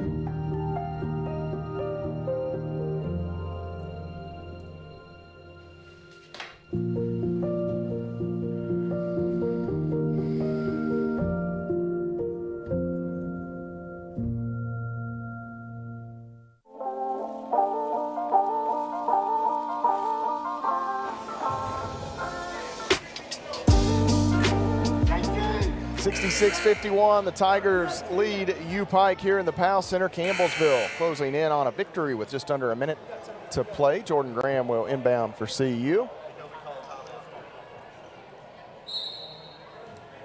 Looking at some of the other scores here. Believe that. Jordan Graham pitches it in to KB. Cumberland going to upset Georgetown. Bounce ahead here. Wallace holds it. Wallace working away from Cutlip here as UPike will not foul. Or at least that doesn't intend to be there. They don't want to. Muhammad caught that and shuffled just a bit. Steps on the Tigers, Malik Muhammad, down to 37.8 seconds here with 15 points still the margin. Campbellsville trying to come up with a stop. Left side bunch. Here's Brown for 3. No good. Ball batted up into the air. Comes out to Collins. Warwicks wants to drive. Steps through. Little reverse shot. No good. Muhammad another rebound for Campbellsville. Malik with 11 in the ball game. He had a career best 14 the other night against Shawnee State. Matt, this is a big win for this Campbellsville program. They continue to try to do things, the right way, the attention to detail. They continue to play hard even though the record's not what they wanted, and rewarded for that effort here today. Absolutely. And that's awfully fun as the coaches will exchange pleasantries. Jordan Graham just going to hold on to this thing, and that is it. The buzzer sounds. The Tigers get the victory over the Bears. Campbellsville picks up the win. They are 11-15 on the year now, 6-14 in league play. UPike falls to 15-11 on the season. They are 10-9 inside of Mid-South Conference action. And one thing this does, though, it will kind of bring UPike. It kind of brings UPike back into that group of teams that Campbellsville has to be prepared for, because they still have a game with Thomas More, a game with Wilberforce. Campbellsville has Georgetown and Cumberland's. So, yeah, we'll have to keep an eye on all of that. Again, Campbellsville the win here today, 66-51. The final score as we take a look at the final game numbers here. Benji, Campbellsville finishes 47.5% from the floor. They were 28 of 59 in the second half, 13 of 26, 50%. And I'll just go ahead and get this in here for UPike. 30 overall. They were 21.9% in the second half, 7 of 32. And you just can't win a ball game that way. And again, they had looks. They had some of them go down and come out. And it was just one of those afternoons for the Bears. Yeah, absolutely. And like we said, we've seen that happen to Campbellsville so many times. But you got to credit this Campbellsville team. Man, that second half, probably one of the best halves of basketball I've seen them play all year. Tigers finished 35.7% from deep today, 5 of 14. Campbellsville was 62.5% at the free throw line, just 5 of 8. For UPike, 12% from deep in the ball game, 3 of 25. So they could not get much to go down from long range and struggled at the free throw line. They were 8 of 17 at the free throw line here in the ball game. That is 47%. Campbellsville led by Chandler Clements, a new career best for Chan. 18 points, 6 of 10 from the floor, hit a couple of Edward Jones threes. They got 14 from Malik Muhammad to go with 11 rebounds. He was 7 of 9 from the field. CU gets 10 points, double figures from Javon Smith. 4 rebounds for Javon. He also hit a couple of Edward Jones threes, 3 blocks for Smith in today's ball game. Great defense he played today. Yeah, absolutely. 9 points for Jace Wallace to go with 11 boards. So you had 2 double-doubles for Campbellsville, 4 assists. Jace's career best in rebounds is 13. 2 blocks for Jace as well. 6 points from Jay Milburn, 3 rebounds. The Tigers got 4 from Keyston Brown, 8 assists and 8 rebounds for KB. Just some terrific individual performances that all in all culminated in this Tiger win. 3 points from Jordan Graham to go with 3 dimes and 3 boards. 2 points for Zach Travis. That rounds out the scoring for the Tigers. Everybody that saw time scored, and Zach Travis just 2 points, just 2 little old points, but they come at a critical time. That's defended exactly by Parham, decked it, went right to the rack, knowing he had an advantage there as Parham was playing with those fouls. For UPike, Parham does lead the way for them today with 11 points. He and Ken Warwicks each had 11 for the Bears. Warwick's 11 points, 5 rebounds, 5 assists, 5 steals, as Parham had 11 and 2 steals, 2 blocks for him. 7 points for Jacob Brown, 7 points for Devin Collins. If you need to get in on that, you go right ahead. Okay. 5 for Corbin Spencer, 5 for Bradley Bunch. Keenan Cutlip had 4, 1 for Mark Vance Jr. Rebounding, we'll talk about some of these good numbers. The coach sits here, 41 rebounds for the Tigers, just 31 for UPike, 6 on the offensive end for Campbellsville, 7 for the Bears. 17 assists, 8 steals, 17 turnovers for Campbellsville, 12 assists, 9 steals, 13 turnovers for UPike. And Coach, congratulations, buddy. I know that one feels good. Yeah, feels real good. I'm not going to lie. You know, I told our guys, we went through a lot, but I've never questioned their effort. We've talked about that so much, and it's what's been a joy to come every day to work with these guys. Now, I've not always enjoyed some of our attention to detail. We get going to where sometimes we've struggled playing hard, playing fast, and thinking the game. We did it today. Our attention to detail in our game plan was absolutely phenomenal in such short rest.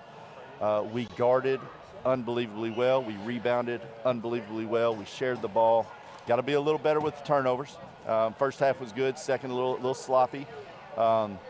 We weathered the storm and didn't panic where we've panicked so many times this year because we've wanted it so bad. And it was a complete team effort tonight. So proud of these guys. It was a complete team effort, but you had some terrific individual performance, statistically speaking. Obviously, the one I want to start with is Chandler Clements, 18 points, 7 rebounds. You know what he's capable of. You saw him play in this league. It has been a year of learning. I think just he, as much as you, to figure out how to best succeed. Here today, he was awfully fun to watch. He was incredible. You know, you go back. This is 3rd program. You know, had 2 great years at Bethel. Wanted to try a different route, and then we get him on the rebound. And again, we've known what he's capable of. There's never been a question about that. Some of the philosophies at different programs are different. And 3rd program, sometimes, you know, you develop so many habits. We are trying to break some habits from other programs. Not that they're wrong, it's just not our habits. Absolutely. And there's nothing wrong with that. It's not that he got cheated in playing time, but he has continued to get better every day. But I give credit. When Christmas got here, Malachi picked his game up, and he was just sort of a little bit on the short end because of the number situation at his position. He was playing, but it wasn't as many minutes as he'd like because Malachi was performing well. Well, unfortunately, we've lost Malachi, maybe for the year. We don't know yet. And then it goes back, as we said the other day. Well, now there's nobody in the way. It's time for you to go be who you are. Once he made the first shot, it wasn't I was taking a flyer on him. Like we see it a lot in practice. His offensive ability is really good. I've had some stuff in the last week or two been really because of his having to play more, been trying to find some things to really, really get him going. And I thought we did a great job of that in the first half. He was just phenomenal. He was great all the way around. He was assertive. What he's really done is, and he didn't get a rebound today, but what he has really done is he has helped our team in the rebounding margin, just being out there. So super, super proud of that young man. I'm going to have a little fun with him. I asked Coach, I said, can you confirm that's the first Clements to ever do that in the PAL? Have you seen that? I mean, that was the blow. He had bad intentions on the way. You had a couple of those. Malik had one on a putback, and those are energy plays. They are. We're on day like 92 of practice, and I think throughout this year he has dunked the ball one time. Not that he can't. It's just, he's like, Coach, it's the same as layup. Why do I need to? I get it. But he had a game going. He had energy going. He saw the opportunity, and it was like, hey. And I think he realized, was that the game? Was that the play that sealed it? No, but in a way, I think it took so much air out of Pikeville of, that's what happened. That, hey, I love those. Those are just fun to see, and for it to be Chandler, to watch our guys, to watch our crowd, actually, just because of I saw his dad up there and how it was fun all the way around. Malik cracked me up at the line, the face that he was making as he was on the paint waiting for the free throw. A lot of fun, and we'll circle back to Malik. Talking about that play from Chandler, I thought another big play was Zach Travis. He had 2 points in the basketball game, but he got the matchup with Parham. He knew he had 4 fouls. He went straight at him. He got to finish at a critical time when you guys needed a bucket. Yeah, and Zach's going through that freshman ebb and flow right now. Came back from Christmas, played great. Got in the starting lineup, played well. Has nothing to do with him playing bad. He went from not playing to playing. He started wearing down, and it's nothing against what it is. Those games he got, those minutes, has been such great for his development. It's making me so excited for this entire group as we move forward for the end of this year and next year. But Zach, he got a little tired, so we've had to reduce minutes just a little bit. And not only that, Javon Smith's become the best defender in the league, in my opinion. But Zach did. He great move. He used his strength on him, and he did it in a fundamental way of closing those shoulders and making sure, hey, you're either going to foul me or I'm going to score, and he wasn't going to foul at the foul. So it was a big one. It went from 12 to 14 there, and it basically, that sort of was the icing on the cake, I thought. Malik was really good tonight, Coach. 14 and 11.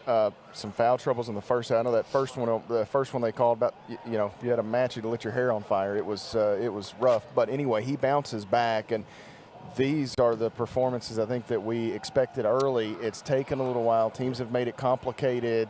He's played through foul troubles all year, but you can see just exactly what he brings to the table. He's the focal point, I think, a lot of times in other teams' game plans. And, again, I'm going to fight for him because I just think he gets I think he gets an unfair whistle. You know, and again, it's tough to officiate 6'9", 240 sometimes, but to me that was just as fundamental of a move. And I'm thinking, all right, foul trouble. You know, what are we going to do? But he hung in there. We put him back in with 2 fouls. He stole some minutes we there did. late in the first half. Absolutely. Big minutes. And we put him back in the first half, but it got to where it was a lot of ISO. And again, this is what's happened with this year, because we've been forced to play some younger guys more. And it's not that they haven't earned it, they have. Yes, we stole minutes, but there is zero reservation in me as a coach when I have to look and put Jay Milburn in the game at the 5. Yeah. They're different, yes. But, you know, you go back to Jay Milburn made a great 10-foot right-handed jump hook in the first half. He goes after the glass. He blocks shots. We have become more and more of a complete team as the year's gone on. And we talked about this a week ago today. It changes and at times can even open things up with Jay out there. Where with Malik, they want to double and they want to clog the paint and they want to do all this other stuff. And it's a nice little wrinkle that you can go either or at times. And I thought Keyston finished with 8 assists, 8 rebounds. I know Jace was a little sluggish to start. You got him out early, put him back in. From that point on, it clicked. They did a really good job today. The attention to detail on those guys down the stretch. And another thing I want to mention, you talked about Malachi being out. I don't know how many times Malachi said right today. You know why, but he was engaged in the game the entire time. He was a coach. For a minute, I thought, there's a graduate assistant, right? I mean that guy was so invested. That's a team captain for you. He's heartbroken right now because he doesn't know what the next couple weeks for him is here. He's in the training room every day, multiple times a day, rehabbing. He's at practice every day. He is attention to detail on the scouting report, knowing he's not playing and dressing, and he's doing exactly what a team leader is supposed to do. I'm so impressed today with Jace Wallace because he was not sloppy. The very first play he was wrong on attention to detail of what we were doing on Warwick's, and he messed up. And he didn't think he was wrong. So again, you're wrong, you're coming out on that one. And instead of sulking, he got back in tune. He got out there, came in, got a few block shots, got some transition stuff for us.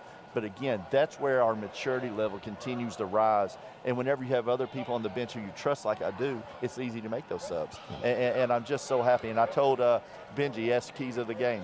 Got to make Parham and Corbin Spencer inefficient. And we did that. And Keyston Brown and Javon Smith are the reason.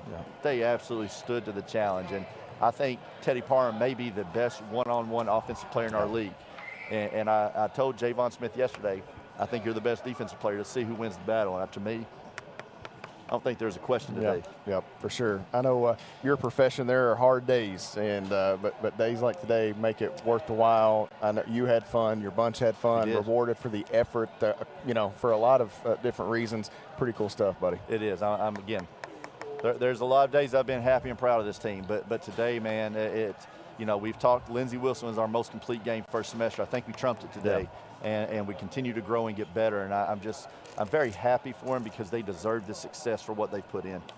Congratulations, buddy. Thank you. I appreciate you. Yep. Tigers get the win here today over Pikeville. They knock off the Bears here at the Powell Center 66-51. We'll close out quickly by looking at some of the enhanced numbers here in the paint. Campbellsville, a 36-32 advantage off turnovers 14-12 in favor of Campbellsville. Second chance points 10-7 in favor of UPike, and bench points 11-10 in favor of the Tigers. 6 times we were tied. The lead changed hands 7 times. Pikeville's largest lead was 6. For Campbellsville, their largest advantage in today's basketball game was 17 points. And Benji, they get a big win and a little momentum as they head into a matchup with Georgetown on Thursday. Yeah, and once again, the efforts there, they just came out, played really well, and beat a really good ball club, and defended extremely well today. So. I didn't have a chance to hear Coach's post-game comments talking to one of my former teammates, but that was just some good basketball from Campbellsville today. And how about this? Cumberland's going to knock off UT Southern, it looks like, in overtime. I've got everything but a Bethel score here, Benji. And they play late, I think. Well, they play Wilberforce, I think. So what you could have happen is everybody may have gained, gained a game on Pikeville here today. With Pikeville losing, it looks like 7, 8, and 9 may all win. Wow. Bethel's playing, I think, at Wilberforce. So anyway, that will certainly tighten things up there. You got to love this time of year. Oh, man, it's fun. It's fun. And to scoreboard watch and keep up with matchups, it's awfully cool. Thanks, buddy. We'll do it again on Thursday. Absolutely. The Tigers host Georgetown on Thursday here in the Powell Center. The Georgetown College Tigers come calling 5:30 and 7:30. Coverage begins at 5:15. The Lady Tigers tipping there first, of course, at 5:30. As we say a special thank you to Campbellsville University President Dr. Joseph Hopkins for his support of our broadcast today. Rusty Hollinsworth, Vice President for Athletics, and Director of Athletics Jim Hardy. Thanks to those gentlemen as well. The entire sports information crew here today doing their jobs oh so well, and the folks producing our coverage, Zach Wilson, Colin Sheffield back at the Masscom Center, CJ Burgess, and Tori Cox on radio producing our broadcast today. Benji Kelly on color commentary. To all of you who have followed, thank you so much for tuning in to Tiger and Lady Tiger basketball. A doubleheader sweep over the UPike Bears here today. Matt Payton signing.